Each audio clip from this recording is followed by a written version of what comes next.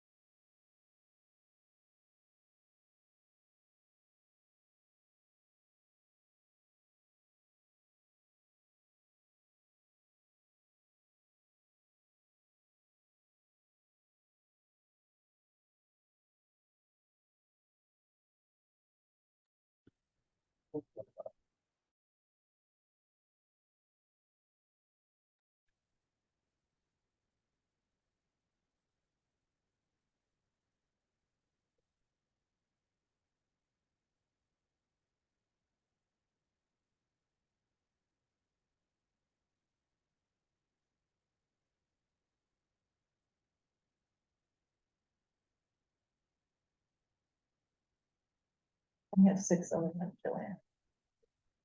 I have 601. Oh, I like what's this 558. That's interesting. 558. Pardon me? 601. 601. That is weird. Wow, that is weird. I think I I didn't connected think that to. was another thing. But it must be. Okay. Well, we'll split the difference and say it's 6 o'clock, and I'd like to call this meeting to order. Welcome, everyone, and thank you for coming out on this frigid occasion. This meeting is being recorded and will be posted on the city's YouTube channel. Next, we'll move on with a roll call by the council members. Please state your name, and let's start with our newest council member. Dan Wozniak. Mike here. Tom here. Nick, Wolf here. Marion right here. Thank you. Move on to the consent agenda. Has everyone had a chance to review that? And if so, entertain a motion to approve. Second. All in favor? Aye. Thank you. We'll move on to reports. And I don't see the sheriff's department here yet. Kathy for the library. Kathy Bain, Fairfax Public Library Director. We had a nice December, had a few activities. Some were well attended, not a lot of people wrapping their gifts, but the 4 that did come were greatly appreciative, and that doesn't cost us anything. We've already got all the paper bought. We did have the roofer show up. He thinks, his email says that he's 95% certain that it's not shingles, but rather a leak between the siding, brick, and flashing issues. So he says it's beyond his scope to dig into. So I don't know what we do next, but Is it coming down the walls or from the ceiling? from the ceiling. But, and he said he could send pictures, but he didn't, he really depict very well. He's coming in, he called it the bell tower. So I presume it's where the clock is supposed to be on the front. But he said you can follow the water down the beams to where it's coming through the ceiling.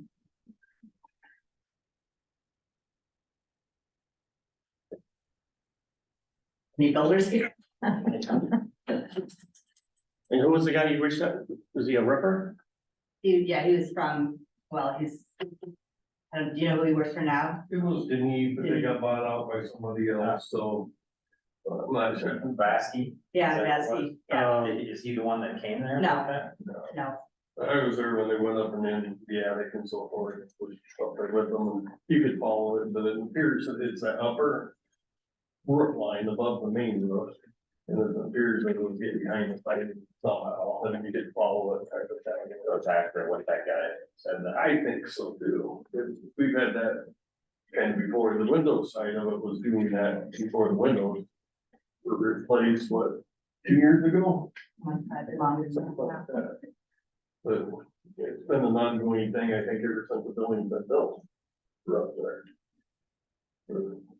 About the only fix that I could see is take out all that siding and you start to get into it, ripping into it. What kind of siding is it?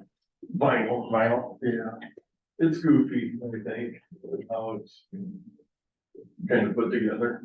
But I know. Yeah, because, I mean, when it was leaking before, I mean, Costigan put, I don't know, tubes and tubes and tubes of caulking up there. Yeah, I'd say you have to get a carpenter up there, like, it's a flashing issue or something. Yeah.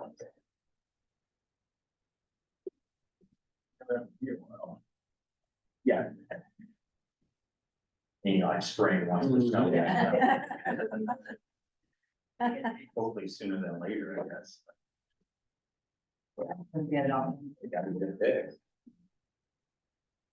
Any other questions for me? Thank you, Kathy. Fire department, looks like Brian's going to report. Yes, I'm doing tonight. So as of tonight, we have 21 calls for service for the 16 days, so it's been kind of busy. No major issues, didn't get too cold. We had a phone-in report that one of our guys took our side-by-side to Atkins to help them rescue a bunch of people that got stuck in the snowdrifts out there, because like the only thing that we can get to them besides snowmobiles.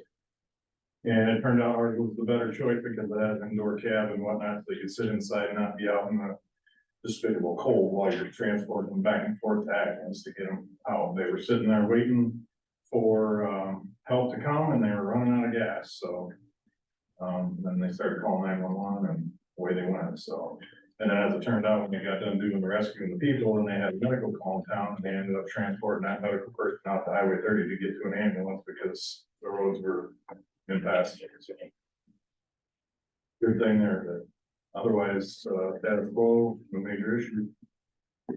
How many total calls did we have in year 23, you know, offhand? I believe it was, we had over 320 some, I think, as far as registered numbers, but they did 296, I think was the official number, because sometimes you get a call in that, they call for the service and then they disregard us right away, so we get a number, but nobody actually went to the call, so it doesn't really count.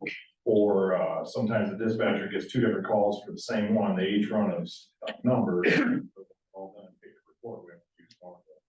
So sometimes the numbers get skewed on how many, but pretty sure we're, 21 was the case number today, so. Before we go off, until we officially get the rest of it taken care of, come December.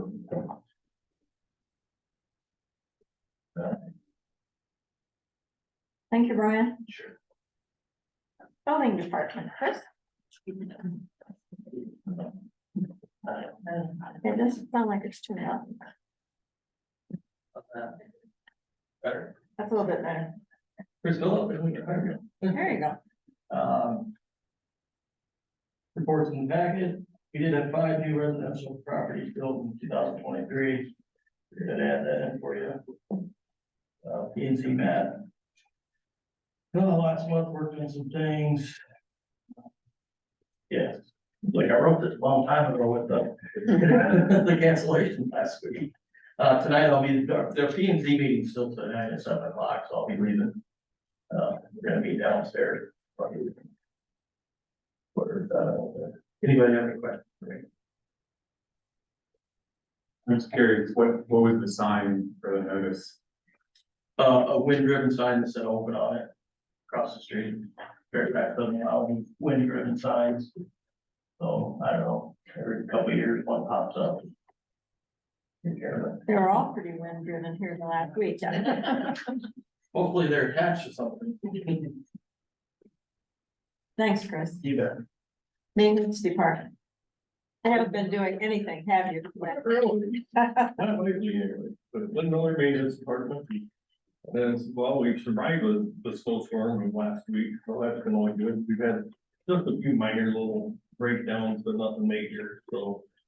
We've been lucky there too, and that kind of. Again, goes to thanks for the equipment that we have to make it workable. There's a lot of towns around us that can't say that same thing. They have a lot of the problems in some of the communities around us. That goes with their staff too. The staff that we had, we could have done what we did without them. But, so we really thank them a lot. But as I'm saying that, you can sure notice when one guy's gone. So hopefully we can get that replaced soon. But as we get the applicants, we're gonna start hopefully getting that process done.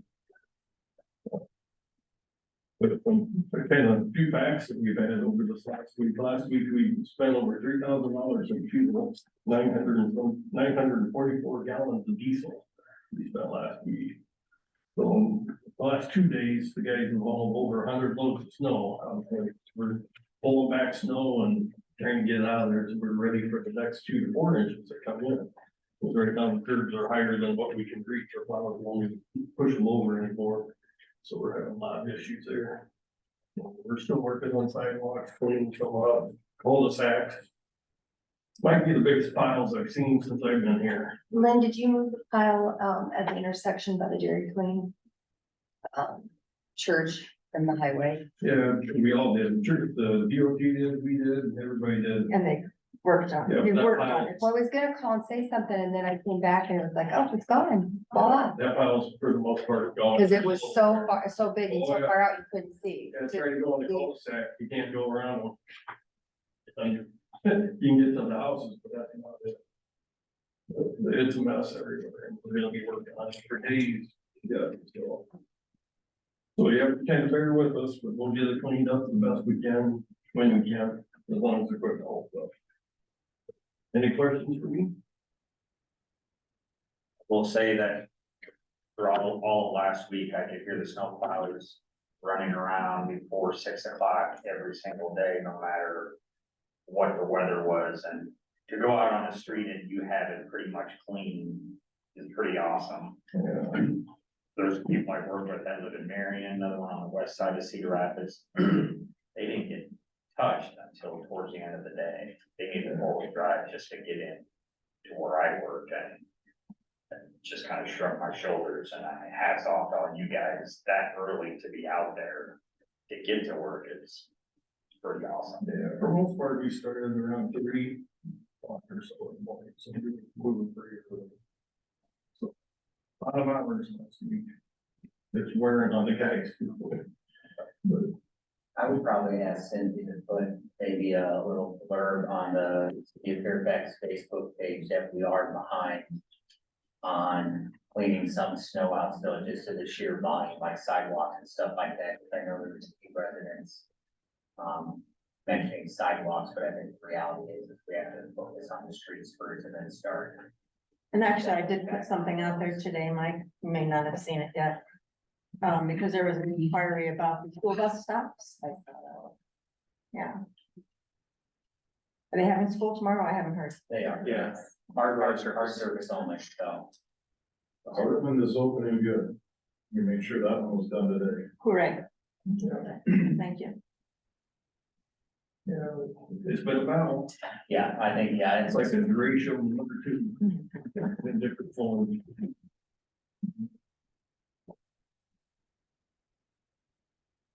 Anything else, Lynn?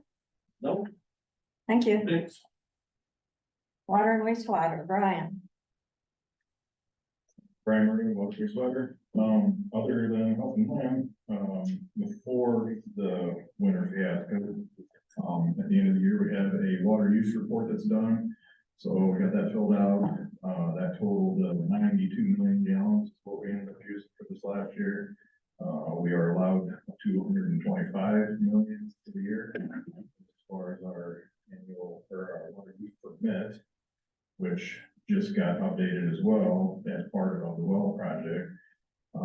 it was listed as 875 gallons a minute max, up to 125 million for the year. And now we are at 1,270 gallons a minute for 125 million for the year. So once the new well goes on, the permits will show that we can go up to that amount, whether we need to or not. It's probably not likely, but we have that limit that we were able to get to, so. That just came back yesterday, officially okayed for that, so. Before the storms, we did generator service and got all that stuff ready before it got terribly cold and made sure everything's going there for all of them. We're still waiting on DNR information for the pilot project, so our ISG meeting was canceled for this month, so. We're waiting to hear from them, otherwise the next one will be sometime in February, to continue with the next steps on that. Otherwise, it's working on budget stuff and, getting information for that and looking at the water and sewer, or the sewer line, cameras, and videos and whatnot, getting a list of what the priority spots would be if we would happen to go that route, so we have one, excuse me, a little information ahead of time. Staying busy. Anything for me? Thank you, Brian. Parks and Recreation, Joe. Joe Kell, Parks and Recreation Director. Everything's pretty straightforward on my update for this month. The, one thing I would point out, we've already, scheduled 13 of the 14 weekends for tournaments, starting on April 20th and going through the end of July. We have opened up signups for youth sports. Those have already started to come in, and Iowa Big is working on our agility equipment, although it has been slow. So, anything else you guys have for me? What kind of tournaments do you have scheduled? Those are all baseball tournaments. So, Federfield and the complex, all three of them, and they're all weekend tournaments. They use the complex and Feder, with the exception of one tournament, which is a 16-inch slow pitch tournament. They'll just use the complex. Memorial Day weekend is the only one that we don't have booked, and we stay away from that. It's too hard to get kids to come in and work on the graduating weekend. Either they've got a sibling that's graduating or a friend or something. There's a lot of graduation parties going on, and so we tend to stay away from that weekend. Anything else? All right. Thank you, Joe. All right, the mayor's report is in your packet. I just have a couple of quick comments here. I mentioned under general that we were reviewing glass recycling instructions as for the council suggestion at the last meeting. I do have a couple of informational packets that I'll share next month, but one of the good news things that really jumped out at me is that you don't have to remove the labels. So that'll make the process easier. And then under other events, my report's getting to be a little bit old too, but I just want to mention all the weather has caused a lot of meetings to be rescheduled, including this one. And Thursday ended up for me having the Metro Economic Alliance annual luncheon, plus back-to-back 2 different MPO meetings, plus in the evening, the Iowa League of Cities Mayor's Executive Committee is sponsoring new mayor training. And they don't consider me new anymore after 9 months, but I'm on the panel for that training. That will be virtual training to any mayors that were just elected starting in January. A lot going on Thursday. All right, engineering, Shane. Shane Wicks Engineering, my reports are in the packet. Other than that, I don't have anything to maybe at this point. Are there any questions for me? The Southside Torero has been on there for a while, still finalizing it. Is there some, I'm sorry, the Southside Development Torero? That one's been on there for a while. What's up with that? it's kind of been on hold because I want to get it updated with Annexation. extensions and the annexation that we just done, so. After we get past the CIP, I'll get that updated in the council. Good question. Any others? All right, thank you. Thank you, Shane. Moving on to item number 6.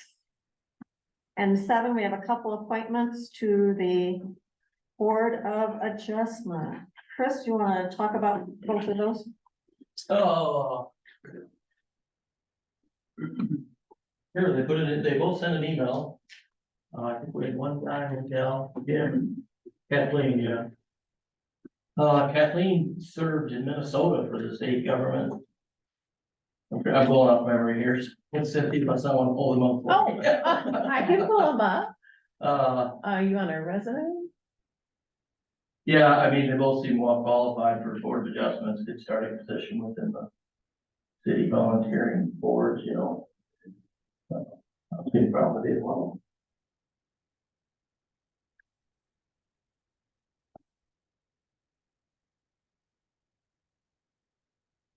Lucky to get volunteers for the board of adjustment. Had it at DC for quite some time. So the first one is Jim. Jim, yeah. So, do you have any questions for Chris about that? If not, we'll entertain a motion to appoint him. So, Second. All in favor? Aye. And then, same for Kathleen Shea. Need a motion to appoint her. Motion, Simon, All in favor? even if she's from Minnesota. Aye. Aye. Thank you. Moving on to number 8. We have a presentation here. Shauna Stewart is going to be presenting her findings on our library's needs assessment. Welcome, Shauna. Thank you. Just let me know if you want me to advance the slides. Yeah, could you go to the next one? Yeah, that This one? So just as a reminder, a refresher, that public libraries play an important role in all of our communities. They provide all kinds of educational and entertainment materials for all ages. And they are obviously available to all people, but the kinds of materials that libraries provide include books, DVDs, educational toys, games, puzzles, and quite a few libraries provide a library of things, which might be things like a sewing machine or a microscope, items that, you know, as an individual or a family, you might not be able to afford. If the library buys it and then people can check them out, then it becomes something that's useful for the community. Libraries also provide technological resources, which can include things like computers. When technology changes, they are that resource. They provide information for iPads or any other new technology. Libraries often, you know, are able to provide those for the community members who cannot afford them. So they provide access, they provide training and those kinds of materials. Public libraries also provide educational and entertainment programming. So, you know, speakers are brought in that can provide all kinds of information that the community is interested in. Generally librarians are responding to interests or needs, and it can be, again, for, you know, from children through adults. And those programs on any of those age groups bring your community together. And that's an important community building benefit for everybody. Libraries also provide community support services. For example, here in Fairfax, you have a very large food pantry, and that's providing obviously valuable resources to your community. There are all kinds of other ways that public libraries can support the community depending on the needs. But importantly, libraries provide a third space in a community, and research has shown that if people, and by third space, I mean something that's not work and not home. So the public library is a free space that's open to everybody. It brings people in, it brings people together. And in that space, the public library can serve as a community center so that it's providing space for larger meetings. It can provide flexible space for all kinds of activities, whether it's educational or, again, entertainment. Often, we try to put some kind of kitchen facilities in public libraries so that, again, people can come together. People can rent out that space. You obviously have a different sort of space here. I don't know what your access is for the community, but many communities are interested in cooking or activities that do involve a kitchen. So that is a useful resource. They also can provide the creative space, which is space for smaller groups to gather and to learn and explore, again, based on all different ages. Many of our libraries now are providing space for tutoring, so small rooms where a tutor and a student can meet privately together and work for that, improvement there. There are also many libraries that are utilizing similar kind of size spaces for individuals who work from home but want, a change of scenery or need a different kind of environment. That was a very important need that was being, not universally met, but often met by public libraries during COVID, where, the children were home and were trying to do school, but somebody was needing to be able to work and work quietly. And then again, they serve as a gathering space, a place to be away from home that's informal and comfortable. And it's interesting that they asked me to come back because we recently had a family and a friend, their children have moved, I think, up in this development up here that you're having. And they are the kind of people who wouldn't necessarily utilize the public library, not huge readers, but they have a 2-year-old and they will be looking for free things to do. And that is an activity that is very popular for parents, a space where the children can kind of run around or explore. And again, then it brings people in at the same, ages with their children, and it's creating community that is not necessarily an expected asset, but it is an important role that public libraries can provide. Can you go to the next slide, please? Sure. So Fairfax is now a Class D library in the state of Iowa. There are 52 Class D libraries in the state. That D designation is based on population size, so it's for a population of 2,500 to 4,999. And Fairfax has had good service numbers compared to your peers. When I was here in 2022, I think, you were a Class C library. So your population has grown, you're serving more people, and your statistics then were good, and they continue to be good in most categories. And so you have a high circulation rate. Your total number of physical items currently is about 24,500, which so that's the number for 2023. In, 2022, the average holding was about 27,000. So you're about, sorry, I'm not a good math person, 24,500 to 2,700, so a couple of thousand below that. And, you know, those are fewer items that you can provide to your community if you don't have the space in the library.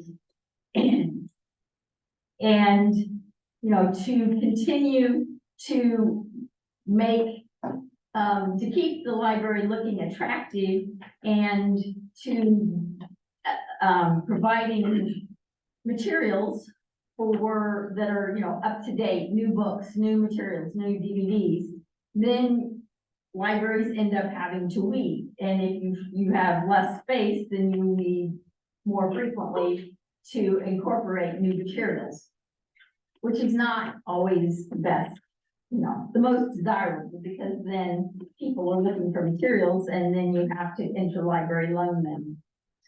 You've had good numbers regarding programs and program attendance, all of which would suggest that the library is highly valued and very utilized by the community. But then next slide, please.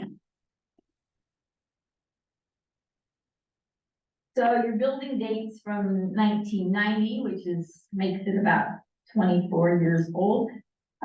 Your Fairfax square footage is 3,500 square feet. And as a Class D library, the average size is 8,997.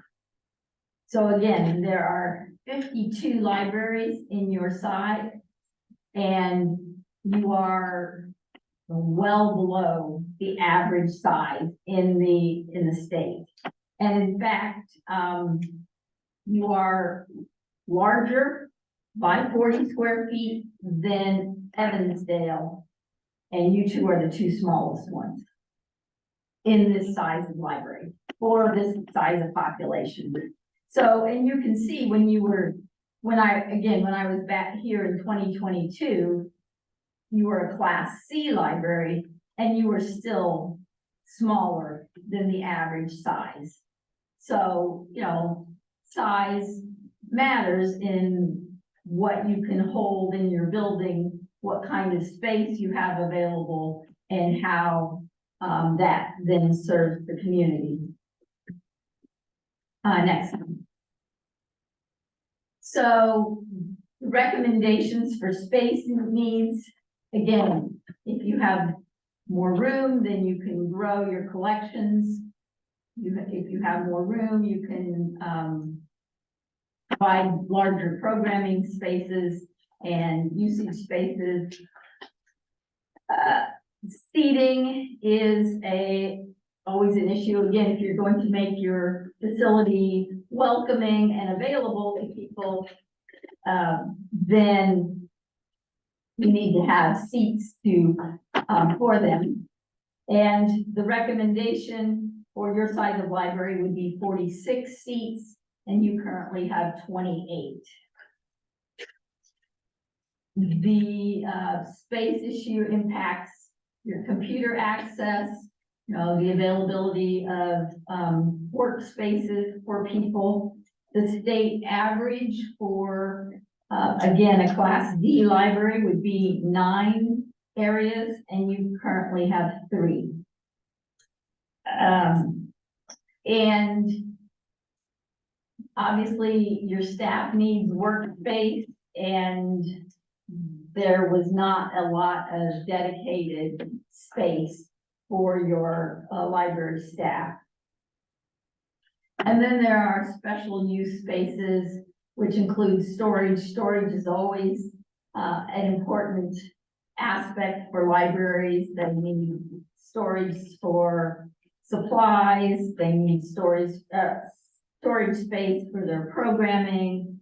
You know, libraries tend to decorate for holidays or different activities, you need a place to store all of those materials so that you're not having to rebuy them all the time.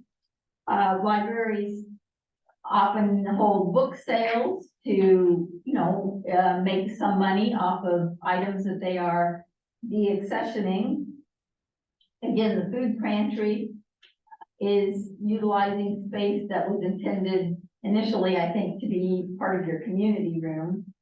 And libraries are finding that it's important to create spaces that are flexible, that can be utilized in a variety of different ways. So, my recommendation based on the formulas that libraries have developed would be that, you would need a little over 9,000 square feet. But if you look at the average, well, that would put you over that average size for Class B. So I'm happy to entertain any questions that you might have.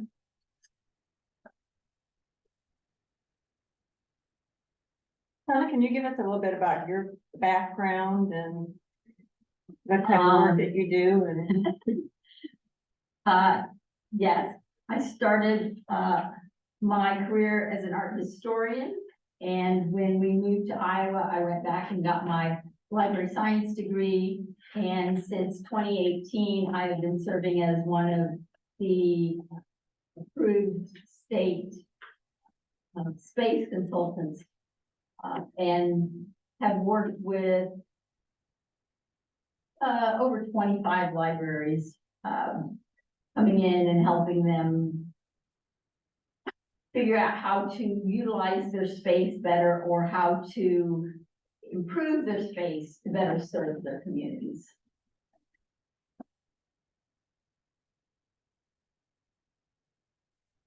When you go through your evaluations, do you identify what, if you could only do one thing and to improve one thing, do you ever make a recommendation? I do not, because it often, well, it always depends on community resources. But I mean, the one thing would be space. And it seems that you're well situated. There is space around your building, so that, whether or not you could expand into that. Or if there was some other space, there are some communities where they've had, a grocery store that's gone out, or some larger space, if something like that would be available, that you could move into already existing space and reconfigure it for your library needs. To kind of couple on what Joanne asked, do we have any numbers? So for instance, you said there are 7 computer stations and we have 3, was it 28 seats and the recommendation is 46. Do we have any numbers on like concurrent users? Like how often do we have all 3 computers being used? Versus, 2 or 1 at a time? In the summer, well, we don't have numbers on it. In the summer, much more so than now. And that, it used to be much more, once the kids all got computers or tablets, it cut down. Right, I think that libraries are finding that dedicated computers the need for that is currently declining, because as Kathy was saying, a lot of the school systems have stepped up and provided laptops or MacBooks for their kids. So even if their parents don't have that resource, they can access that through their children. The same thing with Wi-Fi. What libraries though have done is they are generally on the leading edge of technology. So if there was another new development, to have space for that kind of, to make that available to families that don't have the resources to get it at least right off, initially, so. Computers, can often be utilized now for gaming, and that can bring kids in together to, play together. So then, some communities see that as an important way to engage children, to bring them together, to provide them an activity in a safe environment. So, it can go different ways. It's not necessarily adults coming in anymore who need that. One thing that many libraries find is that adults come in and they need things printed. So still providing printing services is also very important because a lot of families don't have a printer at home.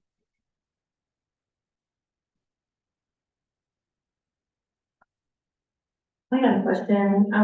You spoke a lot about the roles that the library is on a very high level. What I had my eyes open is when we visited the Marion Library, like how much really is more than what I ever imagined a library could do. And I know we're not the size of Marion, but could you speak a little bit more in detail about like some of those services that like we have more just like sewing and free craft and big rooms for kids to have their own area, and there's a school right across and kids come over to school, and it just seems like such a heartbeat of a community. And maybe just people that like what you've seen in your profession, like really how library services have expanded. Yes. I mean, libraries can provide, if they have the space, opportunities to provide any kind of services. So, some libraries can provide, rooms to set up sewing machines and offer classes in sewing, or offer all kinds of, different learning opportunities in small groups or in small, in smaller groups, so that a friend group can come in, or, be able to, offer to have a knitting group. Is something that is often done, or again, cooking classes have become very popular in public libraries because, you can often get somebody who will come in and provide the program very inexpensively or for free. And so to be able to have the facility to do that. Again, you can have,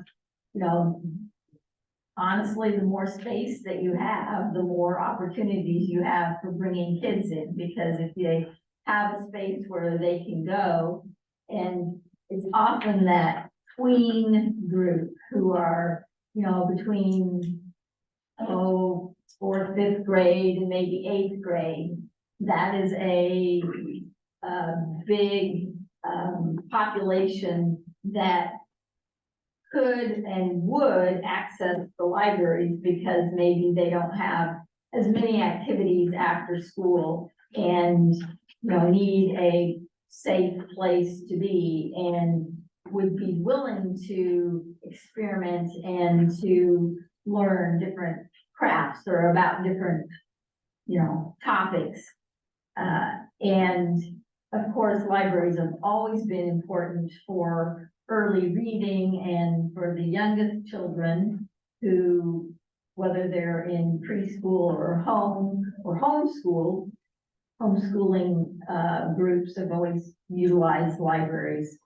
So it can be, it can provide any of those opportunities for your community if you have different spaces that could be utilized for them.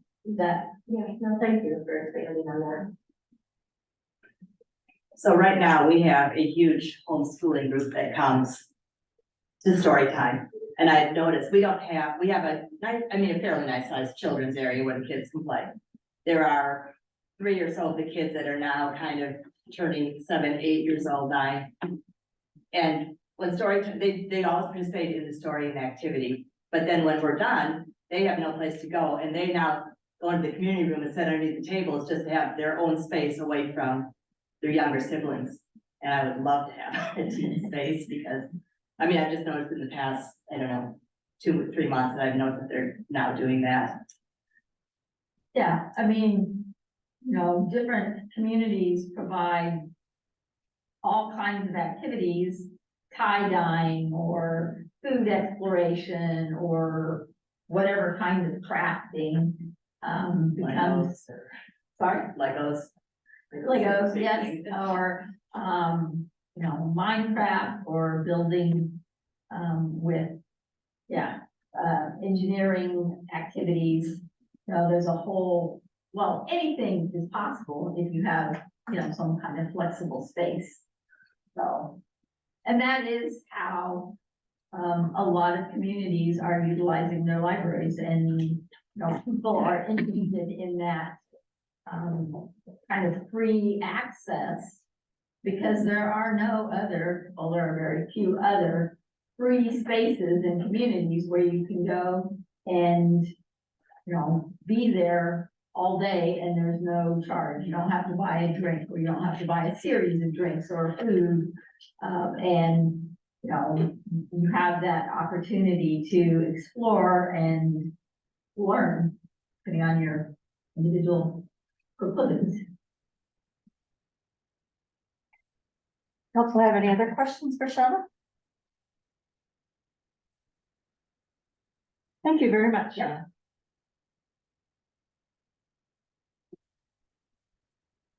All right, we'll move on to item number 9.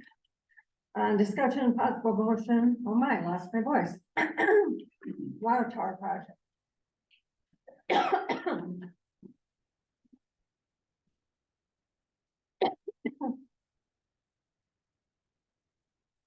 So as you all know, the water tower is gonna get down in the fall, so. And start talking about whether or not you're gonna apply liquidation damages.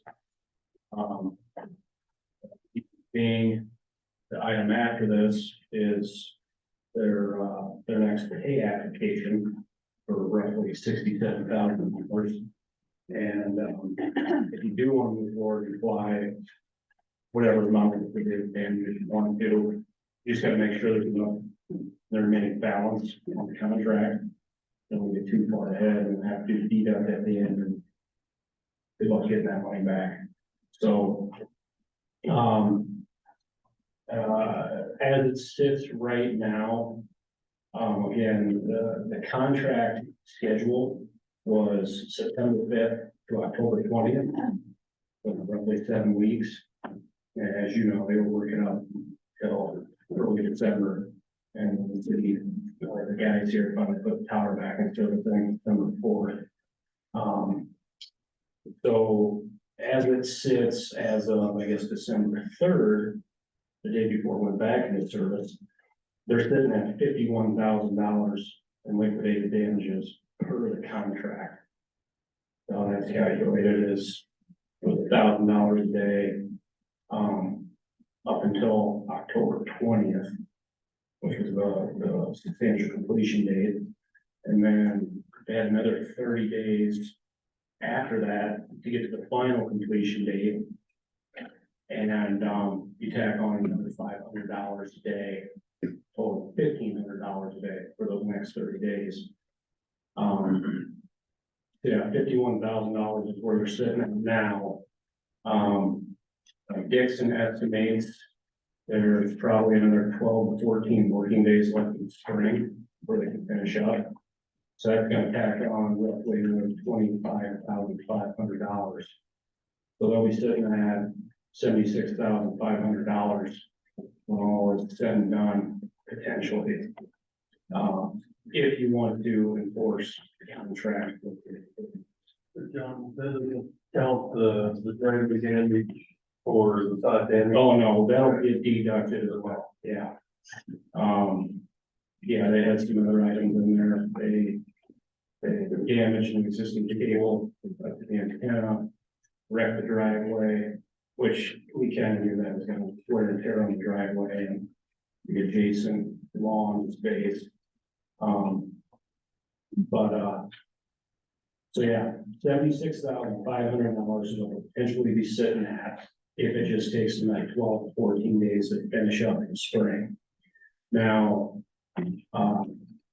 the guy tracked their man hours starting October 20th, the original completion date, up through December 4th, when they put the tower back in service. And then Dixon tracked their time too. Shane and I had some time, additional admin, additional meetings, figure out what we're gonna do, how to keep them moving forward. So that is about $14,800.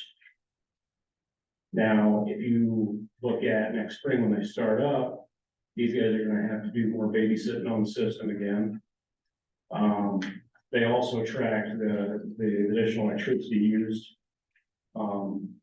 since the pumps were running overtime, during, while the water tower was down. So that's part of that 14,800. If you prorate that out in the spring, when they start up again, could tack on another roughly $26,000. So when all said and done, your actual liquidated damages are gonna be about $40,000. So $76,500 estimated contract liquidated damages, about $40,000 estimated actual liquidated damages. So how that kind of ties into the remaining balance on the contract. Their current balance to finish, including this next payout, is roughly $97,000. So, I mean, you could pay them a little bit, I wouldn't recommend that.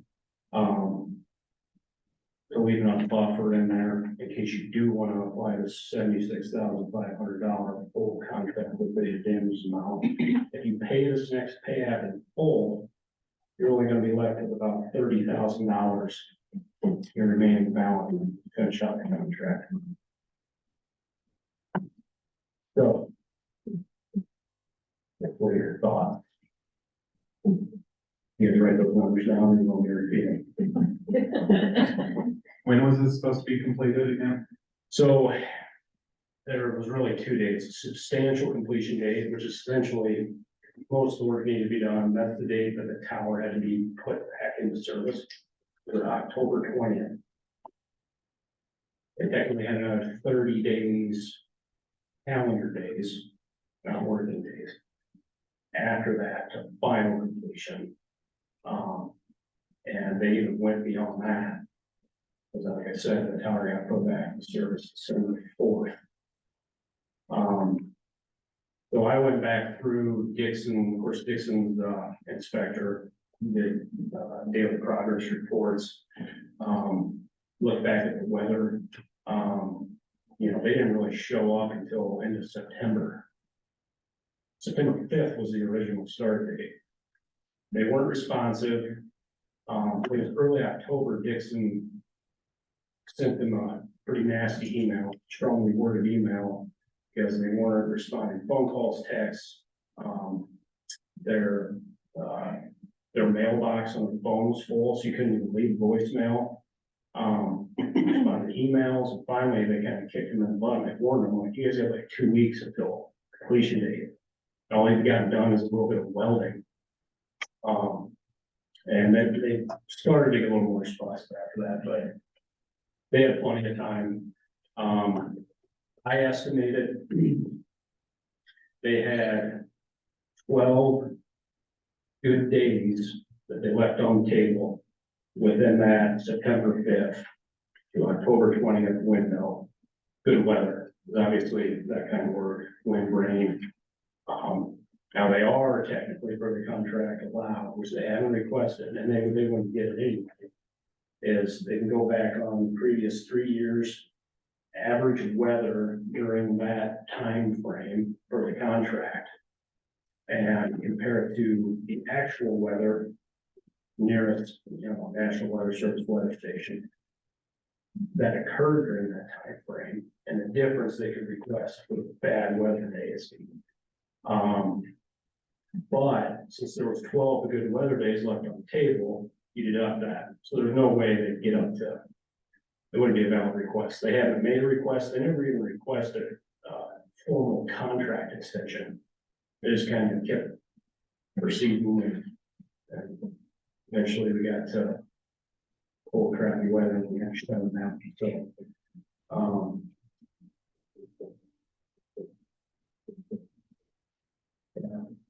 How's the contract laid out for us having to pay them So periodically? once a month, that's what typically they'll submit a payout by the end of the month. That gives us enough time to review it, and get it on the next council meeting. As far as the liquidated damages and the damages per the contract and the validity, I mean, it's in the contract, it's an agreed upon amount. And really those are kind of just an estimate of what, the extra time, man hours, administration, engineering, coordination. $1,000 a day, $1,500 a day after the 30-day window was over. And a signed contract, so. Again, liquidated damages are one of those things, they get challenged often. We've had, at least as long as I've been working with you guys, we've had, I think, 2 projects go past the contract completion date, but they had good reasoning, and there really wasn't measurable true and actual damages because these contracts went beyond, so we never enforced them. One of them was the pump house and the COVID and supply chain issues and all that stuff, so we played nice with them. And, so I've never been involved with these since I started working with you guys, when we had enforced it. John, do you know, are they aware that we're looking at Yeah, enforcing they've these damages? asked, that's why we're doing this. When they submitted this pay app, they asked for forgiveness. And I'm like, well, do what council wants to do. Do you remember what the gap was and I don't remember when we bid this originally Yeah, that between, was the other thing. between them and the next bidder? Contracts were signed like early April here, and the start date wasn't until September 5th. So very poor planning on their part. It was not like it was an emergency project, and they dropped it on the last minute.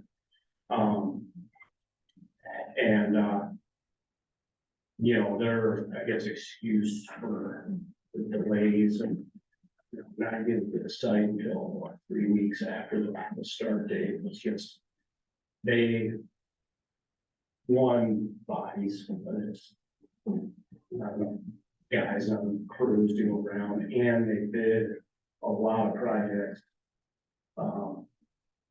in the Midwest, the upper Midwest. So they had a lot on the table that were up against the weather approaching. And apparently, I think there was 5 or 6 of these. And that snowstorm we got at the end of November, all 5 or 6 of these projects they had, all got that, they were up against it. And guys were just running in a circle from project to project, chipping away a little bit. And apparently all 5 of these projects were supposed to be done around the same time ours was, none of them got done.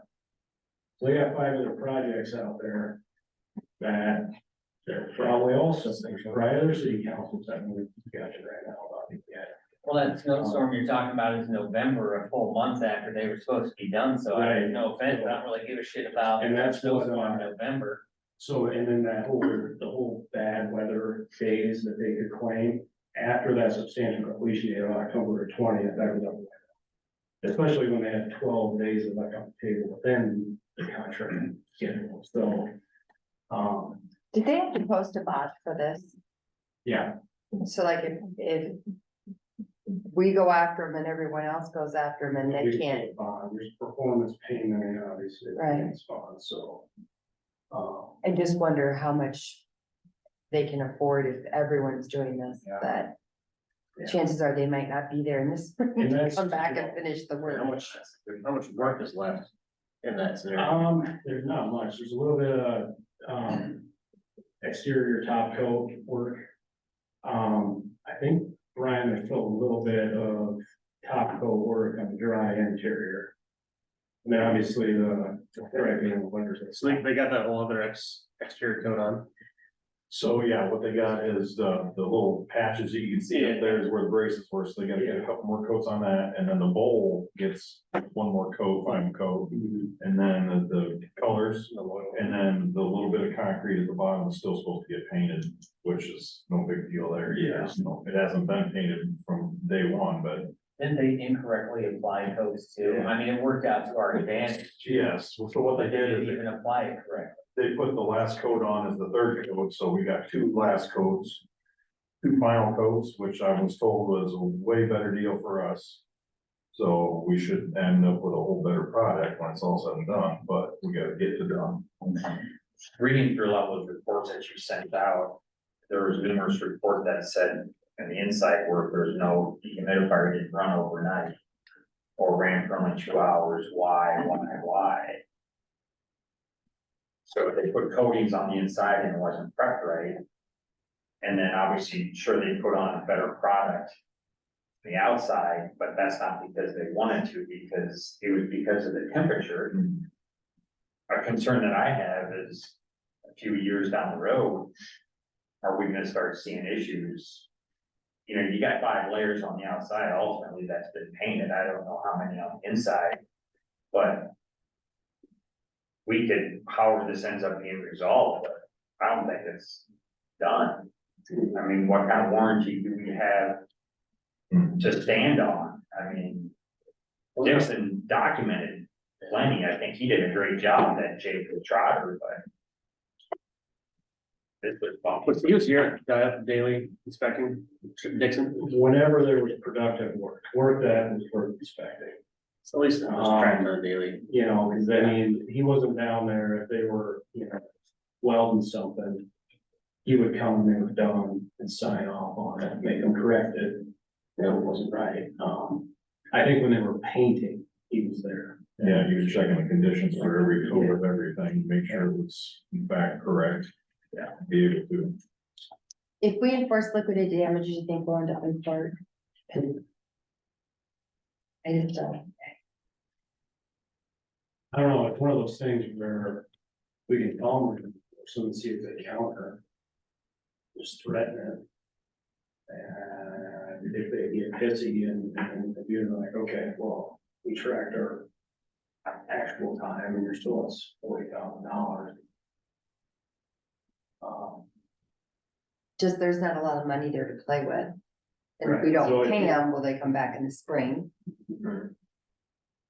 How much do you think it would cost for someone else to finish the job? Or, Right, like 20% more. yeah, I was trying to find somebody because, there's not a ton of contractors that do the water tower painting stuff. Relatively out of state. I don't think there's any in Iowa. They probably only come in after Yeah, they don't wanna, I don't know what they did. I'm there. They probably got most of their workload figured out, at least spring into early summer right now, so. If we did bring in somebody else on board to finish, you probably wouldn't get them here until end of summer and fall. And knowing that they were up against the weather and there was some challenges, they don't wanna come in and finish the top coats, and then there was one of the other intermediate coats, the primer or something, had issues and, then who do you bring back to fix it? I was just thinking at minimum, you'd want to hold enough money back from them to make sure that in your back pocket, if you had to go to someone else, Yeah, you had enough remaining, yeah, with or without the question of the. That's what the bonds for, right? that's Yeah. what the performance bond is for. And that's more geared towards if they refuse to come back. Then you pull that, and then you can pay another contractor to come in. And, no, I say that's a bad one, I'm reading everything.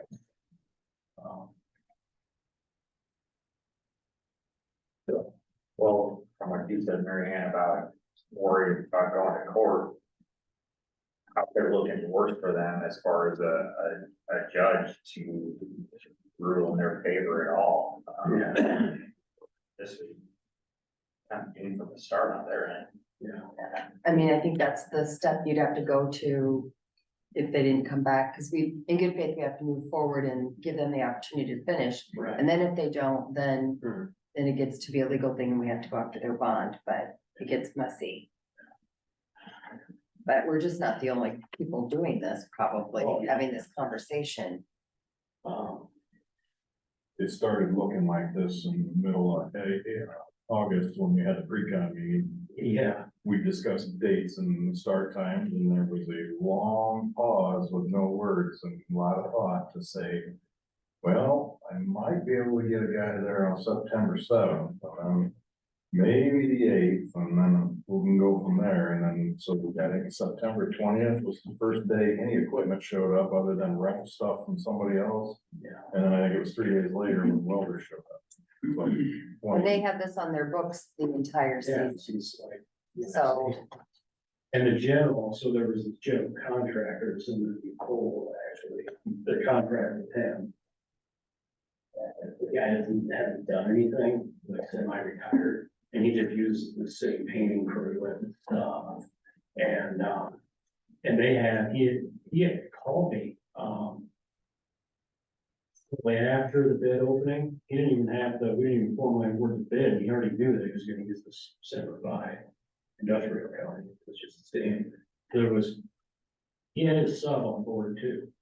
There wasn't any, and, you know, lead times and everything else for that type of paint material and lead times aren't long. Yeah, just for that. When that Dixon guy was here, I remember asking him, is this Semper Semper Fi reputable? He says, yeah, Yeah, he didn't hesitate with that. yeah. So that doesn't add up with clear to the other end, and I scratched my head with Dixon, how did you not know? Or what didn't you tell us? Most of that was just from previous years in the past, they had good with them. he said this has never happened, this company, Yeah. up until this point. And this year, What after this happened? year, That doesn't add up, right? I mean, Yeah. it says that, and we got this, plus all these other projects, there's something there. that- after this whole, he said they will never recommend it again. Yeah. The unfortunate part, like the bidding laws in Iowa, you can't, pre-qualify. I mean, unless there's a lot of red flags, but it's tough to blacklist somebody. Was there a big gap between their quote and the next lowest quote? that's. what I Yeah, if I remember, I think second place was like 370,000, they were like 344,000. We had eight bids. Oh, yeah. So that's kind of one of the things with the low bidding laws, is either we pay for it. John, could you repeat the numbers? If we paid this total pay app number 2 in the amount of 66.5, what would be remaining to pay them? It only leaves 30,000. Yeah. Which isn't enough to cover anything. $475 left, if you pay this one full. I'm I mean, you can do a partial, you can do, I mean, a pay app. So I guess we need to look at what number we think is what we actually have to recoup all the costs we have. And So that- subtract the two, this pay app and the different, and the retainage. And if they get anything, they would get the difference. Yeah, As- so, and that, if you do end up enforcing a contract with the damages. And Dixon is correct in saying that will take 12 to 14 working days to finish out the spring. We start counting days again, $76,500. What it would be. So, if you did want to pay him a chunk. The current balance to finish is $96,975. So if you wanted to leave, say, $85,000 in there, just to leave some wiggle room, you pay every $10,000 now. But Right, because we have miscellaneous damages to allow for too, that we Yeah. haven't. I mean, I think the partial amount right now is zero. and that would be my recommendation. I'm thinking It's not to pay zero. them anything. We kind of call their bluff, that's what we tell them is. And if they come back, like I said, they have done no justification. They didn't request a contract extension. They didn't provide any, weather data or even make an effort to claim bad weather data. Bad weather days. So we can just tell them no. And press us, like, tell us why you think we should, they haven't made no effort. So we could table this. Yeah, we could, I mean, the Table it next right item is pay app and just, But keep in mind, there's multiple other projects that got put on hold too, so, right, you know, when do we get we're that? need to be put on hold again. So Brian and I have talked about that, and I think I wanted to wait till after this council meeting tomorrow morning. To communicate with, the contractor in Dixon. When we expect them back. Or at least when Brian thinks he wants to take the tower out of service. Give them enough room to get done, and then we leave enough room after that before starting the splash pad. The tower needs to be in service before the splash pad starts. So, yeah, Brian, Lynn, both here as well. So, Which would be a short window depending on the weather and everything else. yeah, Shoot for the team of April, and take it down, and then they got till, I think I'd say 20-something on May. yeah. And trying, so it's a whole month worth of 16 working days, they should be able to get that done. Yeah, right. So cut it short from the 20th of May, cut it to the 11th. Well, it is what it is, as fast as possible, but there was a drop dead date number that was, no matter what, it's going back on service because. And it'll have to be whatever. Yeah, it is. and then. The actual liquidated damages after that, you can't put a splash pad on, I mean, you can put a value of that. And your actual liquidated damages could end up exceeding the contract liquidated damages. And then what's the warranty? I mean, what? 2-year maintenance bond, 2 years. 2-year maintenance bond. Typically, there's only 1-year maintenance bond. Shane and I requested the exit now. No, not us. So do we have to do a 13-month walkthrough? The contractor has to come back 13 months after final completion with Dixon. And Brian and Lynn, city staff, inspect the water tower for any. Flaking and whatever. And, Is it possible month 24? Done again, just in-house to check again, yeah, and Dixon. They made it sound like if, and Kevin, I don't agree with this too, is. If, any poor workmanship or any issue that showed up. In the paint would show its face pretty quick. It's not something that, if it were gonna show its face, it would happen well within that. 3-year maintenance or 2-3 years. Yeah. And we got a contract for every 2 years, it gets things, inspected by McGuire Iron anyway, so. Every year, it's inside, outside, gets inspected by a totally different group. I just know the industry I'm in vehicles every day, all day. And I see every day, all day, 4 jobs when they come in.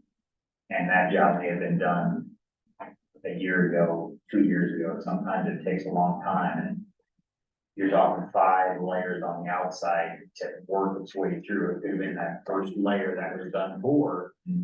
But it takes time to heating, contracting multiple times to finally see it. Who knows the inside, you know the humidifier multiple times. You know, working with this is a bad. Unified, kind of. Yeah, I mean, it's nothing on you guys, I mean, I understand. Hoping for the best. Dixon, he was there, good knows, but. It's the end of that maintenance, 2 years. They would have started on time, we wouldn't be talking about anything. I appreciate manpower issues, everybody's paid for them, but this is all of their maintenance, so I don't really see paying them anything until it gets resolved. I wouldn't do the 10, 11. And like you said, like John said, they never asked for anything. They left time on the table, we gave them plenty of extra time. Yeah, and they knew that, council meeting was going to, this bridge was supposed to be this week, or I was expecting them over the last week to get hold of me, what did the council decide? No, they didn't know the council meeting got postponed. So, So council is inclined to table this item, is that what I'm hearing? Cynthia, under number 9, do we need a motion to table number Or no 10? action. Well, Or no action? on number 9, are you gonna take action to make a statement that you are withholding payment until, What's the correct way to handle that? Because legally, I don't want to get to an issue. Right. We didn't do something correctly.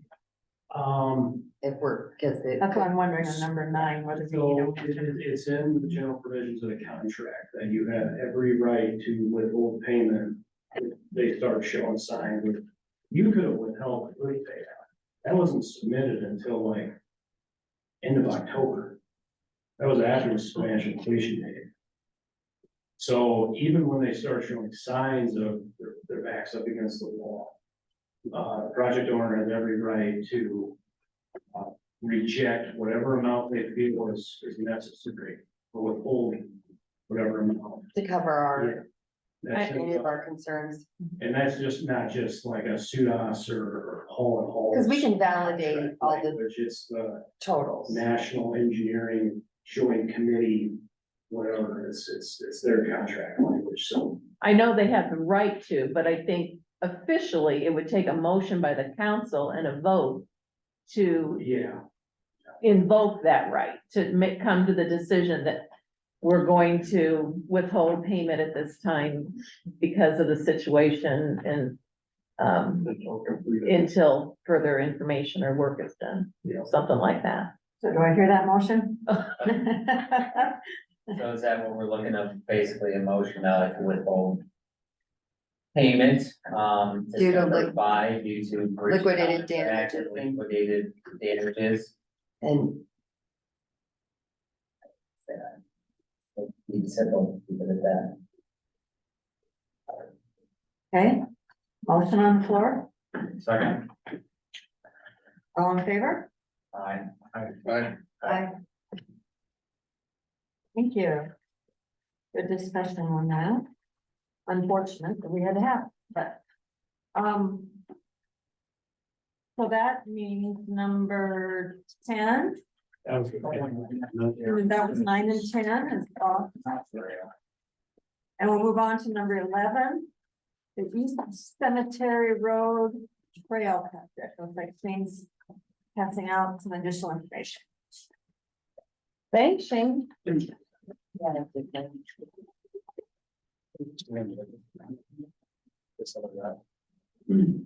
I think they looked at doing that at one time, but it didn't. All right, so the East Cemetery Road Trail Project. We've had it, basically we've been on it for, kind of been on hold for 2-3 years. I think we've had full funding now since October, is that right, John? October 23. So, handed out a couple of exhibits there. Just want to go over the project a little bit. So we're kind of going back and forth whether or not to move forward with the project. We got funding through the MPO. And after the December council meeting, we went ahead and submitted for additional funding. And so ultimately, the council needs to decide whether or not we want to approve a resolution to support that funding request to the MPO. So right now, the project, your initial, kind of going back and forth, I'll say initial, if I'm not quite right, but the initial project was estimated at $1.07 million. We had 857,000 awarded through the MPO, and the city's current matching amount would be 214,000. So after the December meeting, we went back and looked at John and I looked at a few things. Couple of things that impacted the price was they changed the funding source and that federal, so there's no admin, acquisition costs, all those types of things are higher. So that caused price increases and then inflation. So those numbers were originated before COVID, and that we had a year of 10%. So John and I went back and looked at it. We put a little bit more contingency in there, assuming some more storm sewer and other things to try to minimize impact to the adjacent properties. So the revised application that we submitted, the deadline was December 20th. So the new project is estimated at $1,697,000. $626,000 additional dollars. The possible total awarded funds through the MPO would be $1,358,000, and then the city's match would be $339,000 if we get the additional funds. So I had the numbers jotted down. I forgot to bring them with me, but I think there's 6, maybe 7 other trail projects that are committed for MPO funding that go around for a total of like $5 million some odd dollars, and there's $3.5 million in that range available. So there's about 2/3 amount of money available in our requests. Whether or not this project is 100%, it's 2/3. We won't find out until probably July, if we can get a resolution. So that's the number of the application. Did want to run through the council on a couple of things. So I handed out a couple of exhibits. First exhibit is just this regional trails map. Back in October, Cedar Rapids, Lee County, and the MPO had held open house on regional trail planning, and this is the map they had out. I talked with one of the representatives from the MPO, and how Fairfax is actually proposing that trail up on East Cemetery Road. They reflected on along Prairie Creek. And I know back when we first were applying for funds, we kind of looked at both options. I know John and I think Joe was probably involved. Few people met with the trail committee, people that have bike walk in the area. And they actually recommended they prefer to see it along East Cemetery Road, so that's what we ended up going with. But as you can see, the regional plan does not reflect that at all. So at this point, as far as we're aware, the city of Cedar Rapids, Lynn County don't have any real plans to connect to the trail. Doesn't mean it couldn't happen in 5 years, especially if we Fairfax builds it, and may create some incentive to do that. But I know Lynn County is putting a lot of their focus on Morgan Creek and the trail connection up through there and across the river. So, but I wanted to point out the kind of the current regional trails planning map, and then the other document is the just kind of a preliminary concept layout, conceptual layout that John had put together. And I just want to run through that with the group, council member and staff. Just so everybody's kind of aware what the project is. So right now, back in 16, 17, we improved East Cemetery Road, paved the trail on the north side of that road. And, that trail runs across 80th Street and goes along the south side of a city detention pond there and ties into, Driftwood Lane, I think, where that trail ties into, so the trail does connect to that neighborhood, those neighborhoods, I don't know, look at it, the development north and east of 80th Street, East Cemetery Road, and South Highway 51. So there is paved sidewalks, paved local streets for bike and walking connectivity to the trail system. It's obviously not the most direct route. I do know going out there, taking some pictures, looking at some things. John and I were originally working at this, and then again, when we were doing the application last month. You see a lot of people out walking on East Cemetery Road, walking their dogs, and out walking. I think if the trail is built, it'll definitely get utilized. But it's one of those things where East Cemetery Road it's not a heavy use road. I don't think there's a big concern for most people to walk along the shoulder there as is, but again, if the council decides, let's build that trail. Then we can use it may not get vended for a long time. So if you run through those plan sheets, the first page is kind of the overall regional map. The next pages are kind of zoomed in to reflect the trail improvements. So starting at Driftwood Lane, and we, similar to what's out there currently on East Cemetery Road, we do a paved trail along the north side of East Cemetery Road. So just east of Driftwood Lane, right now, some of you may hold the picture, some of you may not. There's a pretty significant ditch on the north side. So those houses that back up to East Cemetery Road, they have sheds, gardens, trees, shrubs, etc., all the way to their back property line. That area would likely get disturbed with this.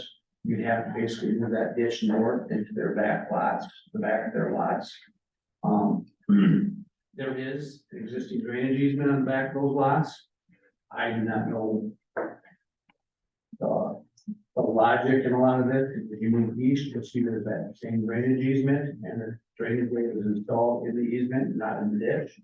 But here, the drainage way is installed in the ditch, so to make this trail project work, we would have to relocate that ditch north and get back to the lot, go back into the lot. So, and again, you're gonna have to have some sort of easement and or right of way acquisition as part of this project.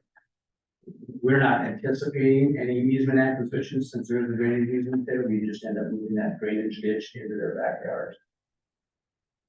So there's fences all along the backyard. There's fences back there. All the fences would have to Get get. moved, yeah. Some Sheds that poles. get moved out of there. Gardens. All that stuff. But how much? Those third they move. I think we're anticipating, was it 20 feet, 22 feet, give or take? I mean, until we get, topographic survey and into design, it's hard to say. The easement was originally 35 feet back there. And I know one of the property owners back there built a pool and they wanted to vacate that easement, and I worked with Chris Phillips and kind of looked at that, and we're like, well, if we do this trail, we're gonna need some of that drainage, and we're gonna have to relocate that ditch. So I think they vacated more 10 feet, left 25 foot of drainage easement. So now we showed some storm sewer improvements in there, trying to minimize the ditch. It wouldn't look as bad now. I don't know if those backyards actually sit lower than the street, so I don't know if there'd be enough cover to put a storm sewer in there. Again, until you get into final design, it's hard to say. But, and again, I'm just providing information so you're aware of the impacts of this project, the cost on people. So the next year is just kind of, we move to the east. So we still have a few more houses shown in there, and then we have the Driftwood Park shown in there. Obviously Driftwood Park, city owns that, so we have to tweak the ditch there, but that's not as big of a deal. Mostly green space and impacting individual property owners, so. East of the Driftwood Park is a detention basin, and that detention basin, and once you get, there's that box culvert. Once you get east of the park, that shoulder is built out. There's kind of a level shoulder on the north side of the road there, and then the ditch is actually into the property, into that basin. You can kind of see, I think there's a gravel / rock bottom on that ditch on the east side of that page. So that ditch there is falling in that 35-foot drainage easement.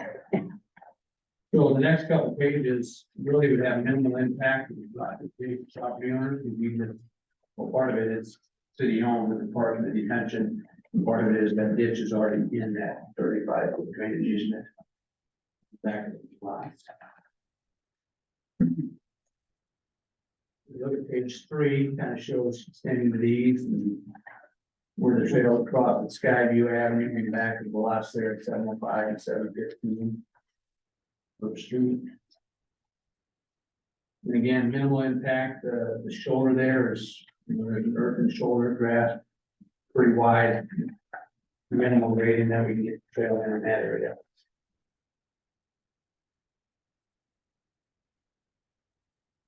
Go east to Highland, and east of Highland, there's 3 lots there. There's drainage easement in that area. We're probably gonna have to do some grading on that easterly lot, that 105 Bluff Drive. There's a bunch of trees. Some of those trees are probably actually in the right of way. Probably gonna have to remove some of those trees, do some regrading, reshaping.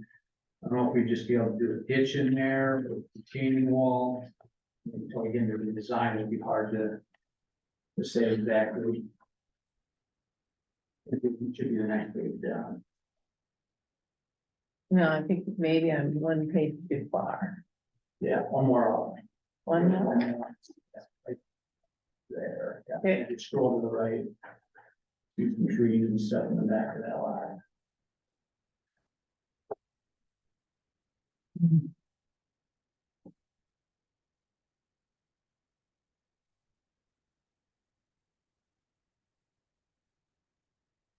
And then the next page, you go east. Harold McCormick's property. There's a little ditch there, his driveway is kind of at a high point. But the road sits lower, and once you get up north of the right of way in his property, it sits quite a bit higher through there, so we probably have to do some temporary grading. It's hard to say exactly. We reflect some temporary easements. You might be able to make it work without doing any permanent improvements in that area, but we do reflect taking that easterly corner, either an easement or right away. McCormick's property, because we're gonna have to get the drainage that comes off that field from his driveway, get it down to the low point. That gray area is a little concrete field, there's an area intake there, flared in section that goes to storm sewer. You want that water to run, ideally to run under the trail instead of over the trail there. Then the property just to the east of McCormick's is city property. So we just bump it up and around and north, the drainage improvements and then tie back in Sunflower.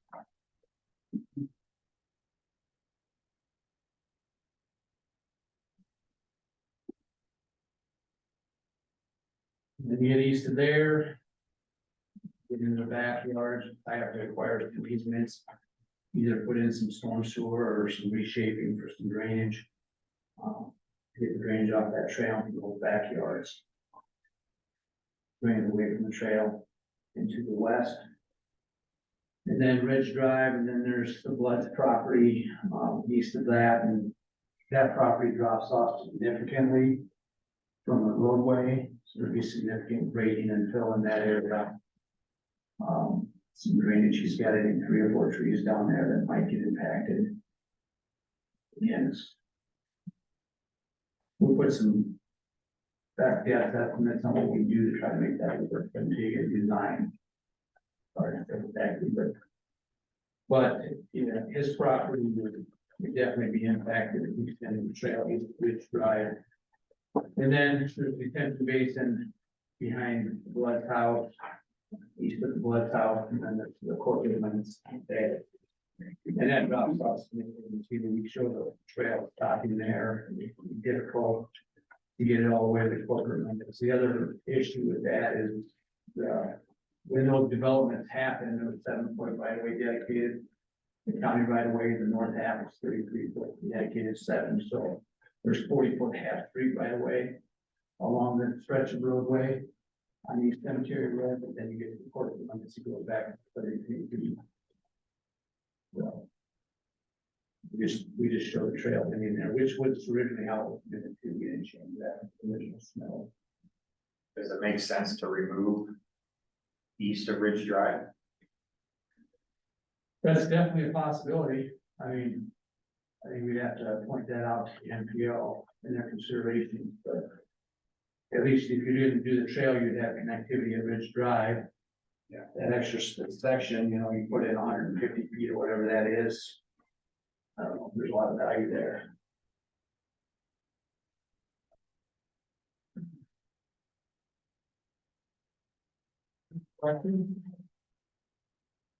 So the cost, 1.6 total for the project is the estimate, 1.66, right? Roughly. Yeah. 1.69. So 1.7. Mm-hmm. And then total cost to the city is projected cost. 339. Yeah, the total projected cost is 1.697, 1.7.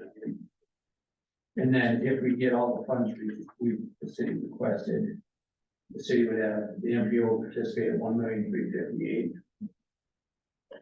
And then the city's responsibility would be 339,000.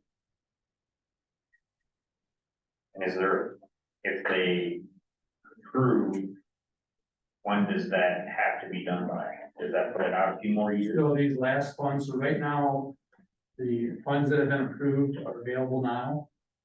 But the last ones that we're requesting, that we just applied for, aren't available till 28. Now, I sent an email into Liz with the MPO, because I know when we were applying, she was talking about seeing if they can move it around and make it available sooner. But I just wanted to get some verification from her on that. I don't know if she'd have an answer at this point anyways on that or not, but I haven't heard back from her.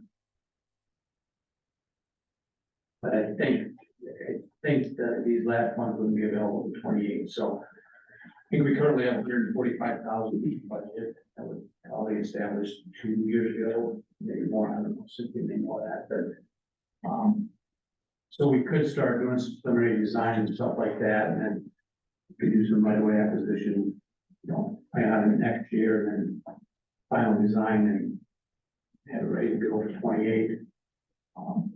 And if they can move the funds up a year or two, then you know, it's still out 4 years, so there's definitely time. But the NPO also wants to know that we're moving forward with it or not, so. I think on the right of way acquisitions, because it's a trail per se, it's not an automatic thing, we can't condemn it. So if we bump into any property owners along the way that don't go along with the right of way acquisition, what happens? Yeah, and so, yeah, you can't condemn property for trail right of way. I don't know if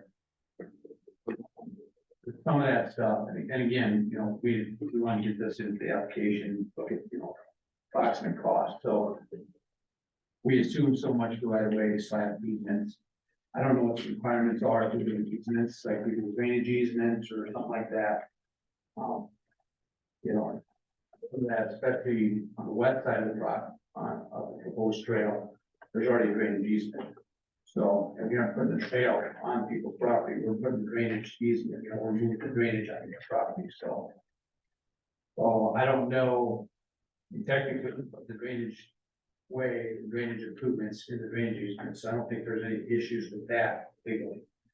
Now, yeah, we need to acquire property from the corner, for example, that he could definitely pull that out, but now if we're gonna acquire, we're not actually putting a trail on the property, but we may need to reshape a few things to get drainage underneath the trail and right away.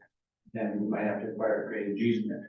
Can we do that? Can we condemn for a drainage easement for a trail project? I don't know. It's a good point. But that's the only property you'd have to acquire, right? I don't know, again. Like with floods, you'd have to do the grading on their property, and it would be change where the existing drainage is going. There's some intakes that are kind of either the right of way or just in the properties, and we have to move some of those intakes a little further north. We have to do some reshaping. So it may end up being that you would make it work out, depending on how we design it, that we're just acquiring drainage easements for everything. Or if you think Blitz is an issue, I mean, why go out that far? Yeah, just take it out. Well, like McCormick's isn't as easy. You know, other properties, I mean, I just stood out there because I know it's a big parcel, and he was there before all the development, and there's no easement that is helpful. With some of that, it's developed, established the drainage easements. Yeah, I hear you correctly, the homes along Driftwood, or however many it is, like 10 or so, would be impacting their fences and property at the southern end of their lot. Yeah, if you look at that second sheet, you can kind of see the photo from different. You know. Like on 437 Driftwood Lane. You know, they got some landscaping in the back that would go away, and then next to them, 439, looks like there's a shed. And I don't know, I'm not sure there's a trampoline on. And the trampoline is fairly old, but still, you know, it definitely, you know, it impacts those backyards and usable space that they probably have. Permanent basis. How far do you think we'd have to encroach in their yards? So on that exhibit, I think John had drawn a dash line, a dark bold line that's dash, dot, dash, dot, dash, dot, and cause an anticipated edge of drainage swale. It's just to give an idea, again, you know, until we get out and do survey and design it, it's hard to say either, but.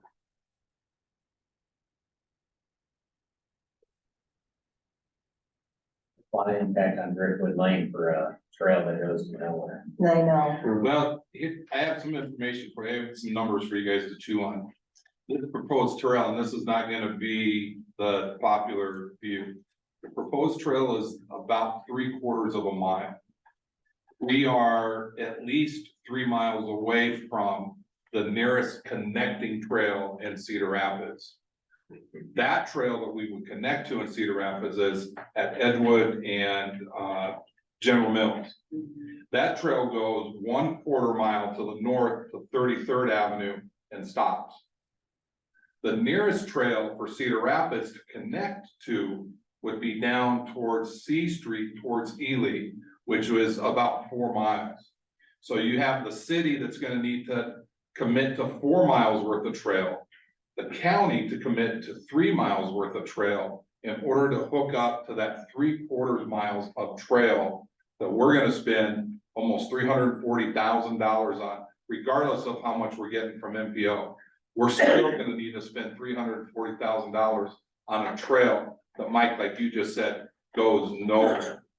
And I'm not so certain that that $340,000 couldn't be better spent somewhere else. Now, as a Parks and Rec director, I want as many trails as we possibly can. But I don't believe that particular location, and talking with Roman Kiefer, who is the head of the MPO right now, he believes the county has forgotten about us. Has forgotten about that connection from General Mills to Fairfax. They have, there's a new sexier trail to the north of Cedar Rapids towards Hiawatha that they have their sights on. So it could be 5 years before the county would connect to another quarter-mile trail that goes nowhere. It could be 10 years, it could be 15 years, it could be 30 years before they ever connect to that. And we would have that trail that, again, goes nowhere. People that are currently using East Cemetery Road to get to the Prairie Creek Trail to get into Fairfax are not having any problems getting to that part of East Cemetery Road. All of those neighborhoods have sidewalks, they're able to use their sidewalks. We actually have, if you remember, we have a designated bike route from Prairie View Circle and Williams Boulevard all the way through there, down to 80th Street and East Cemetery Road, which is where the trail starts to go towards the Prairie Creek Trail.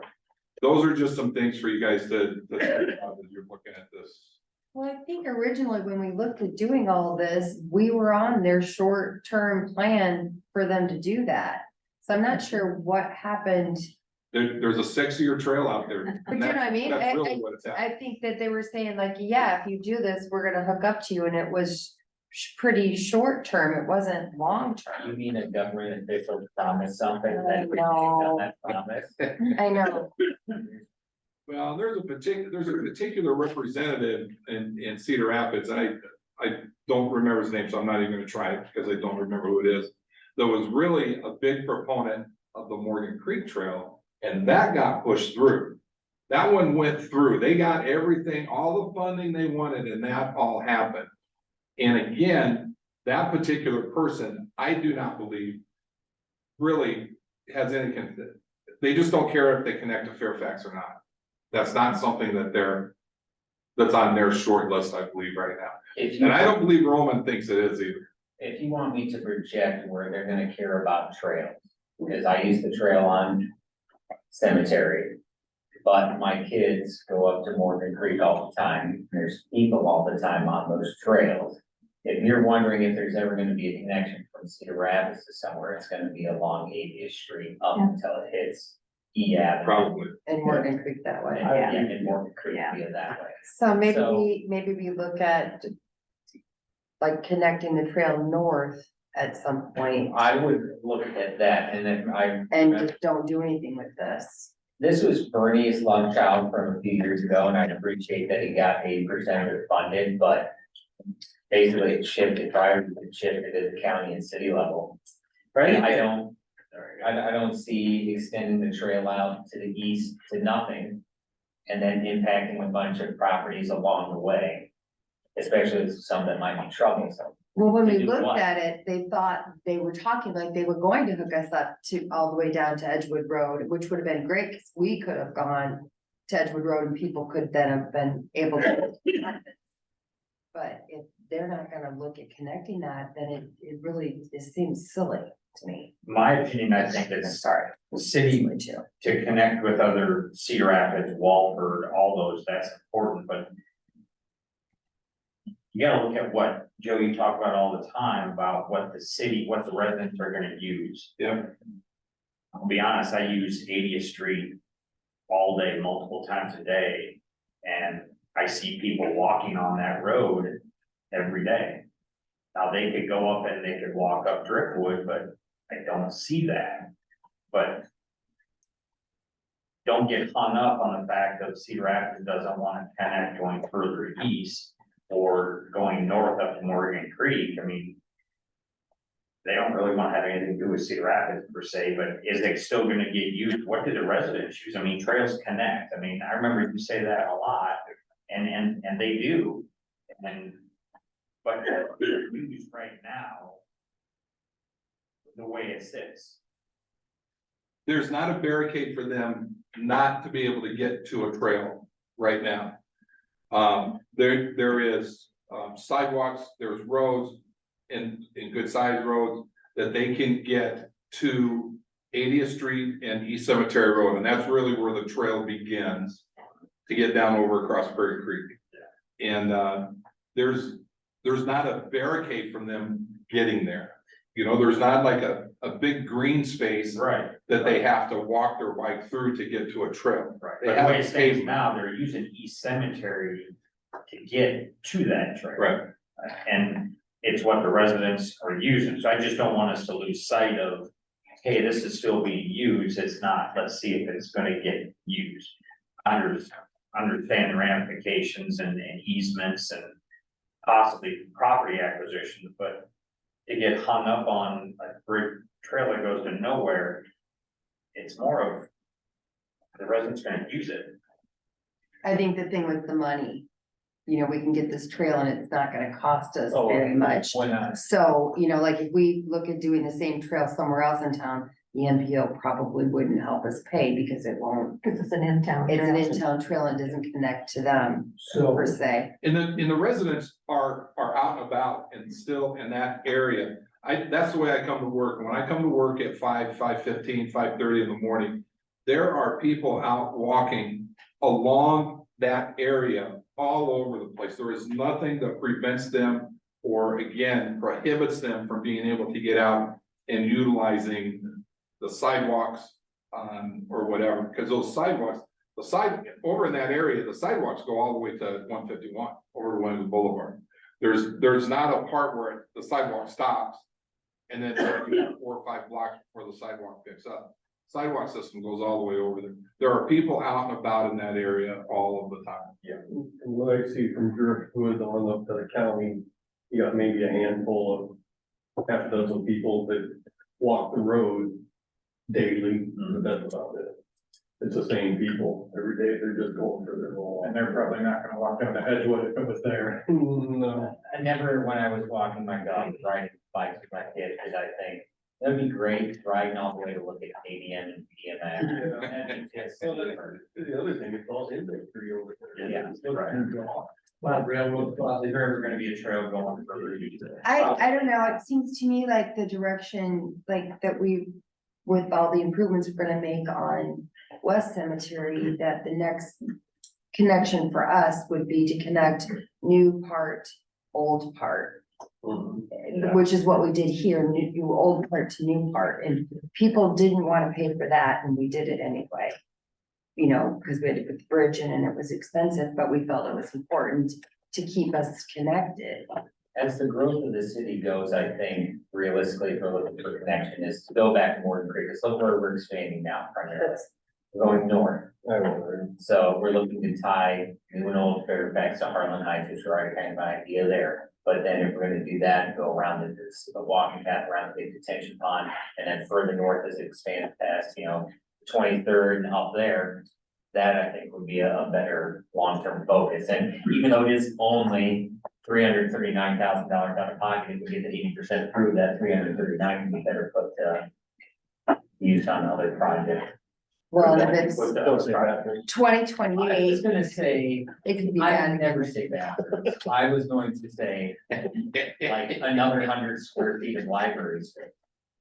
But, and so, Mary Ann, you talked about the money elsewhere, it might that too.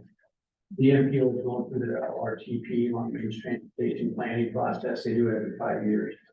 And we're in that process, we're actually sitting down here in the next. Start looking at identifying projects that we put on the MPO. More as possible, it doesn't mean we'll get it, but we can definitely identify a trailhead, on 80th or through Harlan Heights still, Yeah. connects on 80th, that will time and Gordon Creek. So, it doesn't mean that if the city lets go of this funding, automatically get funding for that in a couple of years, but it is a possibility. and I would rather see a trail put heading up north towards 30 overpass and Stony Point and Morton Creek, while there's still no development there. I don't like coming back as we would do to the people on Driftwood and Joe Blood and all them, coming back after the fact and saying, hey, we're gonna rip out your shed and your fence and your trees so we could put a path on there. I'd rather do it now before you see a lot of residential or light commercial along the 80th Street. See that put into the plans beforehand. Well, we know we have to do stuff with the trail up at the pond up north in that development. So I just was under the impression that they were actually going to do something with their end of the trail. If they're not, then it just really does seem silly. Well, and That was the catalyst for this whole thing was, if we do this, then they're gonna come out and meet us, and then we can at least get to town safely. But that doesn't sound like that's happening anytime in the near future. To Shane's point, it could be 5 years, it could be 50 years, it may never happen. So that's what you're kind of hedging on. What I'm basing my opinion on is a conversation with Kiefer that said that the county has lost sight of the connection to Fairfax. And Joanne, you and I had this conversation, and I had asked you, when you meet with them, please remind them. But even he admitted that they had lost sight. They found a 6-year trail. Well, I think to Joe's point, I think the county just assumes, especially with the industrial park, going in there in the next, whatever, 5 years, 30 years. That's all gonna become Cedar Rapids, so they don't wanna put, Right. money and dollars to the trail in there, that ultimately is gonna be Cedar Rapids. They're focusing on Gordon Creek and those areas, which become large county parks and connectivity for those areas. Well, when Highway 100 was finally completed, they projected over, I think it was between 30 and 50 years, the population of the northwest side of Cedar Rapids, and to include Salem.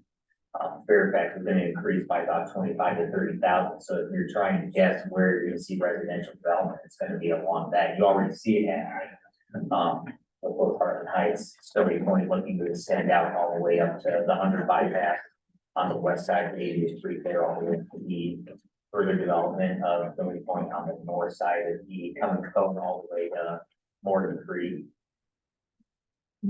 So, Your question about could we put that money somewhere else on something else? I made a note a few minutes ago to look up which bond, so I think we've borrowed Where the either money came from? 140 or 145,000 already for it, not the 339, because that's the number. So we could spend that money on any bond purpose that was listed in that bond, and there was certainly other purposes. And then, look for the date and the exact amount that was allocated towards the trail. We could spend it on any of those stated purposes. And I will look that up. I don't have it.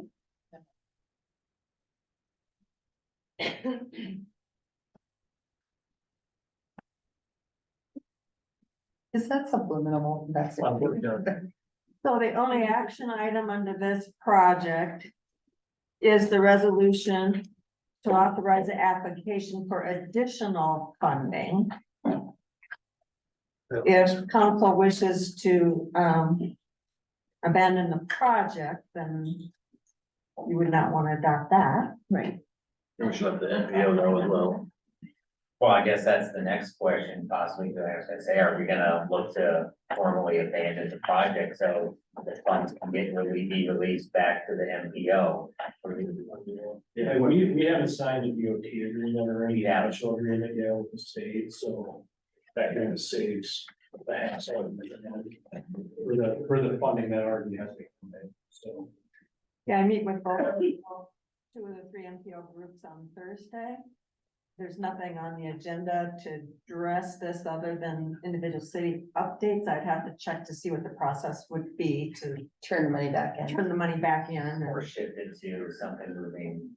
We can't do anything with the MPO money. It just goes back into their pocket. And then they You have reallocate. to reapply Yeah. for something else. So there's 140 that we bonded for, well, using. Of our own money. Yeah, that's the only cash you have on hand. We haven't gotten any money from them, so. It's just their process takes so long. By the time it gets here in 28, it could be, go up another, 150. So it's like you're never, They're at 0 on that if it's 2028. you're never quite getting there.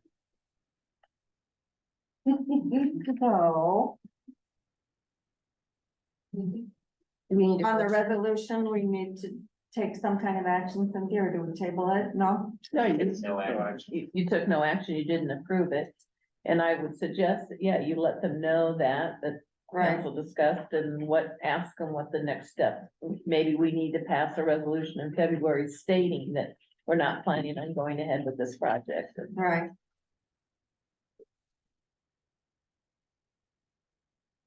Okay. Thanks, Jim. That takes care of number 11. Moving on to number 12. Amending the official zoning map and zoning district boundaries. At our last meeting in January, we went through and approved the first reading. This is the impacting the Iowa land. Recently annexed property that's going through the rezoning process. So what we've got on the agenda tonight is the second and possible third reading. And I know you already had the hearing about this, but after the last meeting, I did have a resident come in and ask some questions. They live on Fairfax Road and recently purchased another property there as a rental. And she asked what, Alliant, is planning on doing with the property. And I explained to her that we didn't have any building permits, you know, anything definite. They don't, you know, they're out shopping it. And, so she took copies of the M1 light industrial, zoning code to see what the possibilities are. And I did let her know that the P&Z is currently discussing that and may make some revisions, and that was all her question. Okay.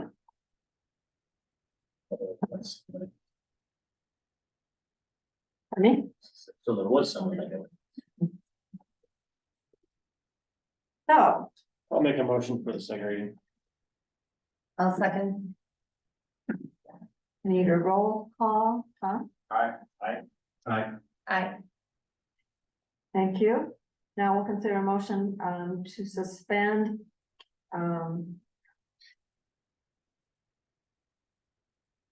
Being the second council meeting, so we're gonna suspend the third reading.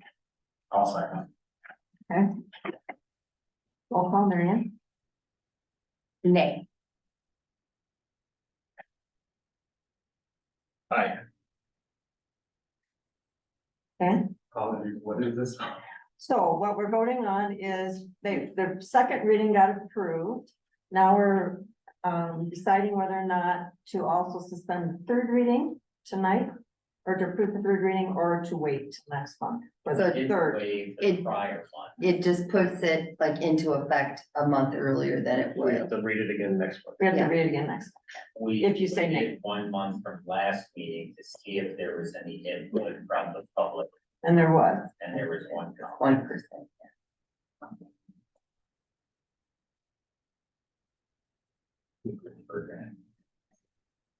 So far, we've got a nay and a mixed eye. Yes. And to suspend the rules on an ordinance, you need a supermajority. So if you get another nay, you're gonna wait till February. Okay, Dan's still thinking. Tom, you want to vote? Aye. Uh-oh, he's the deciding vote. Right off the bat, he's So gonna much get his name pressure, in the yeah. minutes. Nay. Oh, okay, he's making us, okay. Bold move, So- Cotton. Can I ask Miriam, your reason for nay is just to give other residents a chance to bring? I just don't feel like there's any big rush to push this forward, and planning and zoning is looking at making changes. And I just know until this happens, things can't happen. I just want to slow things Is down. your biggest concern like the definitions of what qualifies as light industrial? I just think it's very vague, and we're gonna get someone that's gonna move forward with something we're not gonna like, and we're gonna be stuck, legally stuck with it because there's too much fluff in that ordinance, and I think that needs to be cleared up before we do end up with a problem. I mean, I know I'm downstairs, but how far away is P&Z from bringing something? Well, this just makes it go another month before it's approved, so it just gives a little bit more wiggle room and. And that reference is kind of what Spanky talked about with fire and, okay. Yeah, there's a lot of things. Yeah, there's some things further down on the agenda that P&Z has already recommended, but not addressing everything. I think that was brought out. Yeah, think they're meeting right now. right. Those are sitting I'm downstairs. reading right now. Yeah. So so the second reading has been approved, but it will appear next month again as the third reading. Let's correct come back up one minute. Okay, Fine, let's move on. To item number 13. All right, the other thing P and Z has been working on is the future land use map. Chris would talk about this if he is here, but I'll just say a couple words. This is, again, trying to be a little bit more aggressive about where we would want future annexation borders to be. And what the step one is to make sure the future land use map reflects some ideas in that area. So in your packet, Cynthia, can you go to the actual map itself? I think the next one down, or the last one on that. Well, a little bit. Yeah, This is their proposed. yeah. This is what. So the proposed industrial down in the bottom corner, Lefeview Road, obviously runs south. When you look, there's residential on the west side of Lefeview Road. Obviously, who knows when the area south of Trevero is going to develop. But I'm putting this in the back pocket kind of to think of going forward, not necessarily to chew off the side to the west of Lefevere, but doesn't it make sense to have industrial on the west side of Lefevere? Does residential make sense right there? You've got red commercial on the east, you know, on both sides, same thing with that residential. And to me, it's a natural fit for that all yellow to be industrial. I don't believe there's any homes in there right now, what it's zoned, that obviously that's all farmland. You do have that, whatever that, right there out by the railroad track, residential along there, but I'm just throwing that out there as thoughts going forward. You know, putting it out there for future industrial growth and. I'll mention one conversation I had with Chris and looking at some of this before P and Z looked at it. Is there is some consideration that if we ever want to consider more. Hate to use the word affordable housing because that has a negative connotation, but if we wanted to look at smaller lot sizes. That area in yellow would be more conducive to that than joining Heartland Heights possibly. And I just want to interject a caution. So the only thing on your agenda is to set a public hearing date. All of this conversation should be in Oh, February. gosh. During Okay, the okay, hearing. we're setting the public hearing date. I thought we were having the public No, hearing. it sounded like Okay, we were. all right. All right. Holy buckets, It we're sounded way off. like we were. Thank you. Yeah. For next month. Holy And gosh. Chris will be here, so. Yeah, we're just setting a hearing date, and you have to have a hearing because it's part of the comp plan. Right. So, Right. So is that then set the public hearing date for the next meeting? Yes. So moved. Oh, that's fine, I already made that motion. Did you That's fine. second? Oh, you did. That's fine. Okay, we need a roll call on that, please. I'm old. A roll call? Aye. Done. Just a side question, would it be appropriate to have a P and Z member attend our next meeting while this public hearing is going on to explain their logic behind it, or will Chris? If you want to have Chris, it doesn't have to be here, maybe. Bring up the point he was asking about changing the usage, so we can have all of that worked out, not talk about it here now, but worked out beforehand of making some changes to the future zoning between Lefevere and St. Patrick's, or, you know, whatever, it all the way out to 151. I do have a question on the map that was up. It doesn't say light industrial, heavy industrial, it just says industrial. Is that sufficient or do we? That's typical on a future land use map. So we- It's pretty vague. But I mean, if we don't ever want heavy industrial there, do we need to specify that it's light so someone doesn't say down the road, well, it says industrial, it could be heavy. No, because we just don't have to approve. We don't change zone it. that. Yeah, that'd be part of the rezoning, Yeah. cause you're not zoning it industrial at this point. This was just a feature. Yeah. Okay, well, you know, people are like, well, it says, so therefore it can be. Okay, I know, all right, so, yeah, I'm just saying, it's probably get in trouble. all right, so that was the future land use map. Public hearing has been established for next month. We'll move on to item number 14. Also establishing a public hearing on revisions to the zoning codes. We're just setting the date without needing to know the details. Motion. Second. Roll call, please. I, Aye. Thank you.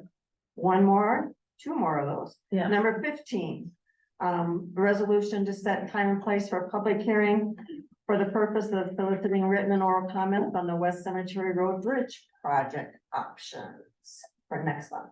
Motion for the February 13th meeting. Second. Just a little bit of input, can I just inject some? So the first two are public hearings required by Iowa code, because you're modifying the comp plan of the zoning code.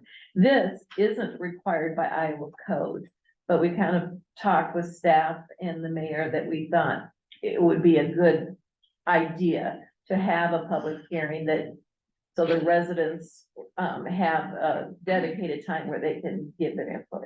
I think so too. Is that gonna be in the facts possibly? Oh, yeah, all of these. Can you put a cap on how much input they can give and why? You Well, can do we time. We have a 7-minute limit.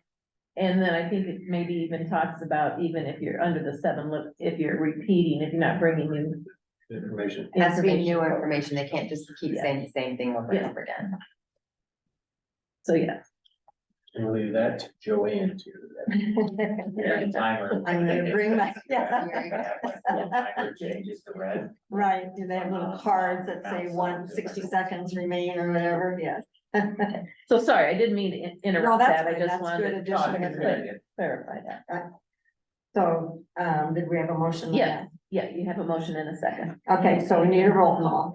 Tom? I, Thank you. Number 16. This was originally going to happen earlier, but since we rescheduled the council meeting, now we need to set a new time and place for a public hearing on the water main extension under the railroad Yeah, for next month. Lots of public hearings next month. Motion. Second. Roll call, please. Marion? I, Aye. Thank you. All right, number 17. Joe has updated agreement with the Fairfax Youth Sports Association that he'd like to talk about. Yeah, really, the biggest update is just food costs. Anytime that we allow, an approved civic organization to go in and run the concession stand as a fundraiser like we did with the Sons of the American Legion for the, car show, there is an amount that is split for food cost and, what's profit. And so 39.62 was food cost in 2023. That was left over from 2022. 2023, it actually was about 50%. It was 50.01 or 49.99 or something. So it's just been changed to 50% for food cost. Other than that, there's always, some punctuation or a typo that I find, and that's really about it. The main change was for the 50% food cost. Any discussion or questions for Joe on that?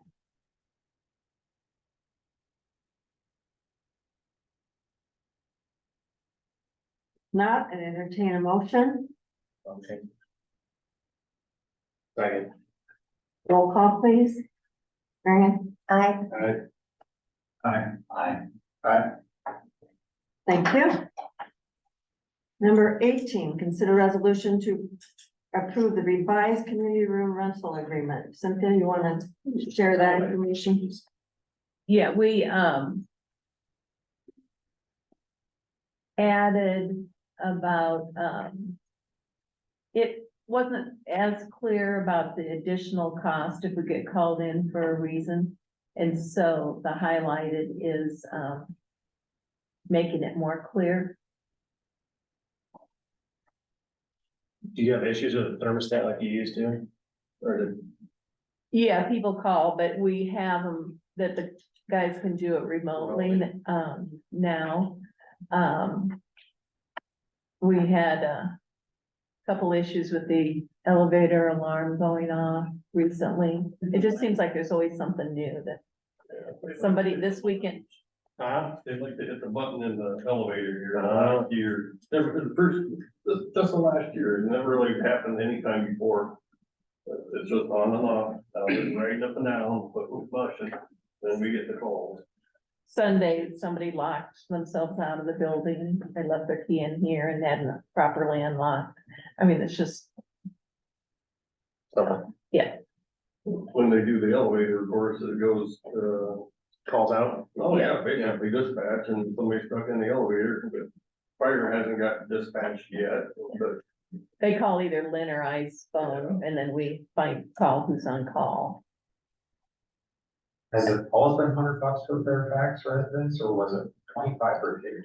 It's always been 100. It is.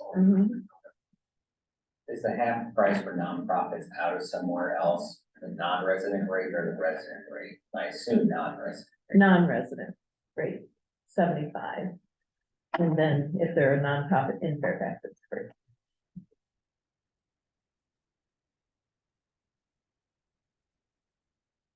Any other questions for Cynthia on those changes? A motion. Okay, any second? Roll call, Marion. Aye. Aye. Aye. Aye. Tom? Aye, sorry. Thank you. Number 19. Consider resolution to approve the new job descriptions for parks. Joe, you want to talk about the? Yeah, so the concession worker and the grounds crew, there's some wording in there, basically about being nice to the people they work with. Fostering a positive work environment is how Aaron put it. Aaron actually worked on those. And again, the rest of them, there's always typos or punctuation or grammar that we fixed. That was it on that one. The assistant to the parks director, there wasn't really any change to that one because that was such a brand new position and that was really just done. But we thought we'd do them all at once as long as we were doing them. And then the Parks and Rec director, there's some additional wording on there, and I did highlight where I changed that. So if there's anything anybody has any questions on, there's also a strike through where I took some wording out.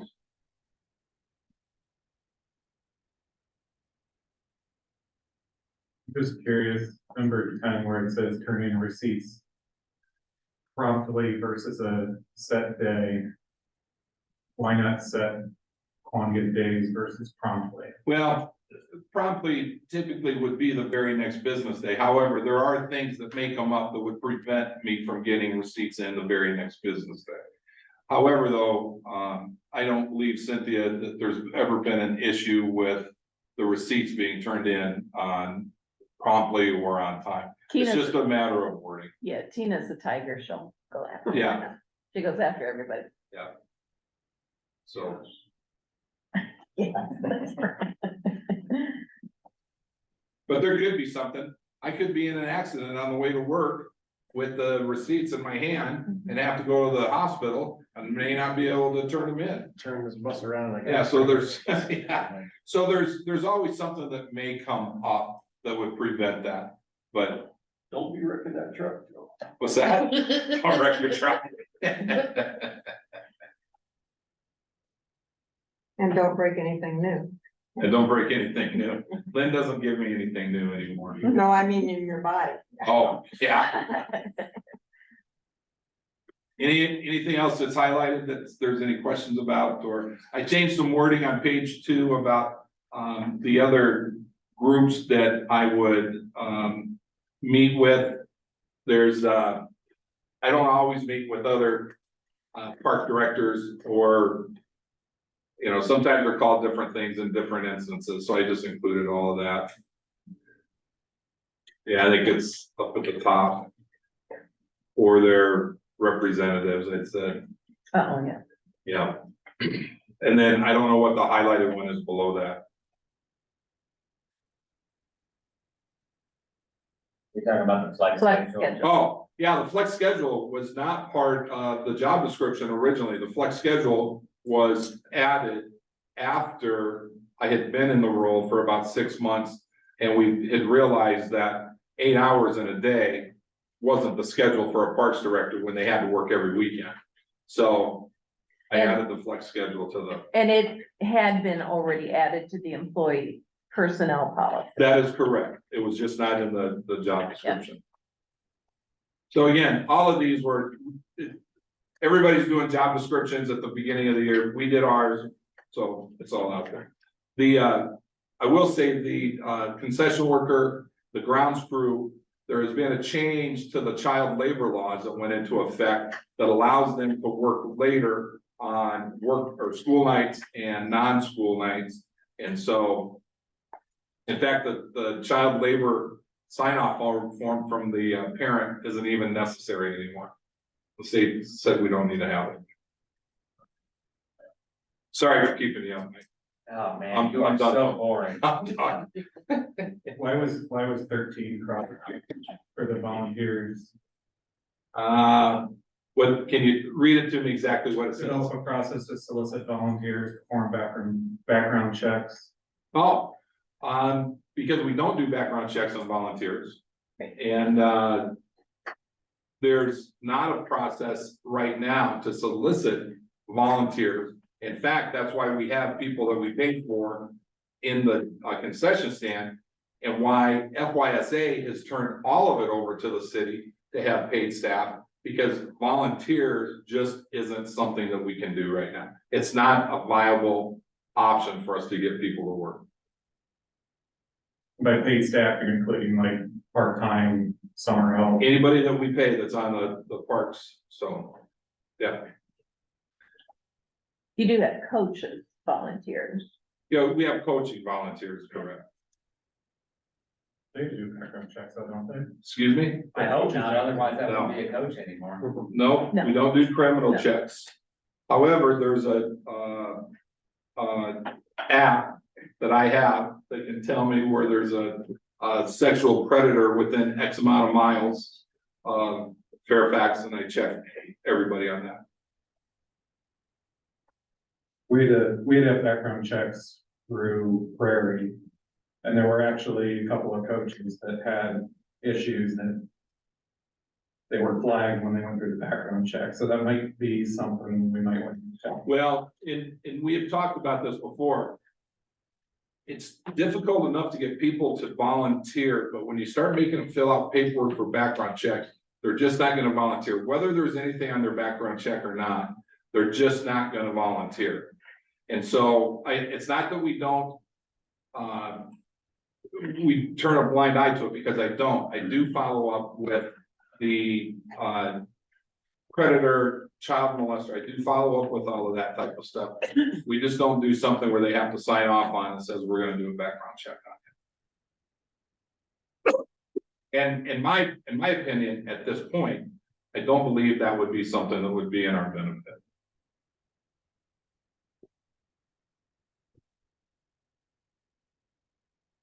Have you ever had to tell someone that they couldn't coach because of that?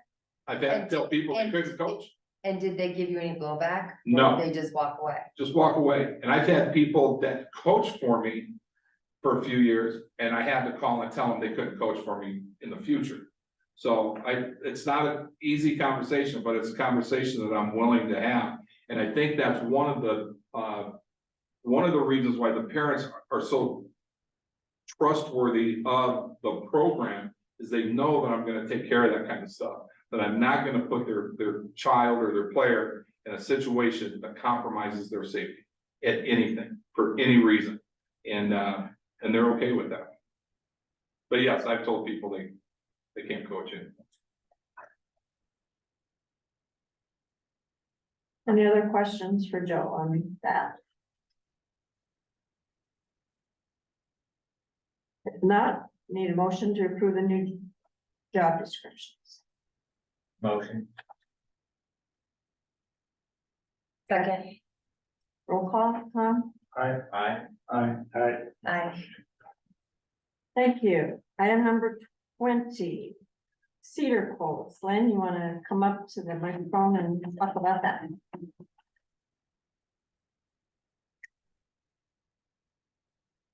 Well, this is just another piece of equipment to kind of add to our stuff that we have to help us with projects that we've been doing in the past and future.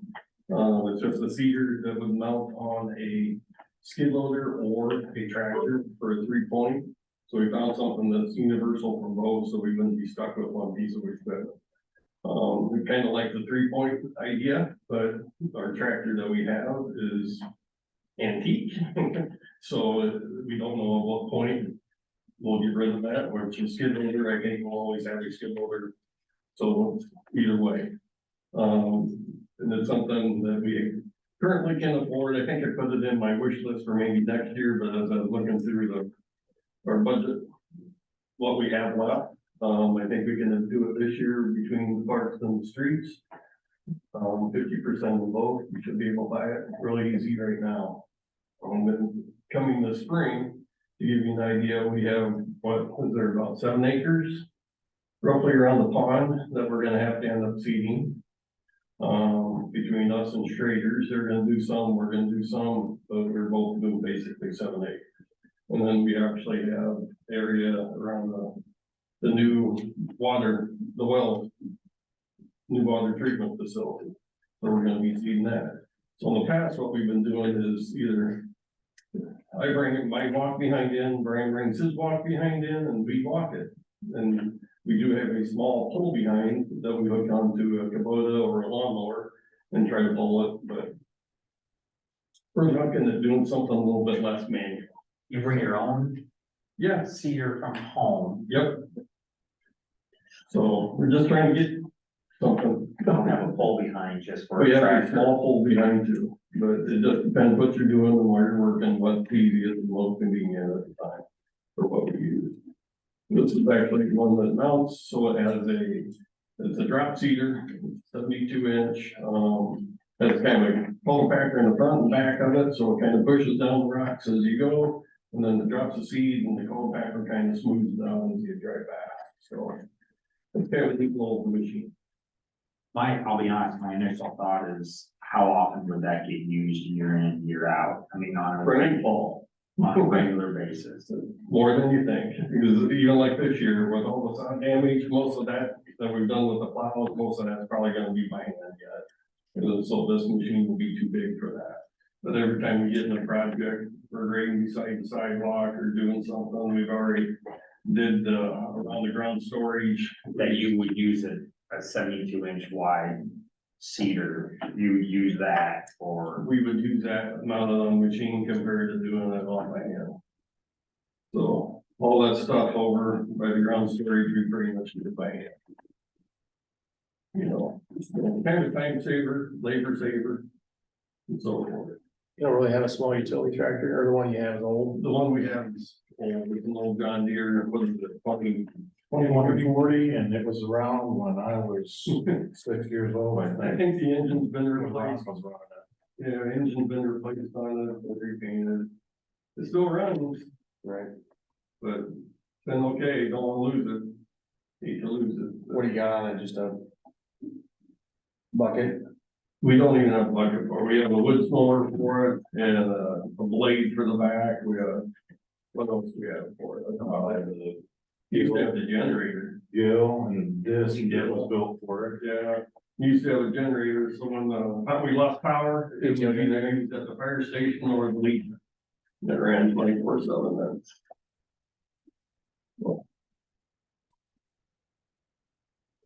Versions of something, 72 inches. 7 inches back, it's So we're looking at a smaller version, we have that bed track machine that we use for the trails and so forth. What was it, Brian, you remember 7? Yeah, it's almost the same price. For 48, Got the size. for 48 in. To do the exact same thing. So yeah, that was kind of what I first initially looking at, and then I seen that, and I'm like, yeah, I don't think so. What but And that's for a drill seeder rather than just a full behind spray and then. it's a drop seeder. Yeah, They they pushes the seed. They roll it in the front, Right. it kind of breaks it up, and then drops the seed, and then a roller makes the cultivator in the back.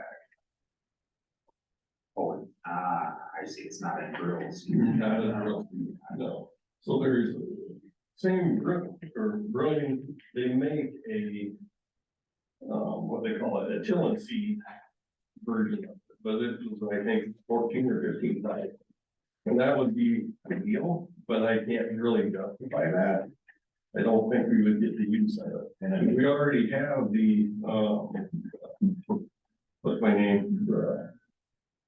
Good over, yeah. Oh, Harley rig? Harley rig. That's what, we already have the Harley rig and we already have the tiller, so we already have that capability of breaking up stuff, breaking up the soil, working the soil. We even have an old cultivator that was kind of handed to us one way or another, that works on the John Deere tractor. So we have other methods of breaking up that soil. So this is just basically. And that was one that did the 3.0. Yeah. Yeah, the cultivator we have was originally a tunnel fold, and we converted it to a 3-point, which is a little too much for the tractor, but it works. Which one were you thinking about getting? I would probably go the cheapest one, that 8,900. The worst thing about it, it's about 5-6 hours away. So you have to send somebody up to get it. We or would they have to ship it drive to up you? to get it. I already checked on the shipping. If we do the shipping, it's gonna be about $900 more. And I think we could drive there for a day to go put it in the back of the truck and bring it back, but. So what's the cost to have somebody go get it, come back? Labor, You're mileage. getting But I gas. mean, what does that look like? I'm just thinking Creminga's in Monticello. Yeah, which is, So if it's gonna cost, And if you have problems with it or something. if it's gonna cost $800 to go get something halfway across the state, yeah, that's you can go get something in Monticello and then they'll service whatever. it's $1,000. It's up to you guys on that. So I guess it depends on what, So the diesel fuel alone, I guess it depends on what you drive, but. gas pickup, but the conversations I've had with all these companies, the lowest priced one, they can't keep them in stock. And they love the machine and they can't keep them in stock. They've sent them down to Washington. Everybody else is kind of vague and what is it? And they're looking at it and they haven't been real familiar with it. So that was kind of positive for me with talking to that company, and I grew up in Webster City. I even talked to the implement back there and they were new of the thing, but they never got me price back. So. But yeah, I'm They're all more, the same I'm more thing. inclined to say, I don't know what's the one in Monticello is cheaper, but just tell you to buy what I would consider local. yeah. Well, Because if it's gonna cost you $500 to send somebody over there with fuel and whatever else, it just, to me, for the $500, it just would make more sense to buy it somewhere where if you do have a problem or an issue. $1,000 difference. 8,900, then I go. I see that, so that's why I was asking, how much do you think it costs? Fuel and somebody's time and to drive all the way over there? To get the one that's. And the cost of not having that person. That's what I mean, they're not here, they're, Yep. yeah. So even if it's $500, I mean, for $500. Hardin? It's not by Sioux Falls or where is it? It's just north of the Sioux City. So you got In that area. 10-hour day. Ways. And fuel, and then food, because they're gone all day, and It's a long drive. It's fine. Oh, yeah, I've driven it. that's just I what I'm remember saying, now. for the. It's gonna cost you, say, $500 for them to do that, so then you're only saving $500 and. You're buying. What do you do when you service it? Yeah. Well, I don't. Well, that's kind of crazy to me, just as we look at the prices, they're the same price. P&K, yeah, we can get you 10.5, they're just the same darn machine. I can justify 1,000, I can't justify 2. Say, Did I hear a motion from Mary Ann? that would be my motion, just to do it and be done with it, but. From Mingo Motors. Second? Are you on there? Looks like they, I don't think they. I know, we have a lot to cover yet. Yeah. so it's like- Dan has some questions here. Okay. I really sort of, I'm taken aback by that, so I'll second that. You bring your own canned stuff from home, and come on, you need something. That's great. I'll second that. I was against that, but you got nothing. Hang on, there's still discussion going on. Okay, Dan? I'm just curious from, you're saying it saves, man hours and obviously pain of doing it manually. Just curious what the payback period would be, like how far out versus, like how efficient it would make your job today. Like how many years out would it be? The piece of equipment, I don't think it, from everything I've found out about it, I think they've had this piece of equipment, they have not really changed it in over 20 years. So it's something, the design's been there for a long time. So I think it's nothing that's really gonna break down, it shouldn't really rot. It's a pretty simple machine. So I think it's longevity wise, it's gonna last the city a long time. How many hours would it free up in labor? Oh, boy, just for what we did at ground storage, you're gonna take me a couple days. Probably 2 to 3 days as a minimum, and compared to half a day to a day, so. If labor time and gets you on the other projects quicker. But going around the pond that we have here coming up, that we have to do this spring, I don't know how much time I'll save there. Well, this is for another discussion, that's why I was asking about your utility tractor, Yeah, I think all that pond maintenance. I'd like to be utility tractor, but like what I said, eventually I'd like to, I can't testify yet, I'd like to change that John Deere into a cab tractor with a bat wing so we can reach over. Sure. And make it safer for the guys that are inside, because John Deere tractor, you're sitting outside, you're sitting exposed, you don't have a wing mower, so that's just something that I just can't justify it yet, because I don't think it will be used later as much. But someday I think it would be nice, but it's the thing like the street. No, I'd like a big load, but I can't quite justify. Over expensive. Yeah. Yeah. Okay. the streets, but around the part of the pond itself, boy, if we do that by hand, we'll probably be there a week, plus. Do that by hand, trying to get it done right, but. I think I'd just be curious to see, here's the cost of this. Here's what savings you could get over here. So over the course of whether it's a single year, it's 3 years, 5 years, whatever time period you pay it off. You say maintenance is minimal. It kind of depends on the projects that come in too, even like if you're looking at around the pond, if you're doing a week around that, working now. This machine you'll probably have done within a half day to day. The same amount of labor. One person. One person. And really, you're not even sure what you'll use it on, because there could be projects come up that you don't even know about. You never know. You might be seeing the rest of the Lynn Street Park instead of having Yeah. more out there. You're 7 acres up on pond, what you I got? think that's what. If you paid a contractor for that, you'd be looking at $17,000 to get that seeding done for one time. 7 acres of seed And just, versus the price of this piece, and their labor is cheaper, and you get free uses there. It's not a one-time deal. ballpark the labor. Yeah, The labor's doing it in-house the current way. What that would be, you said it would take a couple of weeks.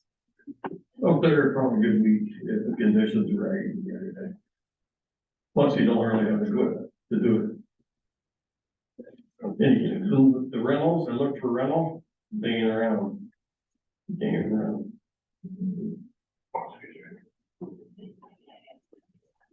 How many days worth of seed do you think you do a year?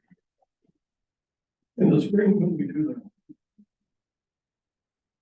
sod repair from the snow, we probably spend a week to 2 weeks, depending. Do you sod for that or you seed it? Season. Yeah. Yeah, we don't do sod because no one water. No one water. So the seed, at least you have a 50% chance of it growing. Beyond that, it's touching up holes where people dug into diamonds, or water low spots. Boy, a lot. We go through a lot of seed So at least 2 or 3 weeks worth of seeding a year.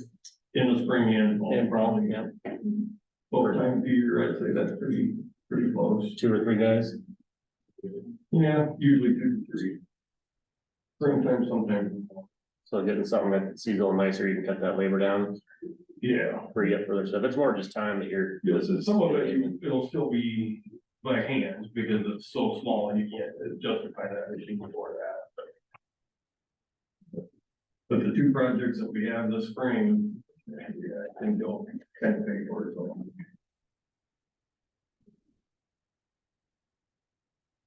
Good, right. The grounds, or the well house. And Okay, yeah. Yeah, 'cause that's 15 acres.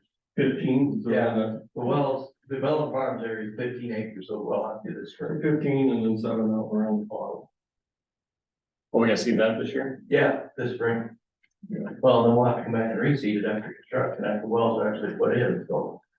Yeah, you're gonna do the 15 acres, you're probably gonna do a quarter of that twice. So Just it's still rather further have projects, higher don't pay for itself.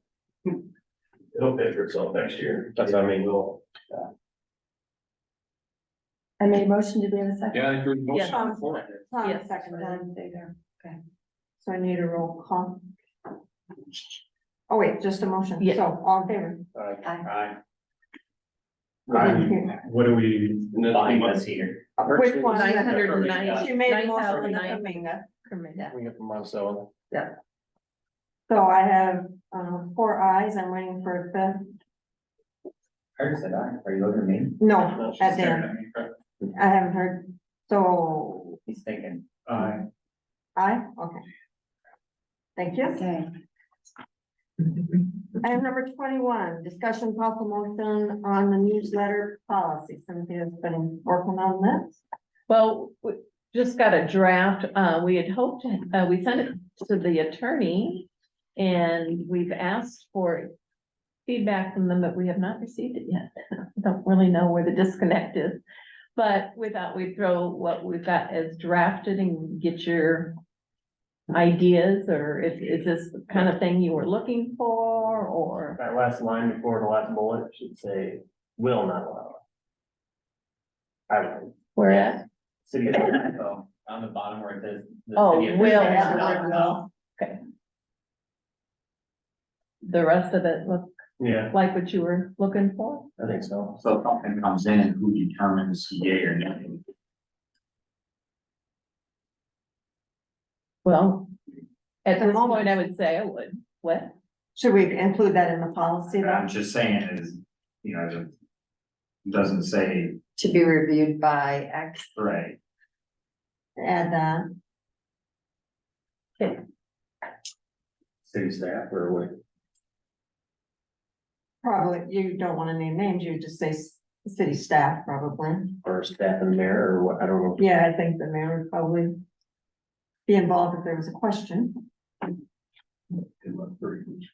And then, fix the typo, add a section about who would do it, and then hopefully by February, get the attorney's input. One other possible suggestion as we're working on this. Do we want, an anticipation that something will be approved? Do we want an immediate moratorium? What do you mean? You mean in the meantime? In the meantime, That we- while this is being decided? Or do you want to wait till the final version is decided? So for example, if something came in, somebody wanted to put in next newsletter. Our next newsletter deadline is I think that'd be appropriate. Saturday, right, Cynthia? Right, So so, we only have a few days, but so we'll, in the interim, we'll follow this, even though it's not official yet. And anything that wouldn't follow in there, we will tell them we're in the process of it, and we'll get back to you after it's finalized. Does that make sense? Who came up with the verbiage for the? Like we're set to place opinions in public statements. Joanne and I worked on this. Have any suggestions or questions, Dan? I agree in spirit, I just think that opinions is big. So maybe Because it's in the eye of the beholder who placed the quote unquote statement / opinion. But I think this is potentially something to run by, the attorney. yeah. Yeah, we've already sent it to them. We just haven't heard back from them. He's Well, usually, right, but they're good at finding holes. Right, Yeah, I yeah, think- that's why we don't want you to approve it tonight, because we're still waiting to hear from the attorney. So yeah, he's pretty good we about, sent it to them in February. yeah. Or no. February. Not, December. yeah. So We're maybe gonna make, do it. maybe make the changes and send it to Phil and say, did your dog eat this? Kind of They thing. probably went straight to voicemail, they don't check it. I would say maybe to ask to them, because they'll add their own opinion to it. I'm trying to anticipate someone complaining to Dan's point of, what do you mean opinion? I think it's fact.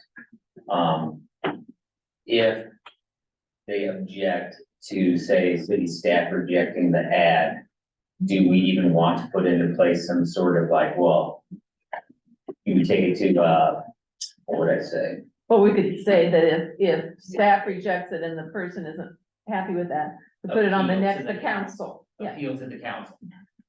Do we want to go that far? Because somebody's gonna put something in there, I know what's gonna happen. Then it would end up being on city. Well, Yeah, you just need to say that the city has the final say, the council has the final say on Do we what, even have to bring it to? on what is or is not placed in Do we the. even have to bring it to city council and just email it to us and we can say this is, no. I can't get a A decision. quorum. No, Yeah, you- no, yeah. But she could say that the city council has final say, and then if they do come, we can say no, and then they just have to go away. If they really wanted, they could get a special council meeting, pay for Yeah. it. Just You saying. just proceed. If you want to pay for Yeah. city staff and, all the money, all that big dollars. With the attorney. And the attorney to travel here and, Yeah, you can I add, just don't they know will if we pay wanna costs for add- any special meeting. or see if the attorney thinks it would be a good idea to add that Okay. in case someone starts complaining, saying, well, that's my truth, therefore it should be in there. Well, it doesn't say just opinions. It says opinions Like or opinion. public statements, so that could be what they think is true. Yeah, Or just flat, please put my advertisement in the paper, it's my technical. So I think that was good discussion. I don't think we need a motion, do we, Cynthia? No, To be continued. And a moratorium, do we need to do something about that? What do you think, Cynthia? Do we need a motion for the moratorium part? that this policy is effective. Immediately subject to review by our attorney, some kind of lingo. that's up to you. I don't have any problem saying that we're in the process of revising, setting this, and so we're not gonna take any kind of action at this time. And if they don't like it, then it'll be on No your. ads in the agenda. newsletter or no do ads? No questionable ads in the newsletter until this gets. Well, we will allow advertisements and stuff. It's just if it falls down in the area of will not allow, then I'm gonna tell them they would have to wait unless, if you wanna make a motion to that effect, feel free to make a motion to that effect. I'm just telling you, I'm comfortable with telling them. I don't. When those who like to rock the boat. It's what I'm wrong. All right, so we're going without the motion then? Yeah. Moving on to item number 22. Concerning employee compensation for 2024. You have in your packet numerous information. Including current wages. Cynthia did some research on ClerkNet to see what some other communities are doing. Also, there's an impact sheet in there based off what you might do, US employment cost indexes, what Social Security is doing. Also, it's not included in this agenda topic, but further down the agenda in your budget information, if you looked at that quickly, you'll see what our new assessed valuations are. If you want to look at the big picture as to, are we have more money or less money to work with before we make these decisions? You have lots of information in front of you, and it is typical in cities to give percentage increases. We didn't find anybody, did we, Cynthia, that did other than that? So open for discussion. And I can open up on the screen whatever info you want.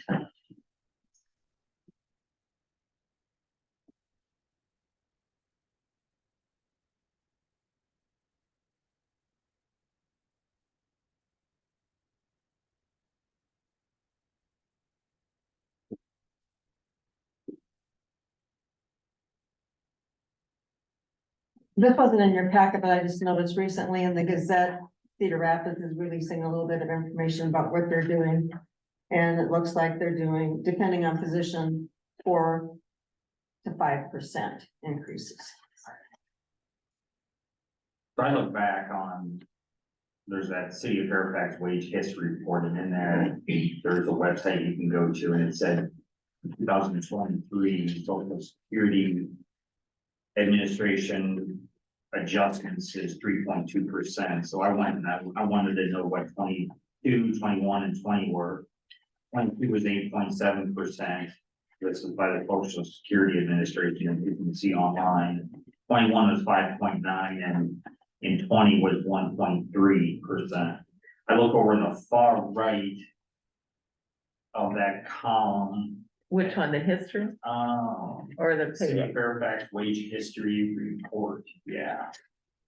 So if you can go all the way, yeah, over to the right, Okay, yeah. Yeah, 2017, over there to the right, and I kind of use that as a gauge, okay, where are we trended at? 17 added 1.5, 2.5 and 18, 1.9 and 19. 2020 was 2%.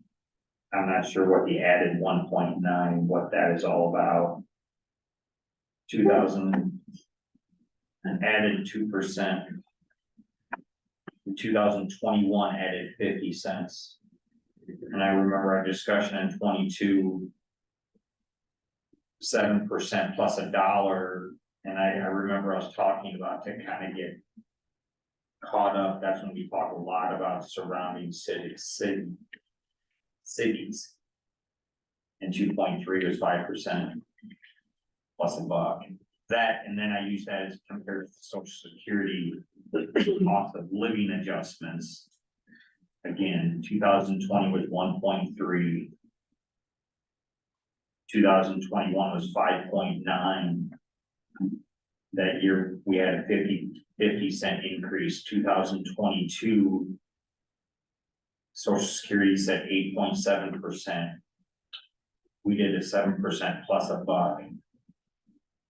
For 2023, obviously looking back at 3.2, so it did slow down somewhat. So I just try to use that as, okay, cost of living. We need a fair barometer here to kind of help guide where we're at. That helps me to kind of see once where the trends are.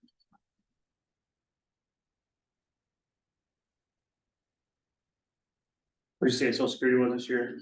4.2? 3.2. 3.2 for 2023. 2022 was 8.7. Right. One was 5.9.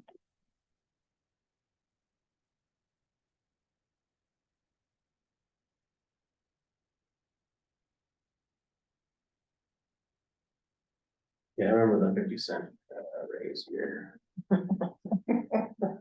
to go to the house with my camper at the time, I think.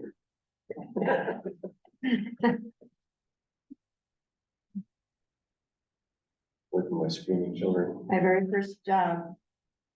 Our supervisor came in and there's several sitting in the room, they said, you all get a 10 cent an hour raise.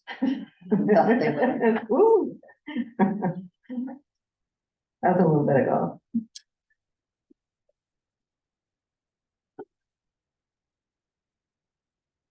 Everyone deep in thought, anyone, Tom, you have a recommendation based off of your research? This is the one item every year I just love.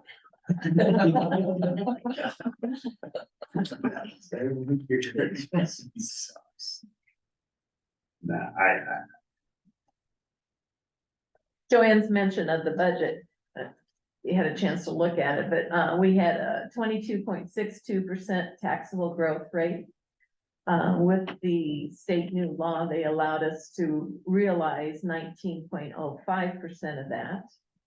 If you leave the levy at 810, so no levy increase, you'd be getting an additional 233,455 in general fund property taxes. But we could say the 810, that's what I'm gathering. I mean, that was a concern. That's the good giant. Well, we have to do some things to do that, but yeah. but that generates 233,000. And not all wages are paid out of the general fund, you know. Water and sewer and road use all paid a portion, so.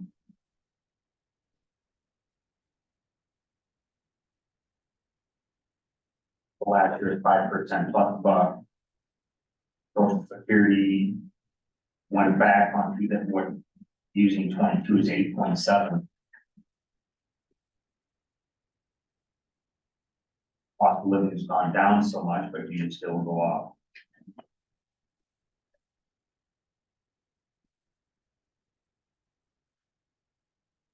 I had other towns in the area, what their, Yeah, cost of, The clerk net information. yeah.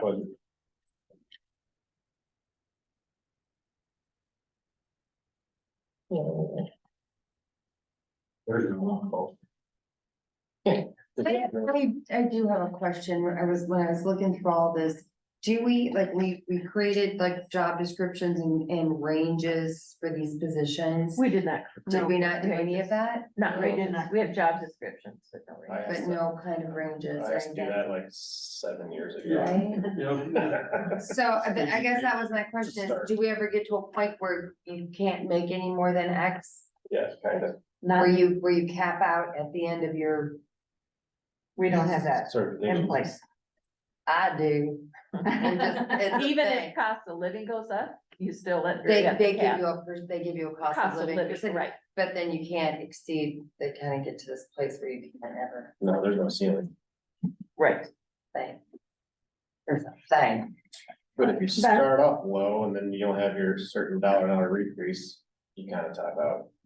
You could have started behind someone else that got. Kirkwood has that too, that if you want to move up any further, you've got to change your job responsibilities, but. Back on the question about surrounding communities, I was surprised, a lot of communities, are doing their raises on fiscal year. Not January, like we're doing, so we don't have that information from them yet.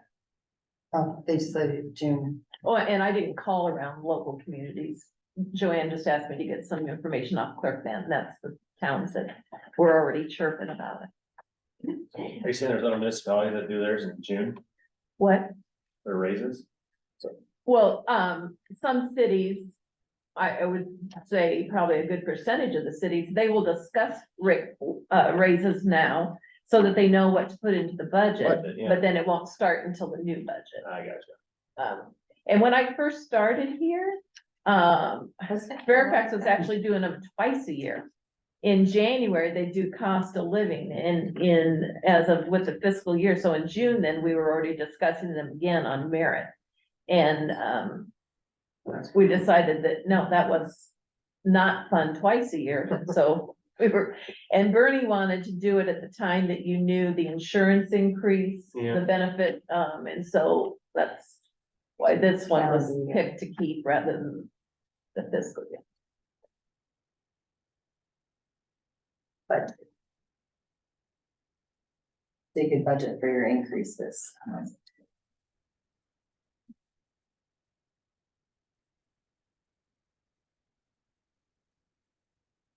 Some other things to consider in the coming year for costs. One, Kevin's retired. He was our highest paid employee. Brian has stepped into his position, but he's new to the position. He's not making the same hourly that Kevin was, so there's a savings. We're looking to hire at the entry level for the next maintenance person. So they will not be making what Brian was making before his promotion. And assuming that, well, and Brian's younger than Kevin, so his insurance is less than Kevin's. And assuming that the new person will be younger than Kevin, that you're gonna save on insurance also. I have a question. Why are we moving forward with, and I don't remember why we did this to begin with. But like normally it would just be you get a 3% or 4% or 5%. Why are we continuing to do the 5% plus $1? Yeah, you don't need to whisper it. I don't like. I'm I'll just say saying, the why are same we thing I've said- continue, I'll say the same thing that? I have said for about You 8 can years vote now. for it. I don't like percentage increases because it increases the gap between the highest paid and lowest paid, paid employee. So And is that this was in a lieu of like a comprom- 6%? That was a This is compromise our compromise? between a Well- fixed amount and a, The lower end of the spectrum have a larger percent range. and so like if upper we end. did a $1 raise this year, a $20 hour employee like Aaron would go up, 5%. I remember that now. It's coming back to. Now, where Chris, if he has 38 something, that's in the high twos, so like 2.8%. And, the examples I've given it all the commercial jobs I've been at. Can I what? Pay increases were a fixed dollar amount. And that's kind of where, and I know we're guilty of it, and Lynn and I have talked about it before, we were kind of going to the certifications to help boost that flat amount. But, we'd also kind of limited the amount of certifications, so you don't just have this infinite amount of, I'm a good, what's the clown do with the balloons? I need a certification in Parks and Rec because I can make them balloon animals. This is what you're talking about right here, the dollar and the percent true rate increase, the dollar is what kind of brought up the.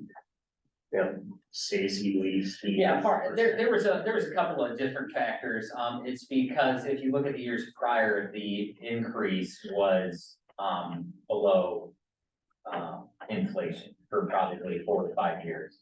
So especially after COVID and the ratio, we, gave a larger than normal increase to kind of help compensate for those previous years.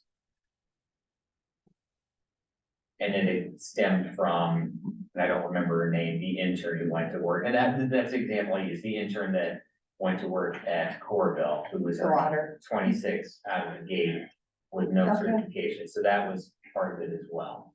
So then your true rate increase is actually what they're receiving, percentage wise. Especially on the lower end.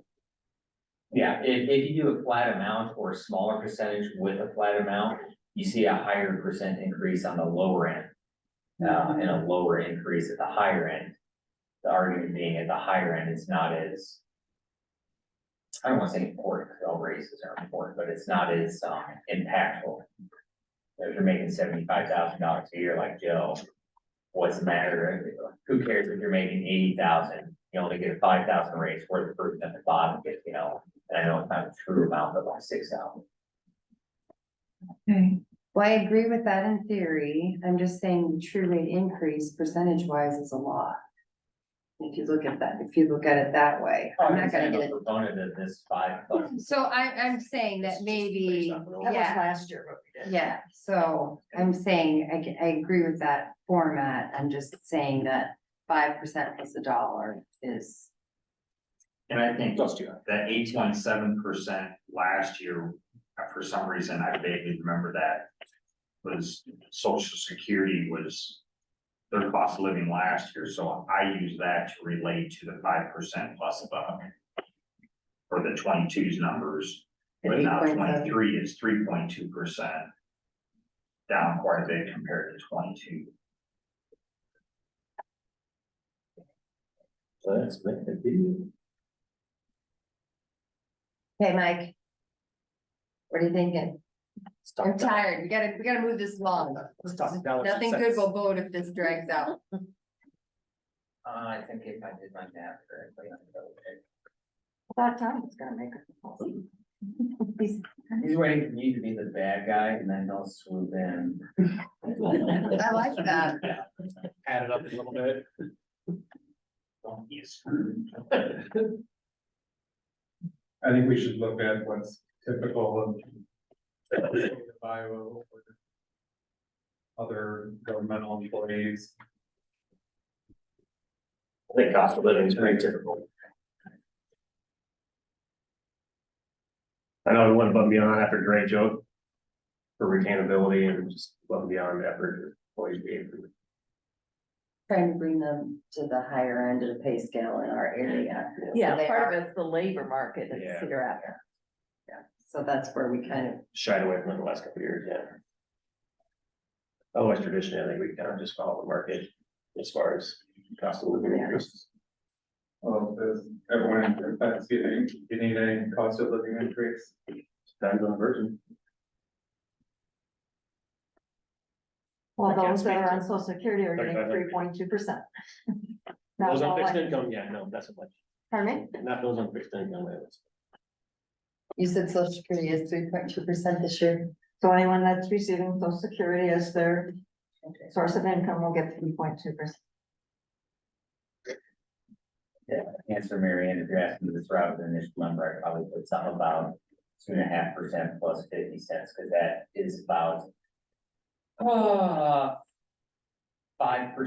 for the low end and closer to about 3.5% for our highest paid employee.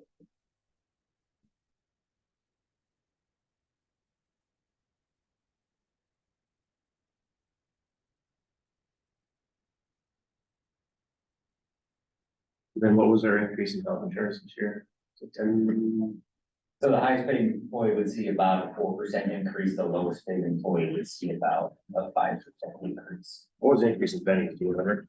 The benefits? Our benefits. The percentage of increase? Yeah, it was like, was it over 8? Yeah, I wanted to say 9, but it's really close to that. Yeah.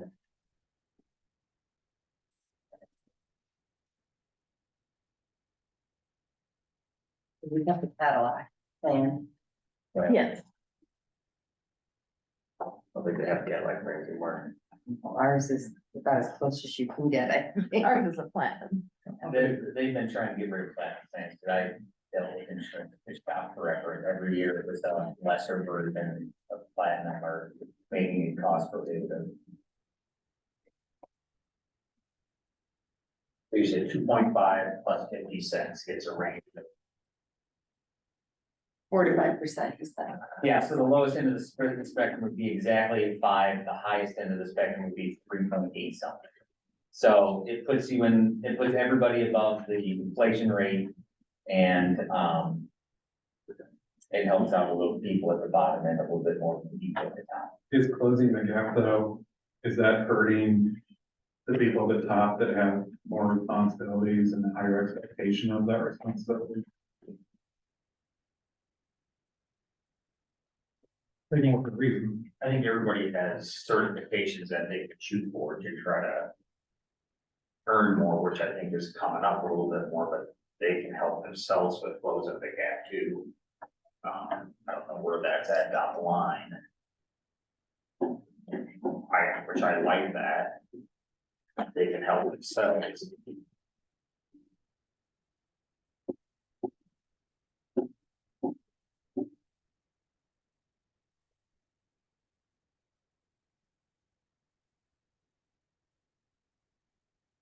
Do I hear a motion? Do we have more discussion? I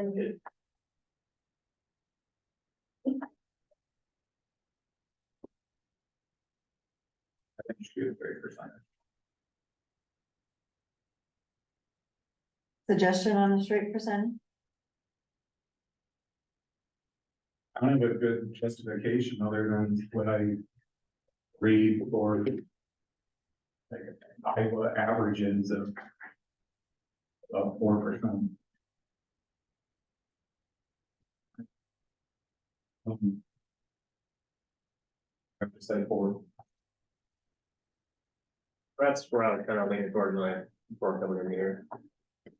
So if you go by 50% plus 2.5%, the highest end person still does see an overall increase hourly versus the lowest paid person, and it about evens out in the middle. So to answer your question, the people that have more responsibilities are seeing technically a bigger gap between the lowest person and the highest person, but it's much smaller if you're doing it as a partial percentage plus a flat rate versus just a percentage.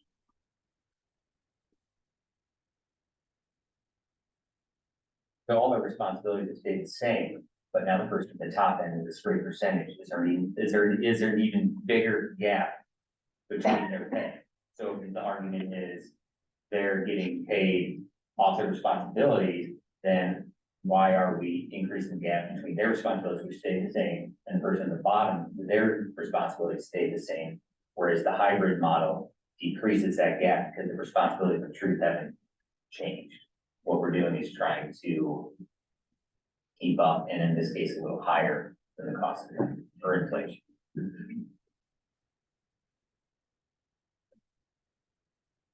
The highest is the 3.8 and change percent increase. The lowest is a flat 5 when you go 50 cents plus 2.5%.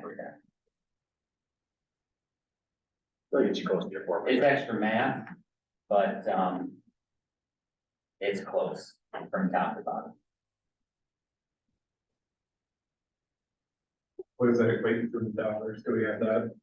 So it would go, the highest would go from 38.13 to 39.58, the lowest would go from 20 to 21. I don't. Sorry, I meant overall payroll. That I could not answer. I don't even know how many hours you work. Unless you want me to do it all by hand here, I can do that real quick. Varies because you get overtime just like. this. Yeah, and then you have to start factoring overtime, things like that. But if you went a flat 40 hours per week, and let's not pretend that there isn't overtime, yeah. Cynthia's just telling us we have enough money in the budget to pay him whatever we want. Should we? Yeah. We have plenty of money, so that wasn't the problem. Don't say that, because then people are gonna start asking for bathrooms. No, it's terrible. We just have toilet paper, no bathrooms. I can tell you when we work on budget, you know, of course, I know what we have made in effect as of the January 1, so that would be the first 6 months of the new budget that we're working on. In the last 6 months of the new budget, I always factor in 5%. So, you know, so far, I mean, I know last year's was a little higher, but it didn't throw us off. We were still all right. So just throw out another thought. Our budget meeting is coming up fast, Monday, right? Yep. So whatever is decided will be retroactive back to the 1st of January, correct, Cynthia? Yeah, that's how Well, we've that's done how in the we- past. Right. So if you Wanna roll it want to around? roll it around until Monday, it will not have a dramatic impact since it'll be retroactive anyway, and go through the budget discussions and then decide. Do we want Or to have just this decide. awkward conversation? Again, yes. Just kind of like I having love twice a it. year. Just throwing that out there. Maybe to prompt you to make a decision right now. I like. Somebody I'm needs to make fine a with motion. either. I don't, they both end up the Consider same, that definitive yeah, answer. they, same place, so I'm fine with either one. I think we should at least look at what the overall dollar amount is when it's summed together, ignoring overtime and all that, like, just from a straight 40 or I guess it's part-time 20. If that's gonna equate to 50,000 extra, 75,000, whatever that number is. Let's go all there. That probably won't have as much of an effect as the people get certifications and then we have to bump them $1. So the next items. Well, and again, it's hard. So do I look at throw Kevin's out from the previous year because that's not gonna be in there, you know, Right. that's gonna be a hard mathematical thing to come up with, I can try. Cause people are changing, so the employees. won't be Whoever's able to- applicable before and after. Go on to other stuff and I'll give you that answer here in a bit. You're building a spreadsheet over there or? Yep. What a guy. Well, and then discussion, okay, so we're looking at the employees in front of you. And I guess we didn't point out that Brian had been negotiated that he wouldn't be considered for this one. I don't know if you want to stay with that, but that's what he agreed to, and the hiring committee, and when you hired him, that's what the motion said. And then also, then there's the fire department, you know, we did a major bump in, hang on, what's that, 20? Calls was $20, right? Calls went to 20, medical reports went to 40. So do you want to keep the fire department where they're at now? Or do you want to discuss any possibility for them? And I just, When Spanky gives his reports, doesn't he make it sound like it's. And he's fun? the one that recommends things, right? Yeah, it sounded like the way the rates are now. Kind of taxing his budget or. well, it certainly made his, workers' comp insurance go up. That was a side effect that we really didn't Oh, anticipate because that the it would be wages that went high. up, which affects his workers' comp rate, Mhm. yeah. Yeah, that made We that. hold that part off until he's here next meeting. Yeah, and, yeah, I mean, he hasn't asked So for an you're paying increase, him I'm once just and he's throwing paying that out taxes. as, you know, they're also employees that should get one.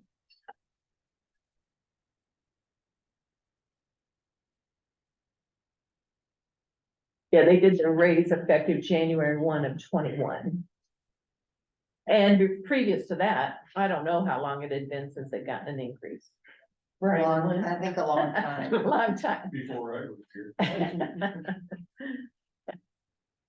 And the library has not made their proposal, but Kathy, you had a suggestion or No, we were just gonna wait and see what you guys. Yeah. just waiting?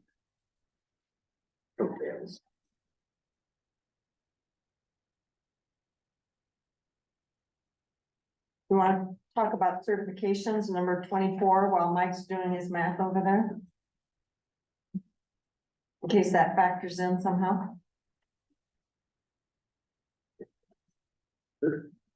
Sure. Have these changed or we add, oh, just add here.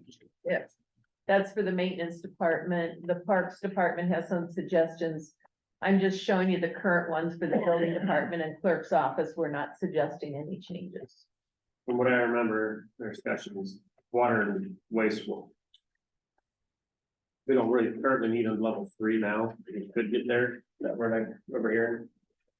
Okay, Brian's in the bar and talk to you. Okay, so to clarify on that one, the only thing that's changed on there is the ones we do not have listed currently.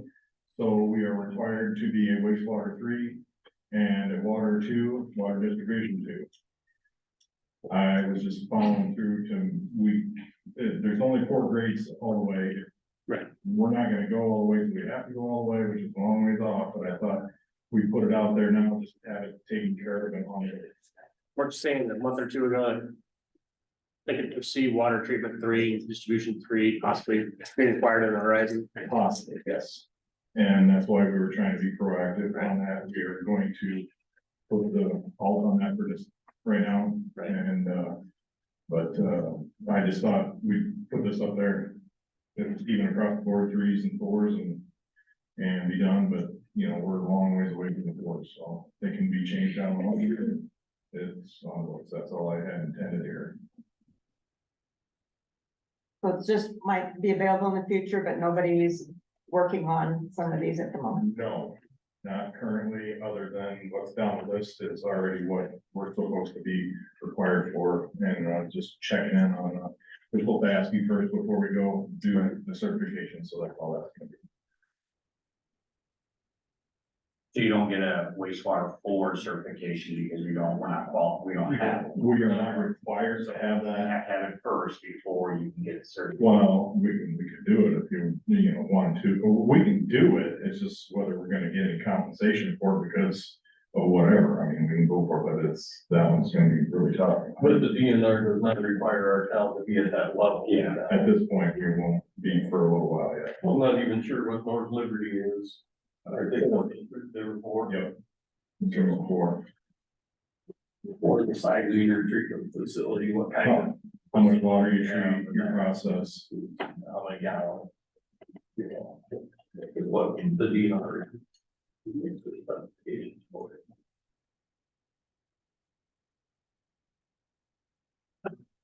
On your Parks and Rec, Yeah, you have certification of CPR, and I think there's also. food protection manager, Yeah, but that's already in the requirements of the position. what it is today. However, though, it doesn't mean when you hire the next director, they will have those certifications. And so you can require them to get them, but maybe they start at a lower rate without them. And then once they have them, then you would bump them up. So for example, I had the first aid, CPR and AED certification when I came aboard. I got the food protection certification right soon after I got it. I think it was 3 months or something. But if I was to hire somebody, if you were looking at somebody and hire them and they had all that coming into it, I think they would be worth more money day one than if somebody had to work towards that on day one. So Yes, then why have it as a requirement or as a, well, in the job description, it says within 6 months. right, but it's required that you have it within 6 months. Within 6 months, but if I have it on day one, I should be worth more to you on day one. And in 5 years from now, or 6 years, or 10 years from now, it may not be necessary that your parks director have the food certification. It could be somebody else within the program. By then, you may have a concession stand manager, and it would be up to the concession stand, possibly be up to the concession stand manager to have that. I'm just saying, it may not be necessary to hire somebody with those two right off the bat. I guess when I look at the job description, that's a no-brainer that you should already have first aid and certification under food safety, whatever the verbiage is. You know, So- if you don't have that, then you're not qualified. It's kind of like having a driver's license. Well, wait a minute, I was hired without the food protection. And I believe I was certainly qualified for that role. So don't think you were telling me I wasn't qualified because I didn't have a food certification yet. I don't think that's what you meant. No.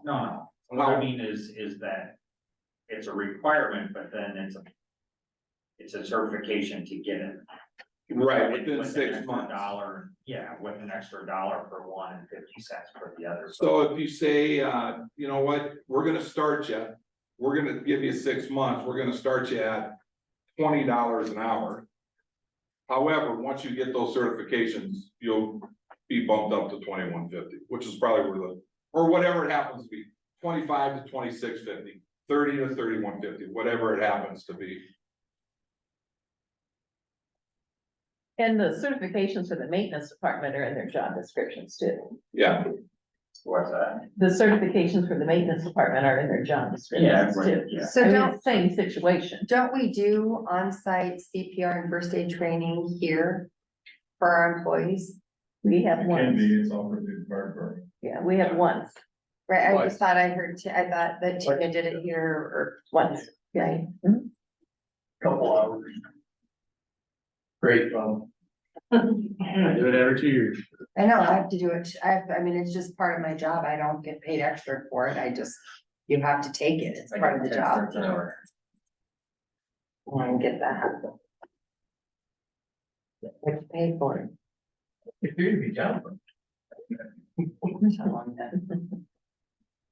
but I think those are things you look at when you hire somebody, And the correct person may not have those skill sets yet. But you could still hire them. You just don't have to include that as part of their wage. And then as they get those, their wage would come up commensurate with. As they get them within, I guess I just see a duplication because they already have to have them within 6 months if they don't have it. But it's just part of maybe I'm not on the same wavelength here, but. So what if they had to have it in 6 months and they didn't get it in 6 months? Would you Well, fire they them? have to, the job requirement says they have to within 6 months. So would you fire them? That's what I'm asking you, is would you fire them?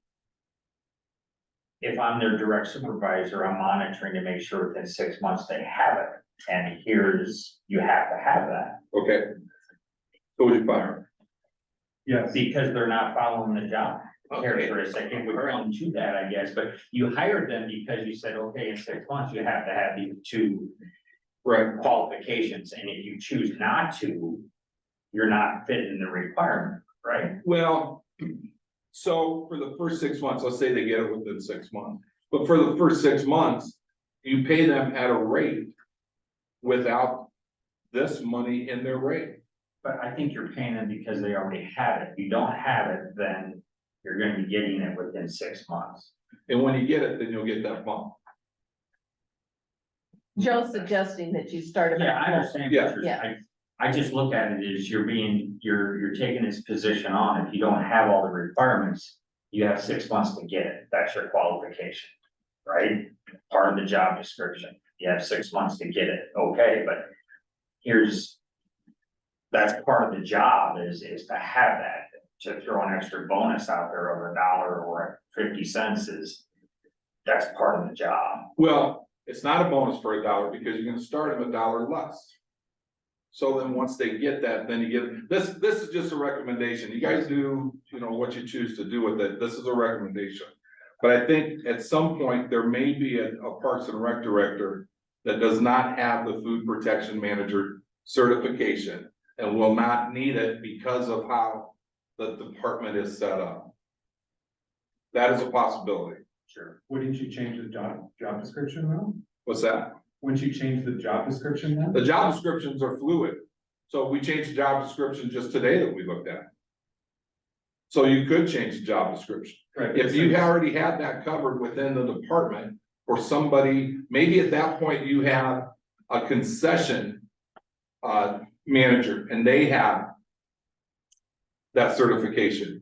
Your Parks and Rec director may not need to have that certification if you have that already covered in another role.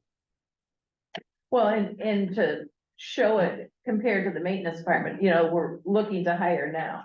So if we interview somebody that already has their water and wastewater one, and we're interviewing another person without it, and we're gonna start the person without it at 20 or 21.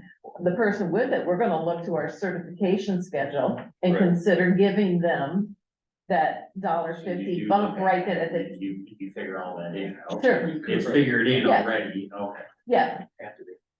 Yeah, it just needs to be uniform. For your how we're doing it.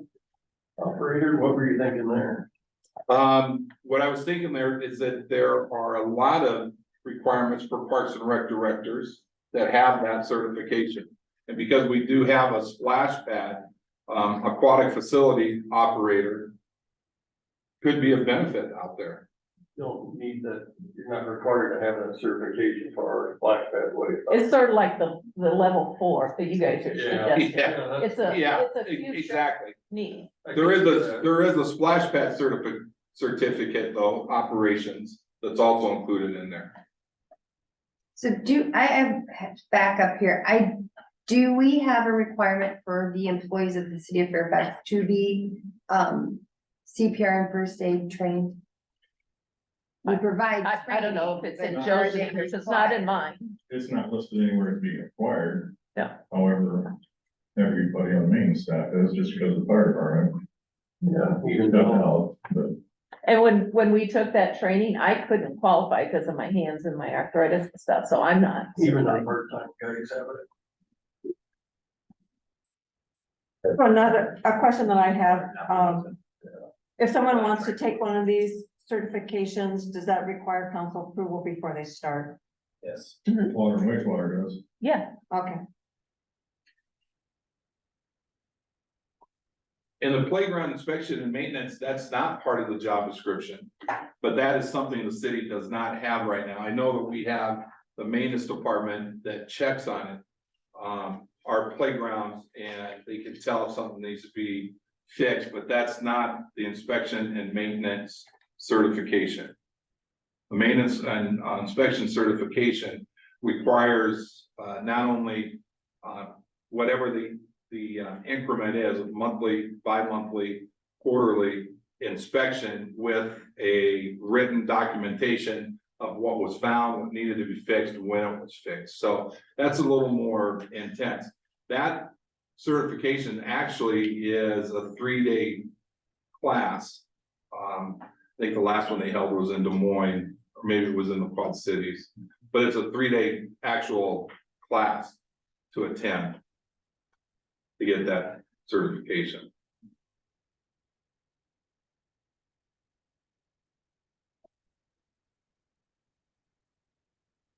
so all of these schedules are really a list of what may be available, but are all subject to council pre-approval. Sure. yes.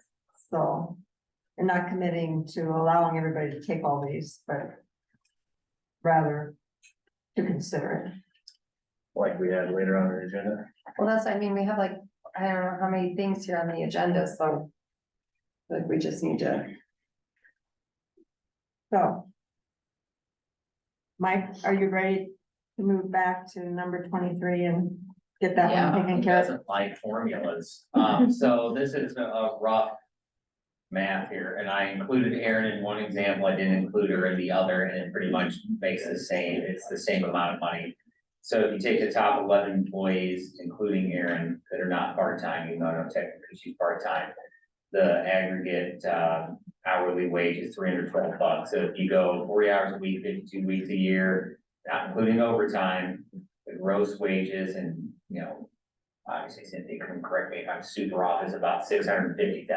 That's not any part-time staff.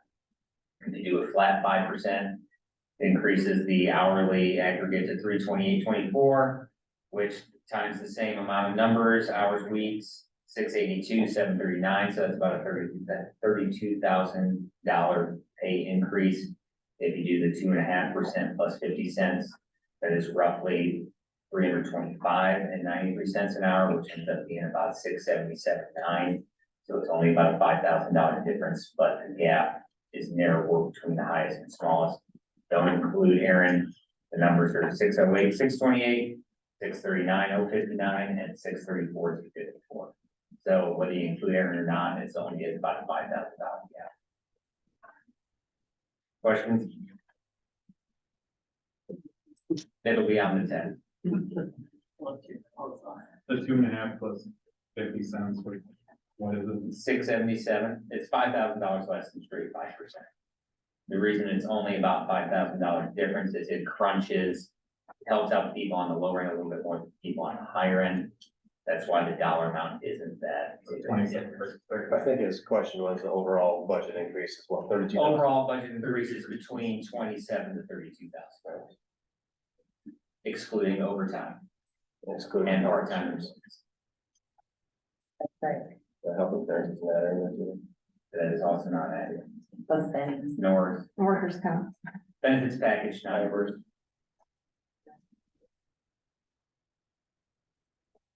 So there you go. They're 200 and, Still bad. a lot of porta johns. So did that help in making a motion this evening? Is there a motion on the floor for that? No, Not yet? not yet. I thought Mike made a motion to that. No, I think I did, I don't remember, we've been talking about, certifying bathrooms, they're like 30 minutes. Yeah, I'm gonna make a motion, 2.5% plus 50. motion on the floor. Do I hear a second? Second. All in favor? Resolution, right? Yeah. Well, number 22 was a motion, and then we have to adopt the resolution after that. So we just need eyes. Aye. Nick, were you and I? or- Yes. Okay, now we can go on to the resolution number 23 Motion. to make it official. Second. Roll call, please. Aye. Thank you. You want any more discussion on certifications? Do you want to make any motions on accepting those schedules that have been proposed? Has anything changed besides maintenance, adding that water floor? Because I think Parks was not already in there, or do you add those? No. Parks These are all doesn't have brand, these are all any. brand new? Yeah. Okay. And I guess it does make it, they can't do anything unless we approve it, so I think it's probably fine to start with. Anything, and then you can change something if we don't allow it or. Unless you want to take something off the table right away. And at first I was gonna say take off the pool operator off the facility, but we're eventually gonna have. Your aquatic Mike center. Bailey Aquatic Center presented by Mike Bailey. Paid for by. That's right. My lottery ticket this week and I have no time. Essentially, right now for that position, there's nothing for that person to do because it's water that Well, we have to do. And that's what I'm saying, it's like, I'm fine putting that in there, but the reality is that the pay increase or certification is like, what? 15, 20 years away, so, I mean, we don't really care if it's in there. No, are we gonna approve it anytime in the near future? Yeah. So, That's why I said it. You have to approve it, so it. It's starting point. Start there. So was that a motion somewhere? To approve all the schedules, but subject to council pre-approval. Is that an agenda item as such? Yeah. Approving- Number 24. 24. Okay. and basically it's the water, the parks, the city clerk, and then, And there's no changes for the clerk or the building administrator. Okay. So moved. Second. All in favor? Aye. All right, number Wait 20. a minute. and they. Oh, we have a name? I'm sorry. I said no. Okay. Thank you.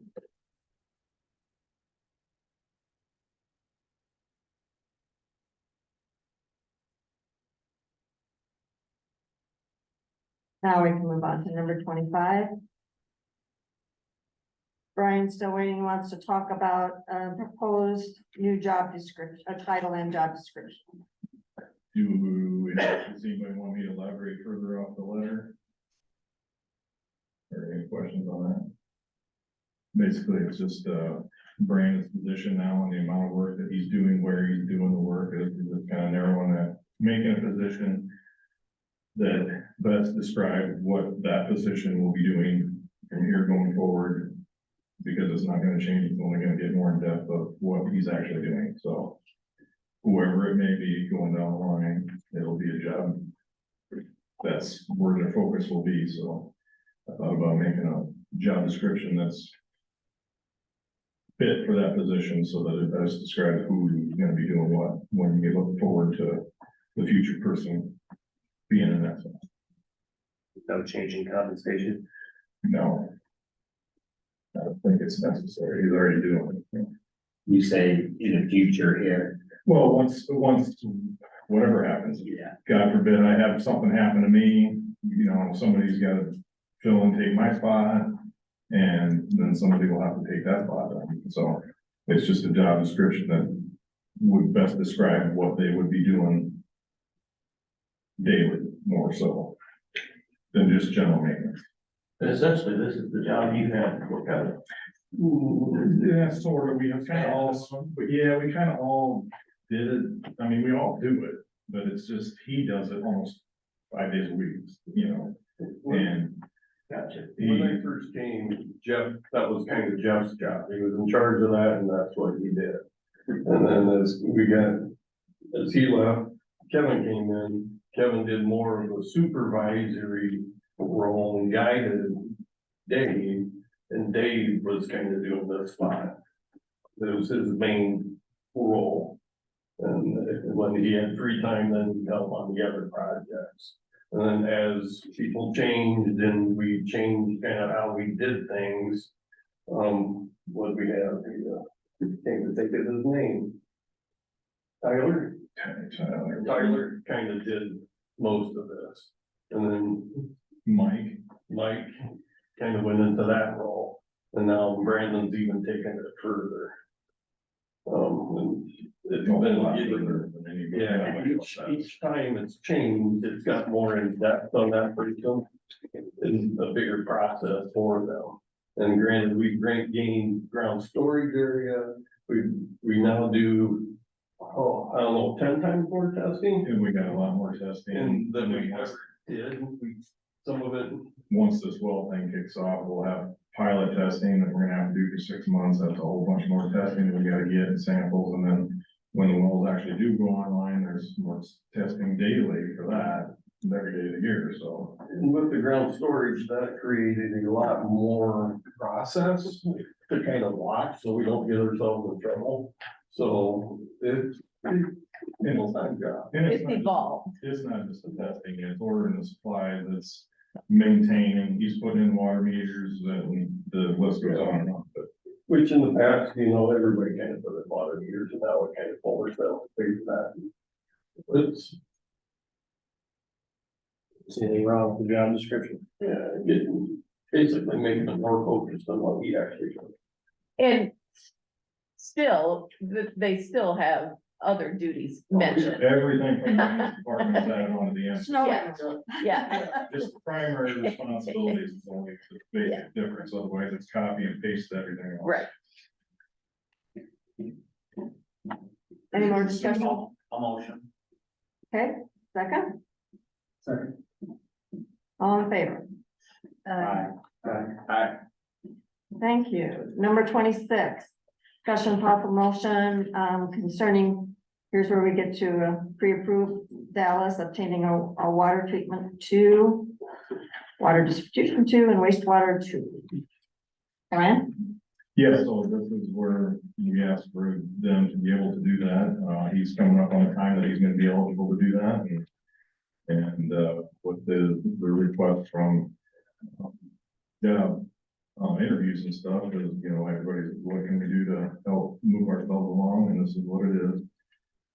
Brandon's due up next for his wastewater treatment, but part of the discussion is if Brandon is able to get his wastewater treated, then he would be the same certification level that I am. So back to, if something would happen to me, then you'd have somebody on staff that's already pre-certified to be able to qualify and fill in the spot if need be, or go through the same procedure we just did for me. And then Dallas would be that fill spot for Brandon, to cover Brandon's spot, and the new lead operator spot as per the job description. And that's kind of where Dallas really would like to focus and go to eventually. That's the biggest interest he has in that side. He's worked on a lot of different plants and facilities and built them through his previous job, and it intrigued him, and he kind of would like to head that way. So Brian, are we just gonna approve all three of them now, and then he's just gonna work his way through Yes. them all, so he won't do, They won't be all on the same day. so he'll They'll be do, the same he'll month. do one, and then. He might be able to take the waters close together, but I don't know if he'll have wastewater real close, but I'm just in the next, 6 months or so maybe. So to get all three of them, is it a 6-month thing, or a year thing, or 2 years, or what's the? Well, I think it doesn't really matter as far as we're concerned when, it's just whether you guys are okay with him doing it, as far as the time frame for us, there's.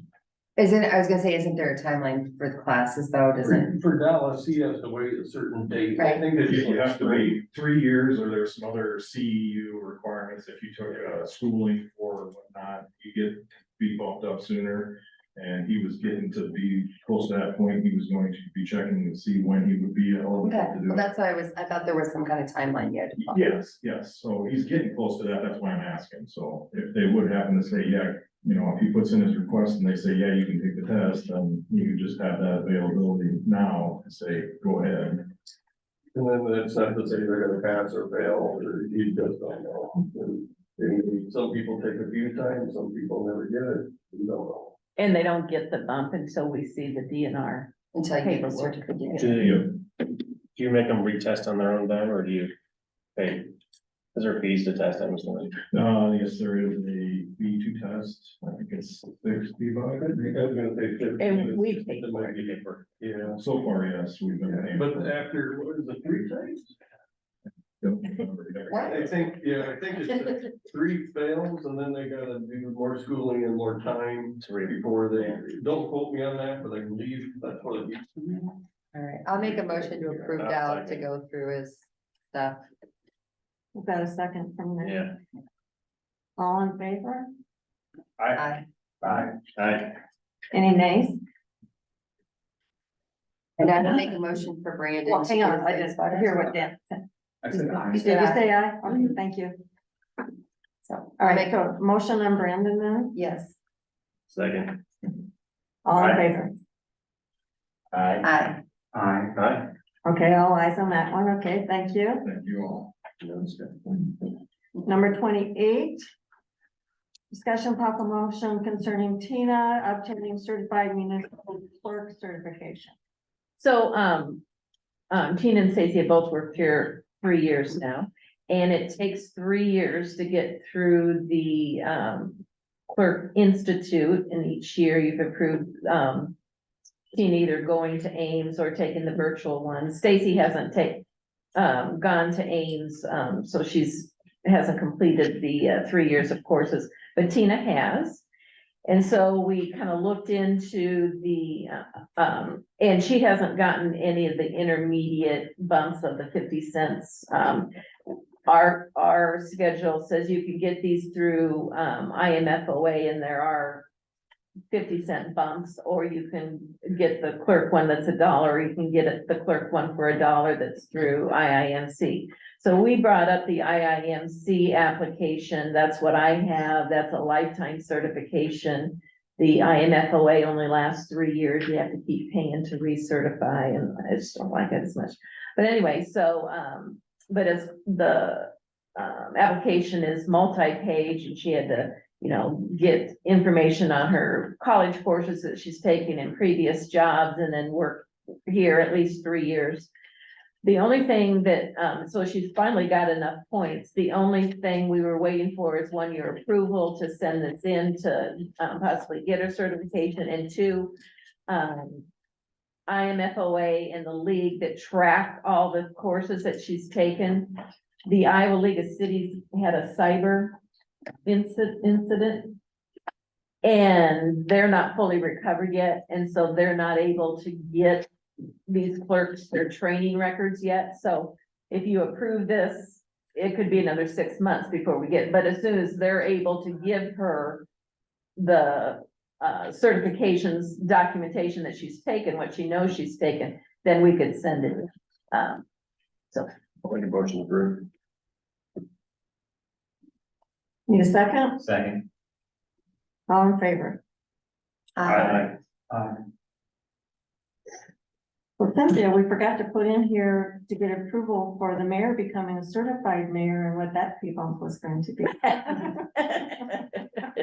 As I complete my courses. I did notice in researching that Mayor Frieden was actually one of the few mayors in the state that have gone through that certification process, so. Anyway. All right, moving on to number 29, that is mine. Okay, in your packet, you have a couple of items. Look at for this city administrator proposal. After this 9 months already of being your mayor, it quickly became evident to me that many city management responsibilities were either being handled by Cynthia as a city clerk or by the mayor, or not being addressed effectively at all. Just an FYI, I'm currently spending about 30 hours per week in my role and feel like I'm barely scratching the surface of what could happen. Also, in anticipation of Cynthia's eventual retirement, it'll be challenging to find a replacement clerk with the same level of experience that has allowed her to take on these additional duties. So, as I mentioned in your packet, you have a city administrator proposal that was researched and prepared by Cynthia and me. You'll also see a 2022 salary survey that was conducted for the city of Ely. On file, we didn't include it in the packets. We've got several job descriptions from other cities that currently have city administrators. And I've gotten some feedback there. So just quick point out a couple things in that position request. The primary role of a city administrator is to ensure that the municipality's policies, practices, and operations are aligned with the mayor's office and council's vision, and then listed several things that they would be responsible for. Under employment considerations, you can see what type of position this would be, an exempt salary position, what we would project the salary range to be, what we project the requirements would be, and it seems typical that a recruiter is used for this type of position. Under justification, listed several things. Less mayoral time commitment. As you look to the future, your next mayor, if they're not a retired person, good luck to them in order to be able to spend any time needed.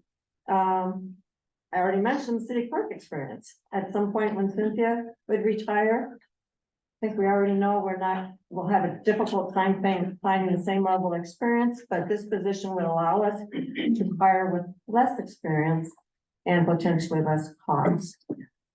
This person would take on some of the things that our city engineer is currently managing on our behalf because we have no one else to do it. Like what would you take over of that the engineer does? Well, if you look up at the top there on the job responsibilities, proposes and manages capital improvement projects. Oversees and coordinates projects requiring quotes and bids. Identifies and acquires grants and other funding sources. These are all things that in my interviews with other cities is what their city administrator is doing currently. Well, Still and rely on- another example I have was like when we do an annexation, Hall and Hall Engineering handles all of the steps and they do it great. But that is something that an administrator could handle the overall project. They would still get input from the engineer. They're gonna need job descriptions or projects are gonna need engineering studies and, design and stuff. But like overseeing the entire project annexation process, the administrator could do that. The Bellin African Farm project. Again, Hall and Hall has done a great job, but they wouldn't have had to be so involved in like the donation agreement and all of the steps that we went through. Again, we would be using them, but not to the extent that we have. Right. Just a different role, and that is typical of what happens. Proactive rather than reactive economic development. At the moment, when people come to us and want to bring a new business to town, we react to that. In the meantime, we have a couple of businesses that have sat empty for a couple of years that we have really no one designated as someone that potentially could go out and try to redevelop those properties on the city's behalf or look for people who are willing to redevelop those properties. I thought of a couple of other things since I wrote this document. Some things that we've talked about needing, lead an effort to develop a citywide emergency disaster plan. And after the derecho, or even the snow events that we've had recently. We really need a citywide emergency disaster plan. Help develop an email retention policy and procedure. The auditor's coming next week. We always get comments on some of the things because we don't have enough staff to do, in the auditor's opinion, sufficient financial cost check. The administrator could play a part in that role. And then as we had discussions this evening, I made some notes just tonight, could help develop future job descriptions and potential salary ranges for those job descriptions to go along with that. Back to the proposal sheet, cost justification should reduce, could potentially reduce your mayoral costs, city clerk costs, and some engineering costs.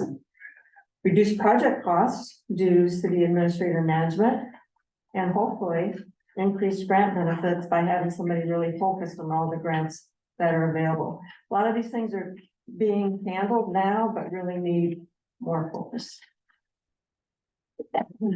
So not asking for, there's no action to be taken on this item at this time, but I'm hoping that the council will give it full consideration during the budget. I did ask these same questions to our attorneys back when Bernie was first sick, was what's the best way for us to move forward? And they were very blunt about that. It's a good system if you need it, but they didn't think that we were large enough to pay for that, or that we were anywhere close to where we needed that type of a position. Because I said, is that something that we should look at? And they said, and that was their opinion, but they said, no, we don't feel like you, at your situation, that's. You asked the our direction. city attorneys that? Yes. Well, I can tell you that the city attorneys have no idea what projects we're having, what is done by who in the office, or what our budget is. I mean, So- they have an opinion, I understand that, but that's based on no knowledge. You would hire someone that supposedly has construction experience that can handle managing a project? Because that takes a lot of qualifications to do that correctly. That's not just something you can go out and look at somebody and know that they're doing their job correctly. I don't think Joanne means, doing the construction inspection on a project. That would, we would still use the engineers. But what It type still of takes a skill construction? set to do project What management. kind of, that's, Well, I think what she means is, no, okay, we need to set this out for bids. This is the schedule that we'll follow. They could draft the resolutions that Hall and Hall are drafting to set the bid date, they could. They're not going to be managing the project, they're gonna be managing the process for the project. I think that's what Joanne meant, Yes, sorry. yes, yes, that's Putting fine. words in your mouth. No, I don't have a problem to a point with some of the things that you're saying, some of those responsibilities. I guess it just, the $100,000 pay salary for someone to do that when we're at this level, I just can't. To me, that seems like a big jump. well, did you look at the salary survey? I did, but. Did you see but the if you- city's population? But if you look at that, you'll see none of them have administrators. What do you mean, none of them? That's the job titles right here, city administrators. I know. So, like, Oh, I'm getting a call on my phone, that's why. so these are, but I would like to know what percentage of the cities in town, like, so these people have administrators, and this is their population. How many cities are there in Iowa, and what's that percentage?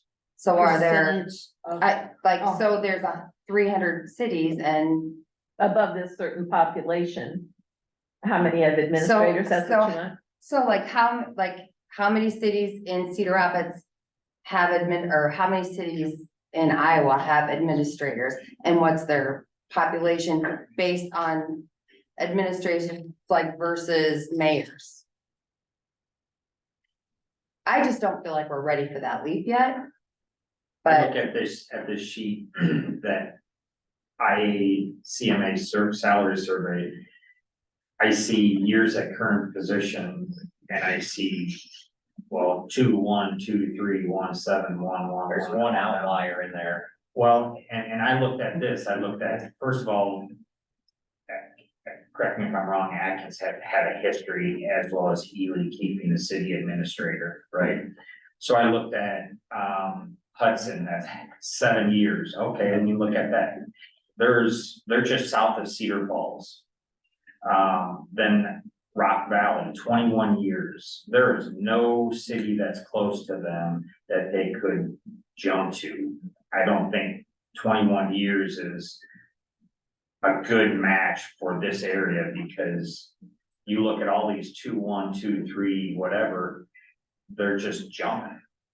And that's a risk to where you have proposing this, sure, you gotta get someone that has knowledge. I think some of the ideas here are fantastic, especially proactive rather than reactive economic development, but you look at these cities around here and you're stumbling with getting someone on a consistent basis that can write grants. I'd like to see of some of these people show me stuff that they've done to write grants to really do that. You really get someone that has to have a lot of knowledge.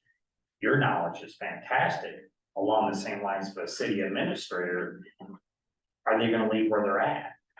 I don't know, so. And like to Joanne's point, if she's spending 30 hours a week, then maybe and we would like to look at doing some more of those things as her mayoral duties, then maybe we look at increasing her wages. I mean, cause I don't know Well, what. that's not my point. I don't. But I mean, I don't know what you're making it out of, That's but. not a solution if this person elected isn't retired.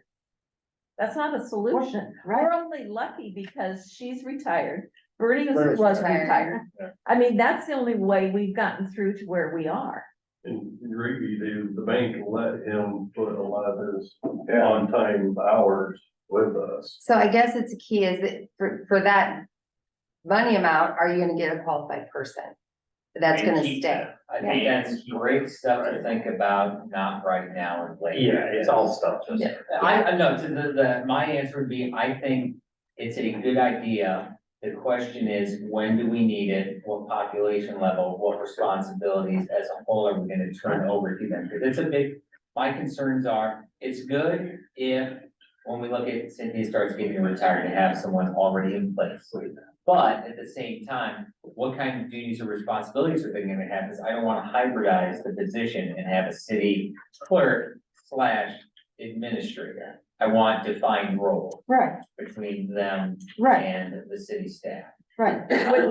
And then also, like Tom said, I think people are gonna look at it as a jumping off point after they fix all their food bars and learn from their mistakes at our expense, they're gonna jump ship to a. Well, and I think then the mayor's position changes substantially Mhm. because a lot of the things that the mayor does, she doesn't do it at all anymore. Right, So there's. Yeah, right. I mean, that's the point. Right. Or that's one of the points. That's one of the points. And I think if I remember correctly, I think if that happens, that the mayor actually gets to vote then. No, No, no. That's when no. you're changing your form of government. Yeah. I'm not proposing that at all. Okay, all Yeah, right, we're just adding a staff person, or suggesting to add a staff. okay. The way to look at this too is, yes, it's a salary, but if there's savings, or so grant benefits, that's positive money coming in, but then there's savings with engineering costs. And there's a level at which the position is paid for itself. And yes, someone can jump ship, but I mean, honestly, if they put 2 years in the position, they leave. Okay, I mean, that's like a lot of companies. You can't expect someone to stay around for a decade necessarily. There's plenty of people out there that if they put in more than 2 years at a company, they think they're doing something wrong and they hop ship to go do something else. So.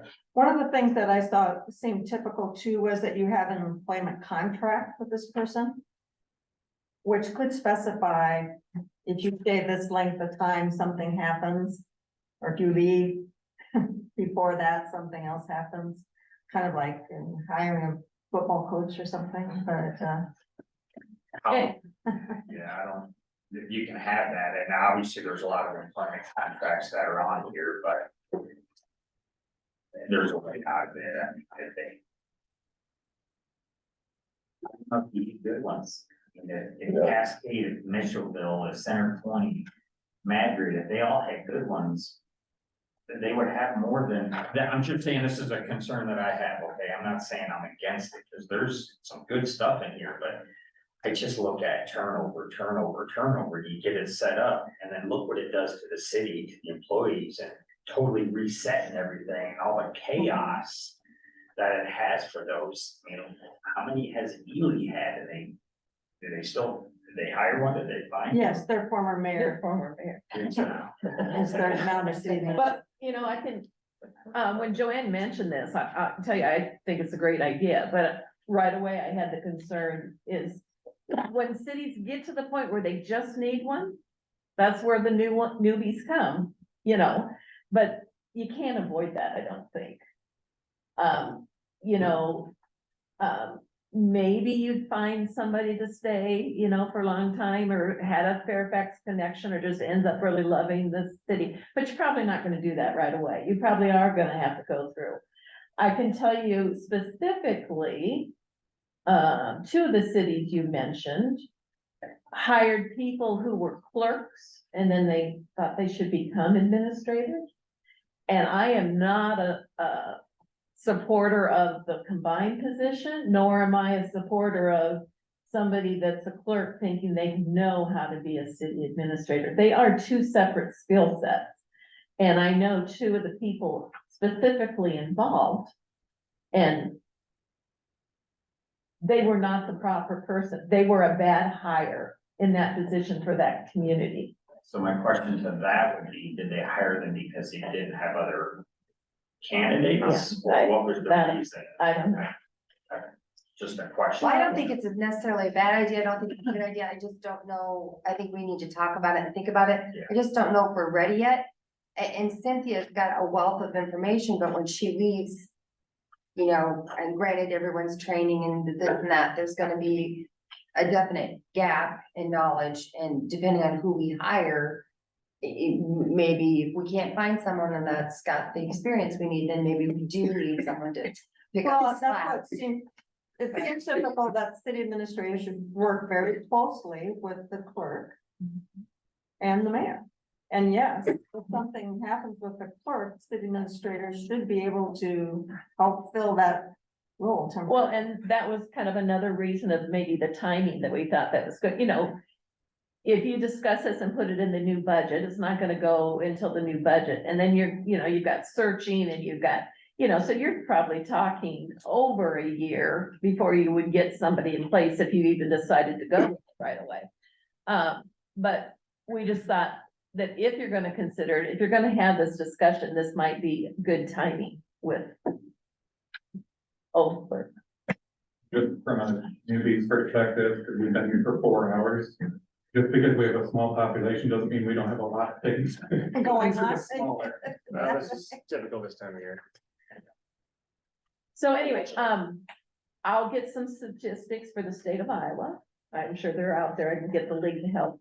We do have job descriptions and stuff that we can put in the next packet if you want. And then we'll start to kind of look at numbers and see what the budget looks like and see what you want to do.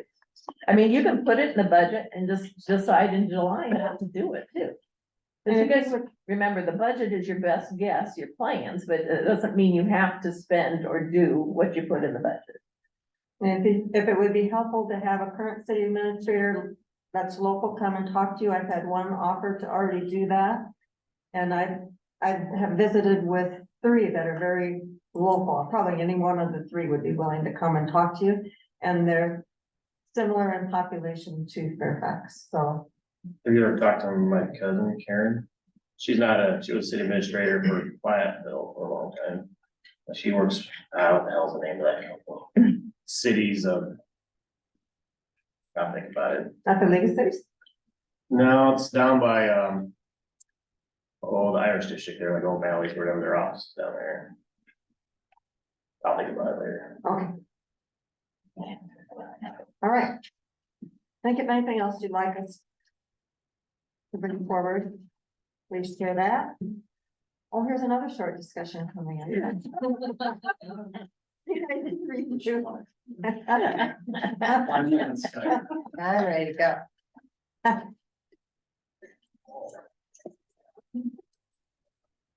No one said I'm on veterans. I think we thought we were done.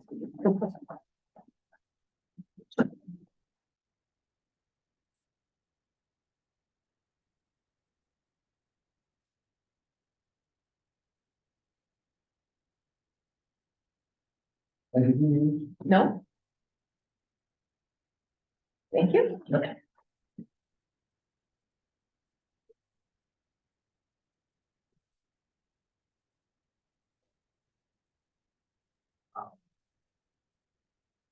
Joanne, we Yeah. talked about the future land use map, earlier that we pulled up with, what the players were talking about. We were gonna bring that up, again, to talk, and if we do, or do you want to just bring that up now? I can tell them tomorrow. Okay. Unless you want to stay for it. What's that? Unless you want to stay for it. For the midnight session. East Central Valley Council of Governments. Easy call. Easy call. That's where she works. Oh, Karen Kirk. Very close. Long sandwich. All right, CIP. So last month we briefly touched on it, had some discussions, based on those discussions. Tweaked a few things, added a few things. So I submitted the CIP list, a few exhibits. I printed them off because small writing, difficult to see. So handed out a packet to each person, and then with big drawings on the table, and they're all different drawings. There's three people on the left, there's a set of drawings, and then three people on the right, there's a set of drawings. They're the same drawings, but all the drawings on the table are different, so. I'm gonna just run through this stuff real quick. If you have questions, comments, just jump in. So starting off with the list, the first sheet is basically just the current fiscal year that we're in, kind of shows what has been completed, where we're at, on what we're working on. Really nothing to touch on that from a planning standpoint. So the second sheet. Okay, wait a minute, can I just add something? Yep. I probably need to get you some info, because this first line, it says that we previously bonded $150,000 for the West Cemetery Bridge acquisition and engineering. Well, our last GO bond was for the water tower maintenance and the bridge engineering, right? Didn't we just, our last bond included engineering for the bridge? Hello? Yeah, so on the very first sheet you're saying? Yeah, that top line, it just shows that we've only previously bonded for the 150. And it shows 700,000 is needed, but we've already bonded for another. Was it 560? I'd have to go look for sure. For the last geo bond we did was for bridge and water tower. Yeah. This is all old stuff, so that stuff that's needed is stuff that was bonded last year. That first sheet is just the stuff that is in place, it's currently in place, so like I said. But I'm saying you don't have the new bond listed and you're not taking it off, you're not adding it to the available.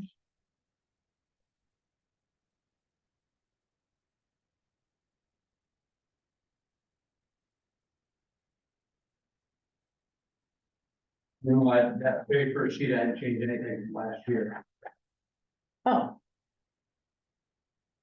That was basically our CIP from last year.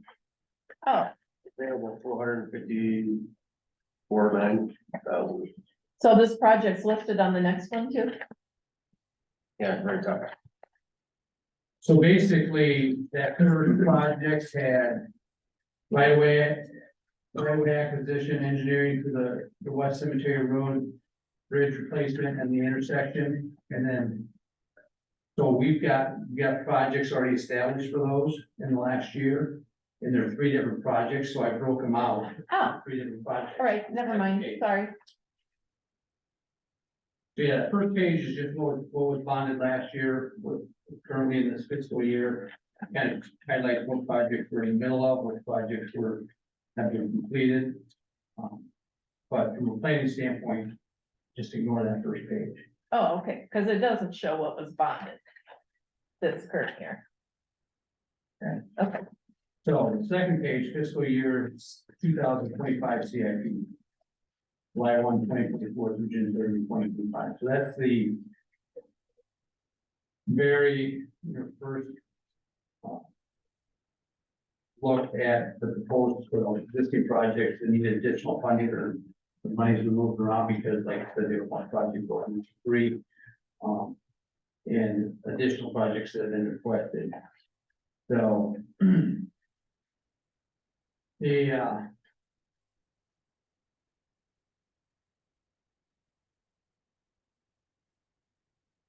first one, we got Eagle View Drive, West Cemetery Road, Highway 115 intersection realignment, and utility extension projects. So there's no additional money needed there. We anticipate that, we're currently working on the design of that. We anticipate that that project would be put out for public bidding the end of this year, end of 24, beginning of 25, and we begin construction in the spring of 25.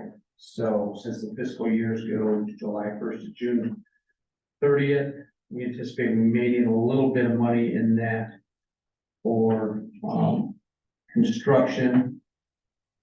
Yeah, I'm sorry. So that's the third one down, Eagle View Drive, West Cemetery Road. We do have an additional 300,000 in there. The bulk of that is for the additional construction. So. That's, I should say additional construction, but construction that would begin at the end of this upcoming fiscal year.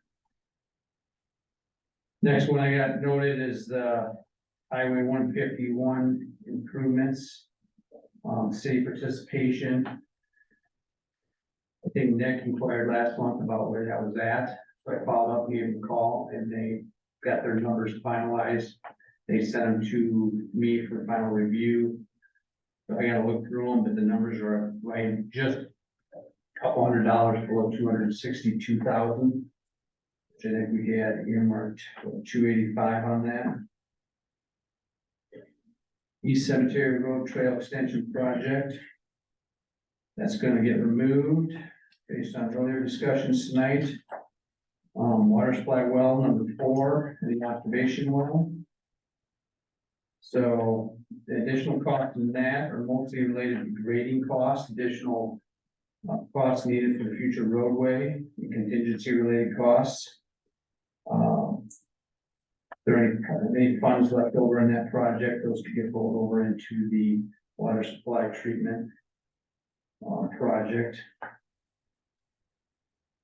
We anticipate that project, right now it's in DNR for review, and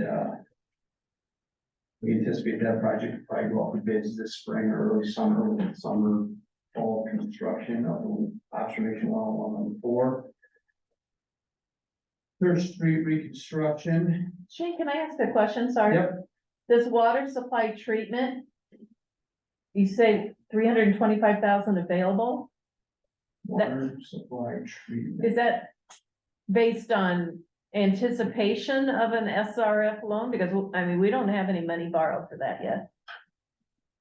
The treatment? Treatment new for new well. That was the preliminary planning for the treatment. Right. And that project is, there's basically, that's come to the, Brian had mentioned, monitoring the testing. So that project's pretty much done. I'm talking about this $325,000 item here. Right Yeah. below the orange line. It's Yep. gray. Right And below you say we have 325,000 available, That's what was earmarked from last year, yeah. but we don't have that. I mean, Okay. are you referencing the anticipation of an SRF? Is that the design and planning loan for the SRF? Not for the treatment, for the well. So this is the planning for the treatment. Right. We don't have any, Most of that's already been paid. no. But I have a capital improvement fund for the water treatment, and it's negative because we don't have any funds Okay, earmarked for that yet. okay. That's why I'm trying to figure out where you're getting the 325,000, because I don't have it. So if you look at the first page, It says water tank treatment, new well field, it's the overspray line. It says dollars needed was $325. And that's the dollars that were just moved over from there. But I understand your estimate, but I'm just telling you, we do not have that.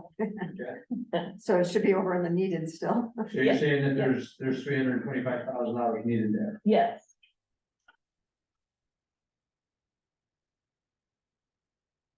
Because all of our ARPA money, we designate, and Lynn County's grant, we designated towards the well. And then we got the planning and development loan for design of the well. But this treatment, Nothing for Was- treatment, yeah. yeah, not anything's in place for that yet. That's the $17 million total project, right? This is all the preliminary planning stuff that Right, we've but already done. And most of that's been billed and paid. We haven't Most of paid that- you $325,000. Most of that is, lead engineering and admin was 119, and planning and acquisition was 206. Yeah, I'd have to look back. at it, Okay. but All right. We'll discuss that more, but move Yeah. that over. I have that noted. Excuse me. All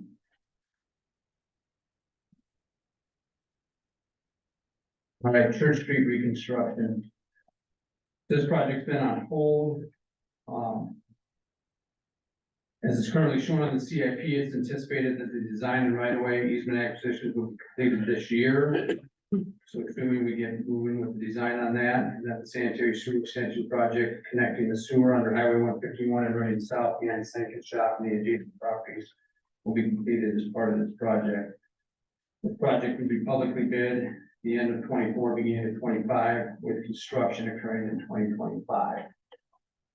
So that's assuming we start moving forward with that project. I know it was discussed last month, but that was of some interest to do. Timing of this thing could be an issue though, with the UP Railroad Vanderbilt Street issue.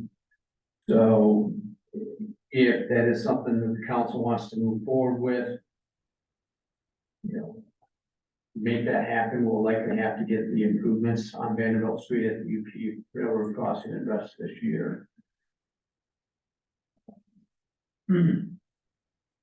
Because if we do this project with that access Vanderbilt Street to downtown will be closed, everything's gonna have to come down Prairie to the north. And that's the direction that we're gonna have issues with trucks in on us, so.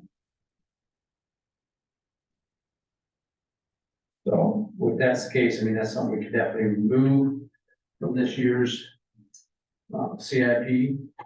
But if it's high priority, then it kind of hinges on the Vanderbilt Street improvements at the UP Railroad crossing. 2022 water main extension project under the UP tracks, UP Railroad tracks. So this is the one we set a public hearing for earlier today. We think we're getting bids next week, public bids next week. We'll have the public hearing at the next, regular council meeting in February. Hopefully we'll be able to award that project. Construction is anticipated, I think, late April, May, sometime around there, of 2024. So. Vanderbilt Street improvements at the Union Pacific Railroad. Talked about that in pretty good detail. We've got funding in place for that work. We've been waiting for the last several months on the UP if they're gonna have any additional costs for improvements along the track. John followed up with them a week or two ago, and they're like, well, we should know very soon. Same thing they've been telling for months now. So, we don't know if there's gonna be any cost. If it's gonna be $100,000, if it's gonna be $500,000, we don't know. The council could throw some extra money in there, 100,000, 200. If we get something back from the UP and it falls within that budget, then we can move forward and get it done this year. Or leave it at zero additional funds. If that's up to council. If UP does come back and we don't have the funding in place to address that, then we can submit an application for one of the road surface improvements funding through the DOT. And, that soonest I think could be available would be in 2026. And maybe 2028 before that could be more available. And that would require, I think they would match 60%, the city would have to put in 20%, and UP Road would have to put in 20%. So. Eagle View Drive Water Main Project. So. In the packet I handed out, I have an exhibit of that project, the Eagle View Drive Water Main Project. Is this one, and basically, we've added it on to the CIP for consideration for this upcoming year. It's a small section. It was part of the Eagle View Drive, West Cemetery Road, Highway 151 inspection improvements. They're extending that water main basically to the north side of advanced traffic. This additional project, we would just blend in with that intersection project. Will basically extend the water main 400 to 450 feet to tie it into the water main that was installed as part of the Eagle View Drive improvements that the Spaskys did about 8-10 years ago. Some of you may recall the water main was put in for public requirements, public standards, but it's just void at this point, so. Just something to consider, we're that close. Consider connecting it. So we had a little bit of funds for the design. Water main easement for that. And we anticipate that construction might begin early in 25, have construction cost tied into that. The other one, another exhibit that I had in the packet was improvements on the road. And that exhibit's got basically on both sides of that sheet. Similar type of thing. There's been interest from the Spaskys to get sewer down to their subdivision that was completed here in the last couple of years. Where the Dollar General's at, they'd like to get sewer down there.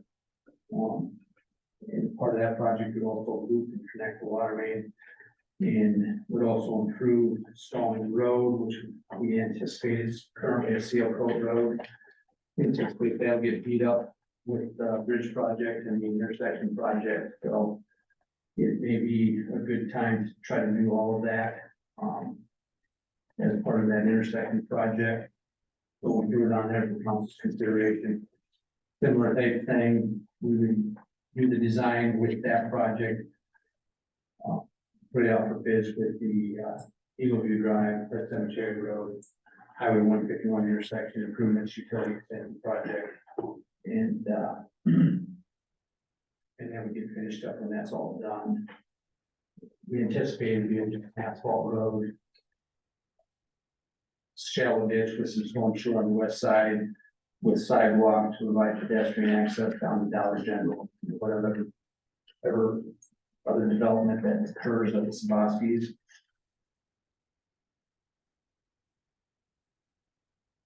Next one is design for the water main, for the water supply treatment in 115. So this is for the large project in the Bell in Africa. This would be the full design for the treatment supply, or water supply treatment facilities and well number 5. We anticipate that design beginning this summer and would extend through 25. We anticipate the project getting off the bids late 25, early 26 for construction in 26, 27, and 28. Street culvert replacements on Angle Road. So this is Lynn County wanted to replace the culverts up at the northwest corner of the city limits, north of Apartment Heights. There's some old culverts there that they're looking at, their corrugated metal pipe culverts. So the county wants to get replaced, and half of that roadway is in the city. They came back and told us they anticipated probably about $80,000 to $100,000 to replace those culverts.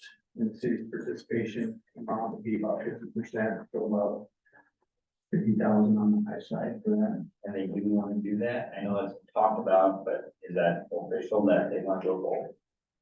They would like to get it done, yeah. Now, if the city comes back and says we're not gonna do it, then I pretty much all of it, but.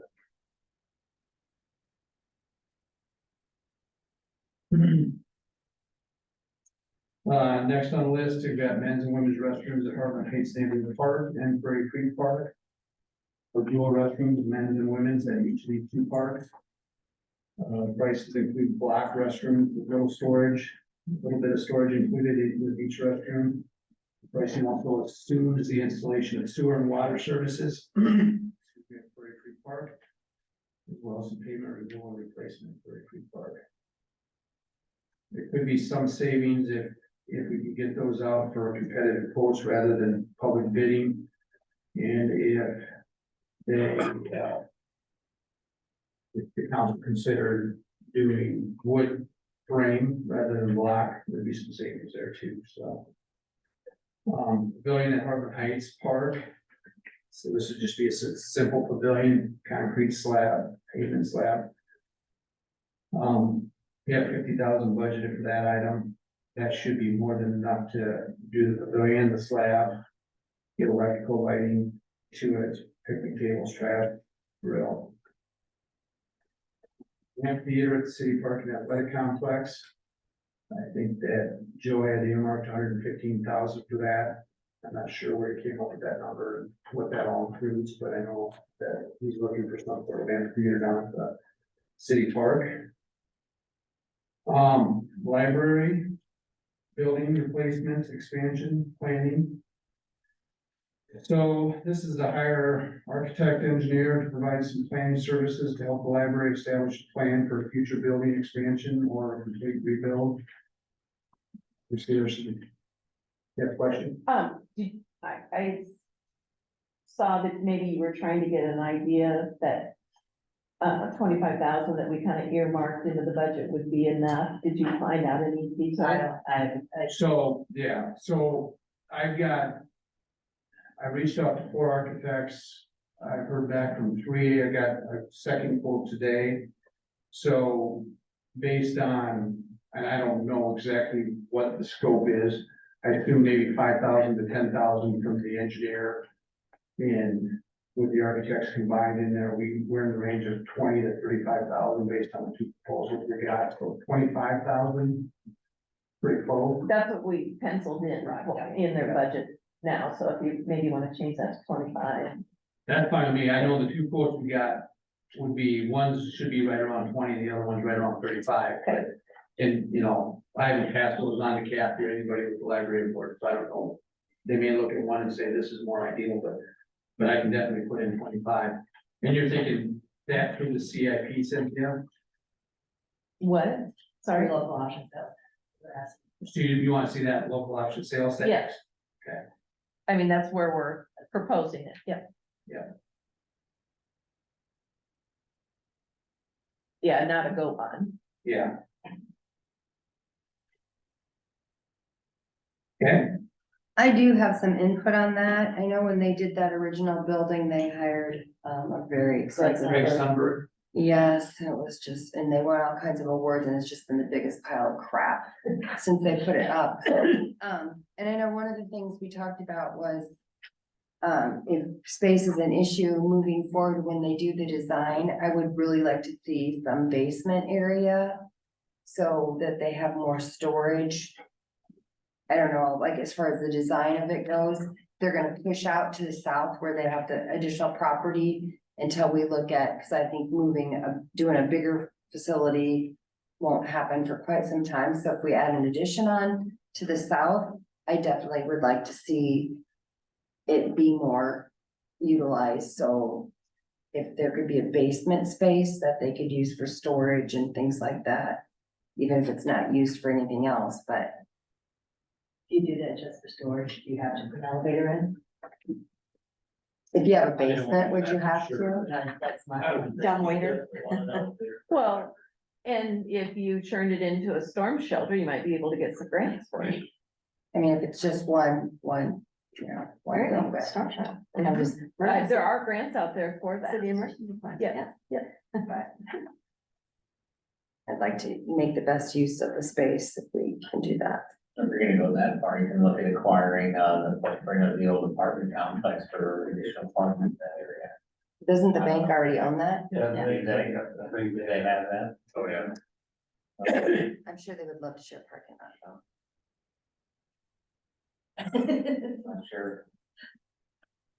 Okay, keep going. Sorry. Okay, existing sanitary sewer point repairs and sewer lining. So I think we have, 190,000 earmarked for that. Brian touched base on it a little bit.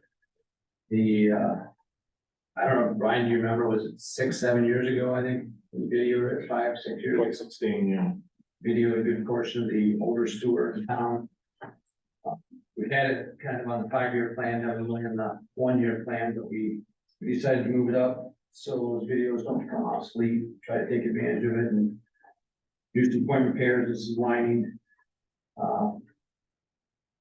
The thought is, and we're not quite sure if it'll take 3 years, 4 years to at least repair the sections of the sewer that have been videoed, but if we keep it under 190,000, we should be able to do that. We're just putting it out for competitive quotes. Try to keep the process as simple as possible. Are you thinking to keep it at 190 each of those 3 years or total of 190? Each of the 3 years, Okay, or 4 years, so the 2005 has numbers in there. And again, it's, we'd have to sit down and figure out, do we just say, okay, we've got X number of dollars, go do as much as you can, and these are, these are the things we know, we got these point repairs, we got these sections we want to line, and just do as much as you can, or do we, specify these are the things we want repaired, we estimate it's gonna be 190 and put out quotes to see what comes in that. There's different ways to tackle that, but. So. So the next few items are Heartland Heights participation, and those are the bigger sheets that I put on the council tables. And also with the packets I handed out, are the preliminary plat conditions for Heartland Heights and the revised preliminary plat conditions for Heartland Heights. So we go to the last one on the bottom of that sheet we're on the FY 2025 CIP, Heartland Heights participation. In the reinforced concrete box culvert under the paved trail on Heartland Heights. A couple months ago, James Schrader requested that the city participate in those costs. So if you look at the preliminary plats in front of you,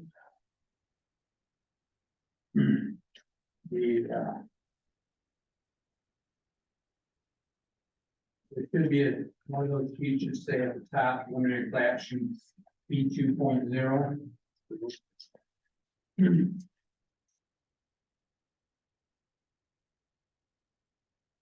So that first sheet and then the sheet right underneath it are the original preliminary plat, and I have the different section of the trails and wide sidewalk highlighted there. The original preliminary plat.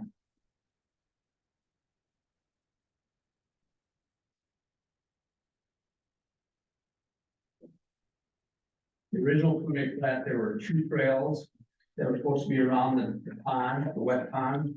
These 3 trails were installed by the developers with 50% reimbursement from the city for Portland cement concrete pavement and the granular subbase.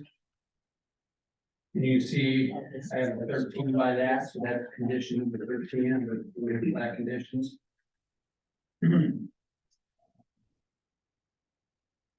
There was also to be 50% reimbursement from the city for the widened sidewalks to be installed between the trails and the sidewalks located along the streets. So those are the orange sections that basically connect the development, the subdivision to the trails. And that's for condition number 14. And in addition to this, with the original preliminary plat, the city had no participation in the wet pond outlet structure. So if you look at that second page, that second preliminary plat page, the big one, if you put that one over that you're looking at.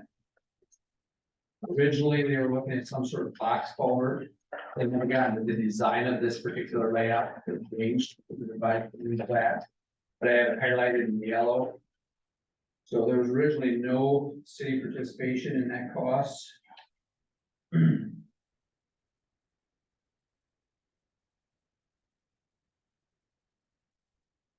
And also any of the other culverts under the trails, at that point with the original preliminary plat, the city had no participation in the culverts, so.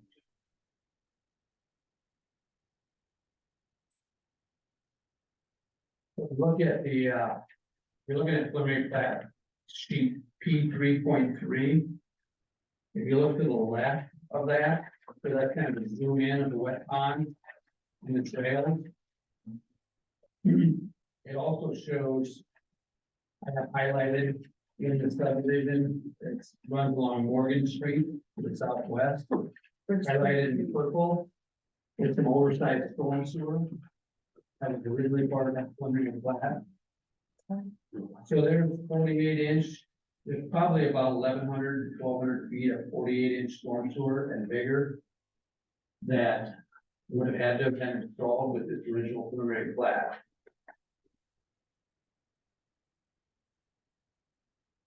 Now, look, the next sheet beyond that, if you look at the revised plat. And on the top of that sheet. Which is the revised. DD or DD 101. All the dark streets on it. The one that I left of like.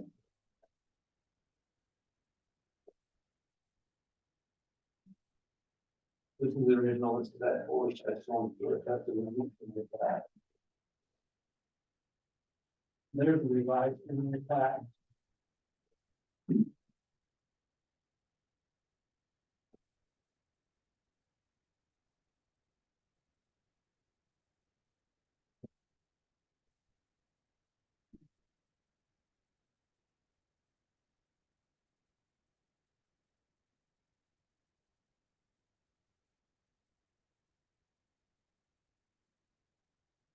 On the revised preliminary plat, the trail along the east side of that wet pond was removed. Because originally they were looking at basically just building that wet pond, absorbing that creek, but they couldn't do that, the DNR would not allow that. So they revised it, the trail on the east side of that wet pond got removed. They also changed the widened sidewalk on the southeast side of that wet pond located between Heartland Street and the trail. And they added the pedestrian bridge, which I think is highlighted in green on that sheet.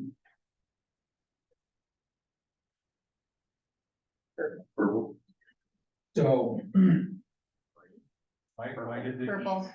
east portion have to get removed? The east portion? East trail, Yeah. so originally that pond was just gonna, the creek was just gonna basically dump into the pond on the north side, south of Beverly Road. And the creek would just go away, it was just gonna turn into the pond. But you can only disturb so many linear feet of a creek without getting a special permit. So the US Army Corps of Engineers and the DNR wouldn't allow that to happen, so they had to go back. And the original layout, then they didn't have room without really encroaching into the back of those residential lots on the east side, so that trail went away. So as part of that, these changes were made. They added the pedestrian bridge, which is number 14, condition number 14 on the revised conditions. So the trail costs.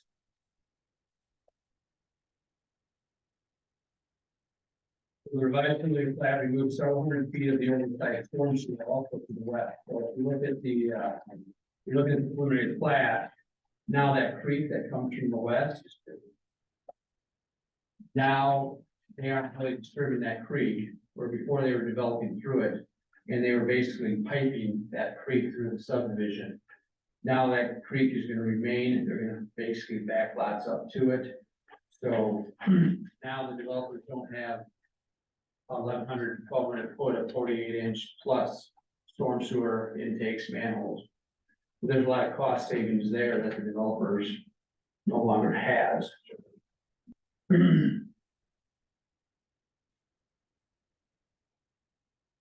And then in exchange for that storm sewer, you can see there's the culvert under the trail, highlighted in yellow.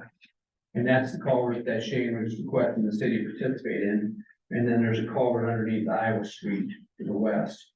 So they have the costs in those culverts, understand, but they also have a lot less in storm sewer costs than they originally had, so with the revisions, there's significant cost reductions for the developers in the removal of the storm sewer through the subdivision. The city, there's also cost savings from the developer on that east trail that went away. There's also the widened sidewalk at the southeast side that was supposed to be 50-50, which now the city's taking over all of that, because it's now all trail. And the city is also participating 50% in the bridge. So I'm just trying to point out, based on their request to participate in this box culvert, the city's taking on a lot of additional costs with revised preliminary plat. The developers are seeing a lot of savings and storm sewer that they did not have to put in now because of these changes. And then those costs basically get moved over to these culverts that they're requesting the city to participate in. So Can you put some numbers to that on what the changes, savings are, and extra participation they're asking for? what they're asking for is 50% of that culvert is $151,000. That's 50%, or that's, And you're talking 1,100 feet of 48-inch storm sewer. You're talking about a lot more money than that. I think what Tom's trying to say is, can you put a number to all the things that they didn't do, that they're savings? Yeah. So we can justify saying, we don't feel like we should pay for half of this culvert because you didn't have to put in all the intakes and all the trail and all the. Yeah, I mean, I could throw it down some estimates. Yeah. They Or at say, the very least, just list everything, because they know what they saved there. I don't know if you actually have to tell them, but Yeah, I mean, they should be very aware that they're not doing that. well, either way, I just wanted to point out those changes. So whatever decision you make, if you want to participate in that or not, make sure you understand those and take those into consideration, so.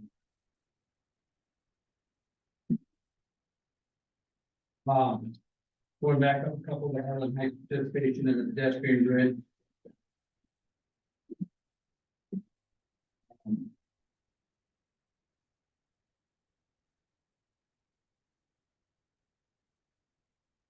So, as you're all aware, the developers want to get this pond finished up. Drawing property that's tied to the pond. Get it finished and get it under the city.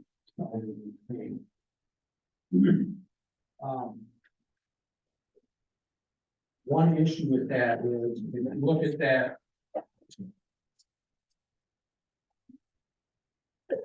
Look at these other drawings that I had over here.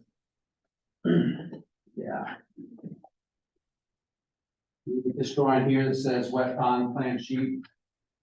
There's a creek that comes down, there's the wet pond, and creek that comes across. And this is the pedestrian bridge that we're talking about. So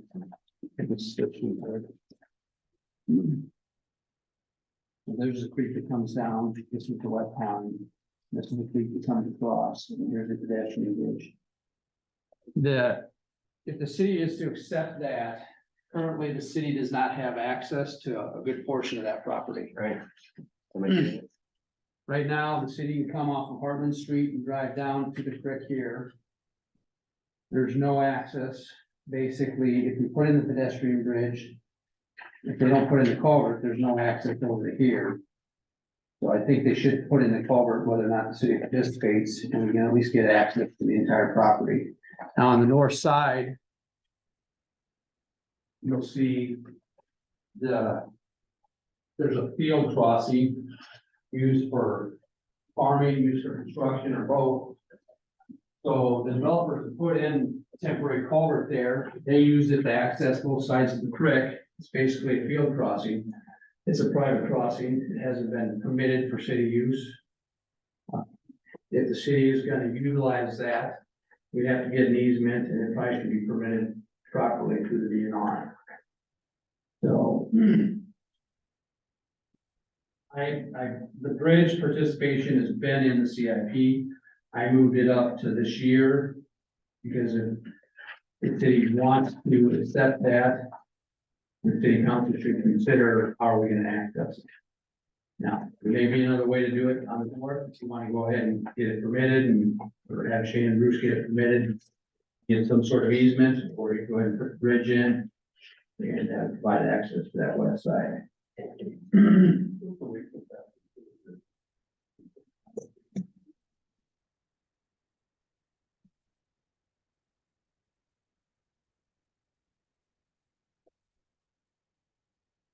And then the last item under the FY 25 CIP is trail participation.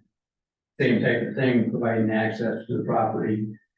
You can look at doing the entire trail or a portion of the trail.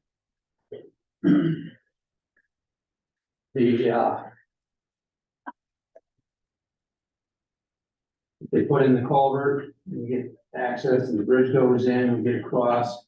We can stop the trail here, and then we have access to the entire property.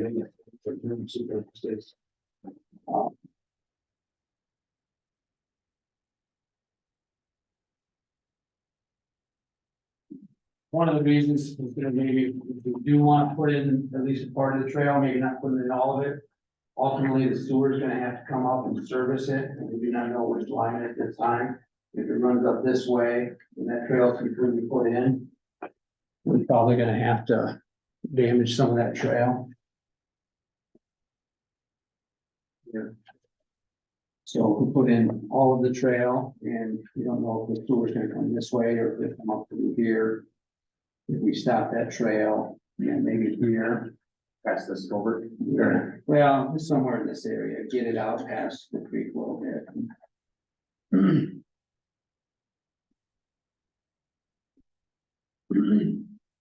How soon does Bruce intend to start developing on the west side of that pond?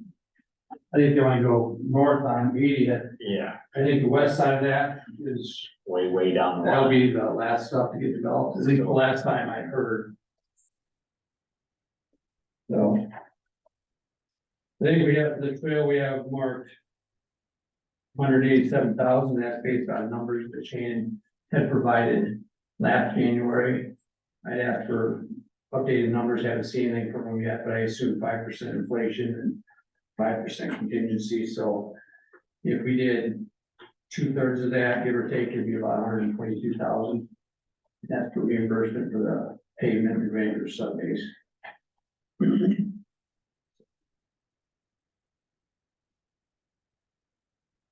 Any questions with that? I think what you said earlier, we get some numbers on savings as far as what we don't have to, they don't have to participate in, but they're asking for us. And to lay all that out, there's a lot of layers there. Just need some numbers to decide where to go with what, and want to release that back to Fairfax.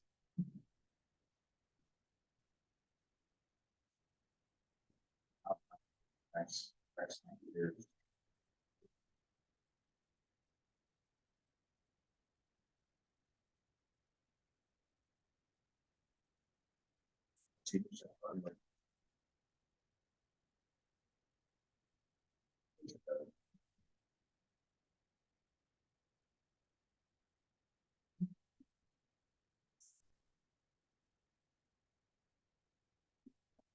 To be continued Monday night.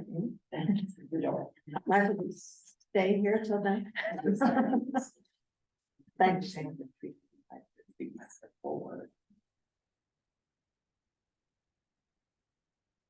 Okay.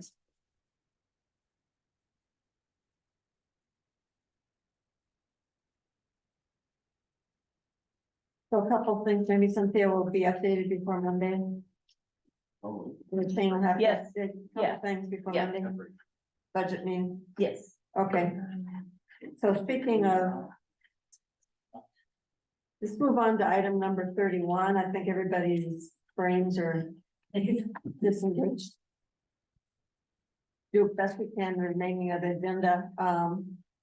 Anything else you want to share about the budget under item number 31, Cynthia? Well, again, just to point out that, the proposed, tax levy information is keeping it at 810. The change, is removing $36,737 from our, regular levy, taking our limit to 7.86408. So I'm suggesting you just fill that amount in on the insurance line, which leaves you at 810 and gives you, as I stated earlier, the 233,455 increase in general fund property tax. You know, we'll discuss this more, but you have to decide on this by your February meeting so that we can let Lynn County know, because then they have to put out this notice, mail out the notice in March. So that was all. I just wanted to show you that so you had some time to kind of think of it or review it. So basically, we haven't levied separately for any items per se, but in order to maintain our current levied rate, Cynthia is recommending that we pull out the insurance costs and show that as a separate levy, and then we'll just stay the same as our levy rate. Yeah, and that wouldn't cover our entire insurance costs for the year, but I just figured how much we were not getting if we had kept the 810. We basically are finding a way to keep it. Yeah, right, yeah. And then, I got the meeting schedule in there again. Monday is our special. And then in March, you'll, have, 2 special meetings on the same night, that last week in March. And then, the budget spreadsheets there, it will be filled more in by Monday. So I will actually give you a printed copy in front of you on Monday in addition to the packet. But that's got a lot of the information filled out. Did you want to go through that today? You mean this morning? That meeting schedule on March 12th, I don't know if it matters to others, that is spring break, I'm gone. probably be gone. I am gone. So So I do don't we know if want we need to to reschedule, maybe, I guess I was gonna bring that up too. I don't know why it always happens to fall that stupid week, but it does. That's a regular meeting, right? Right. Yeah. Yeah, 12th is,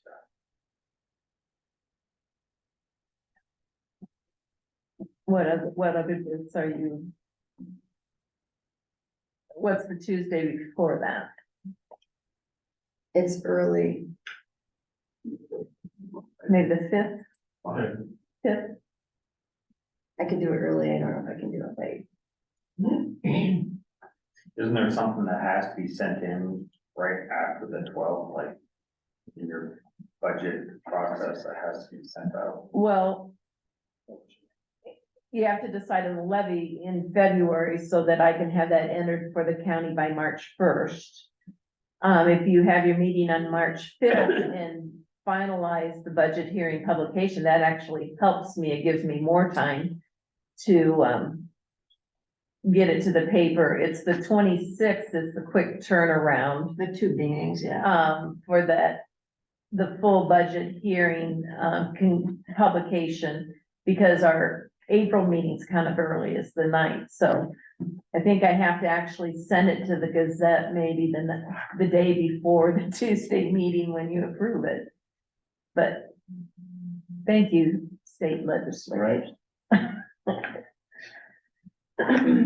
So what's being suggested, March fifth? Would everybody be available? I believe I won't be here with that. Yeah, I'm like, Good.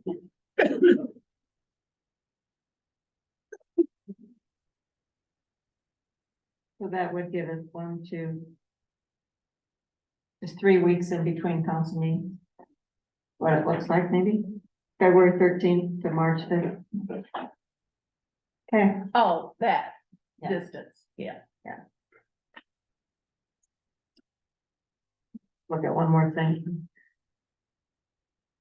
Okay, So that's a go. sounds like it.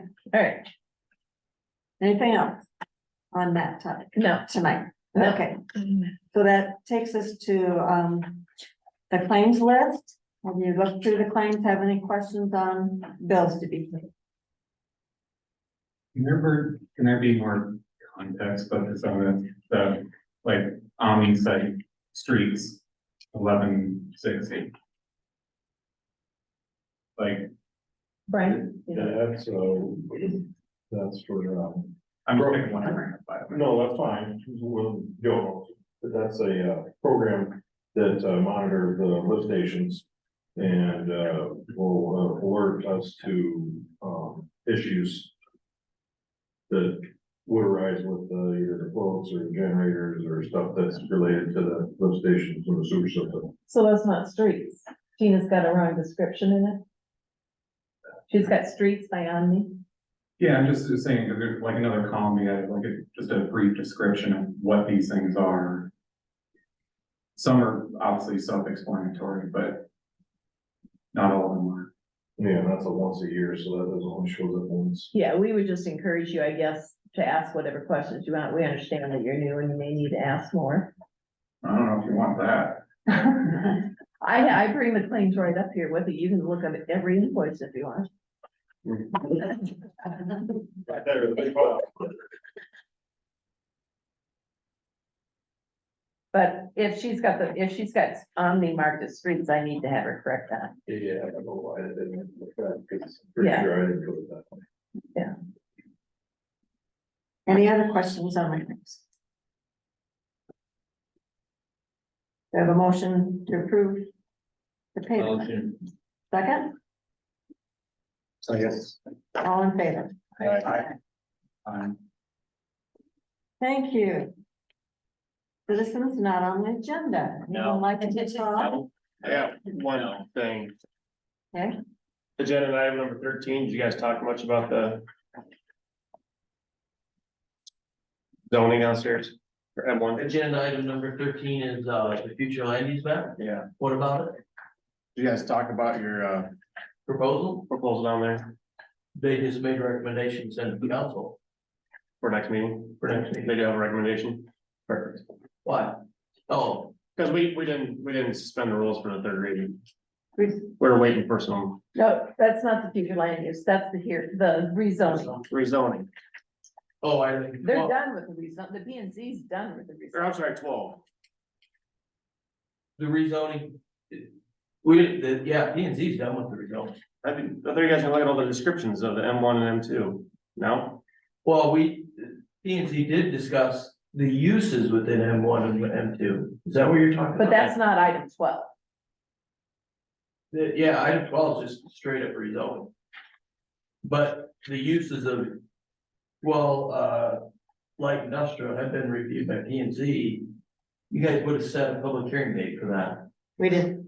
Okay, so those changes will be on what do we set it for, the February council meeting? Yeah.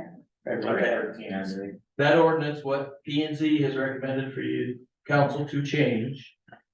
And I'm speaking out of my head here because I don't have it in front of me. I believe it's line. Pretty late. It's been Okay, late. now, wait a minute. We did not set a public hearing date for the light industrial changes. We set a public hearing date for the vet clinic changes. But within that, there's also light industrial on that. Vet clinic's going into light industrial and also C2 is what P and Z is recommending. That's what they set the public hearing date for. Right. He's asking about a more comprehensive review, I think, of Yeah. the light industrial Yes, use. they did review it, and these are the two changes they come up with, that you will be seeing in March. We'll or see it, February. we'll see it next month. Right, but I can So tell you can what we they see are. those change? Yeah, cause I'm confused. I So- don't think that's the intent. Did you guys read the minutes from the P and Z from last one? In the packet. I don't brains that fried. I'll look So through it. they're- so they're- Yeah, they did go through it. We went through it fully. There was two changes recommended. One is to add the vet clinic with the cremation services as part of it. They want to add that. They're recommending that you add that both in light industrial and C2, highway commercial. The only other changes within light industrial was the line 17, which is what I have used to allow the regen site. We discussed this at council. The recycling part. Right, they added the word recycling to that. It basically described recycling but never said recycling. So what they're recommending is that starts with recycling. As far as noise, smoke, I forget some of the other items you had brought up. Document we had was December, nothing's really changed a whole lot. Nothing changed much in that What section, is no. that? It's not without the Oh, All those things that you had mentioned, and me and Z did go back and review the footage from the owl. The chairman did, he was here actually for a bit, Jeff was. Those items are all covered by OSHA standards, things like that. There's no reason to reinvent the wheel on any of this. yeah, there is. I'm sorry, but I don't want somebody from the factory saying, well, your thing says we can do that, but OSHA will, and then you're saying it's fine because OSHA will take care of you. I just assume have it very clear that they can't do a certain type of activity, so we don't have to look to OSHA to decide what's in our best interest. I just assume not have anything that makes sense. I want to make sure that there's certain things that just can't happen there.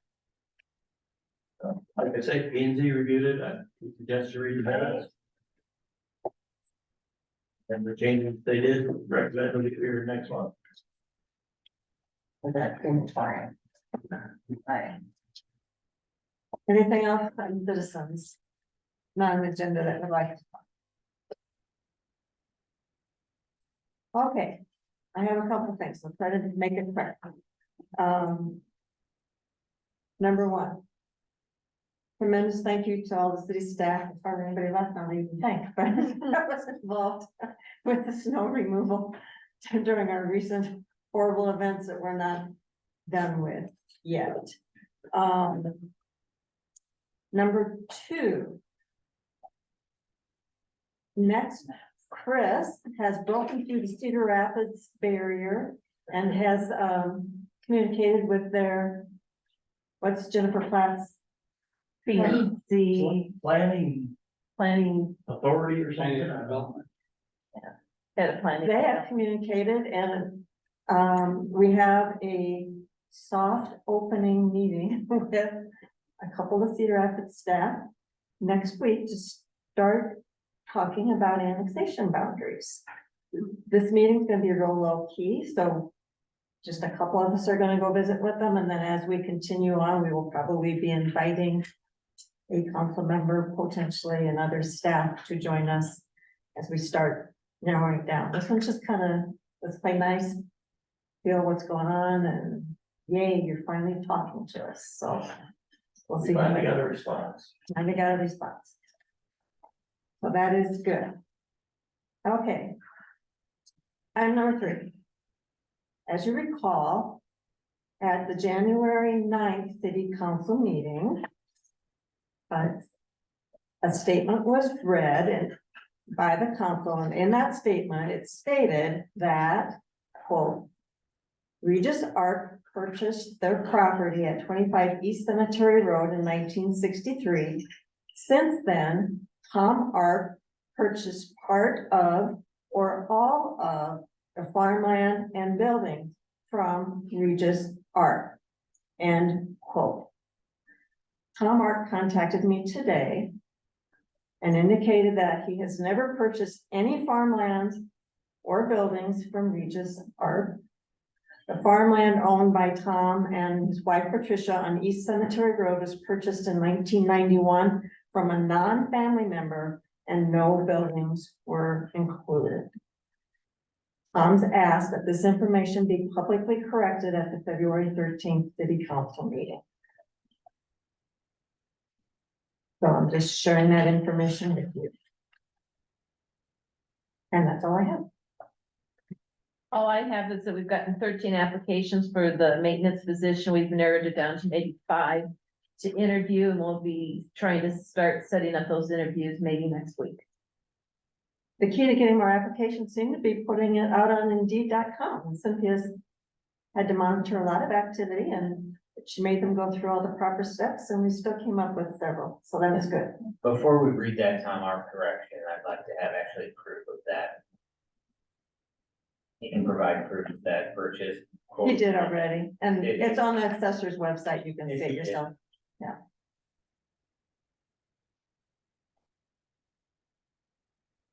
Anything else, Cynthia? That it? Nope. A motion to adjourn. Second. Wait, seconded already. All in favor? Thank you, everybody, for hanging in there. We've gone to 11 before. I don't know about after. This is the record for the one. Not connecting there.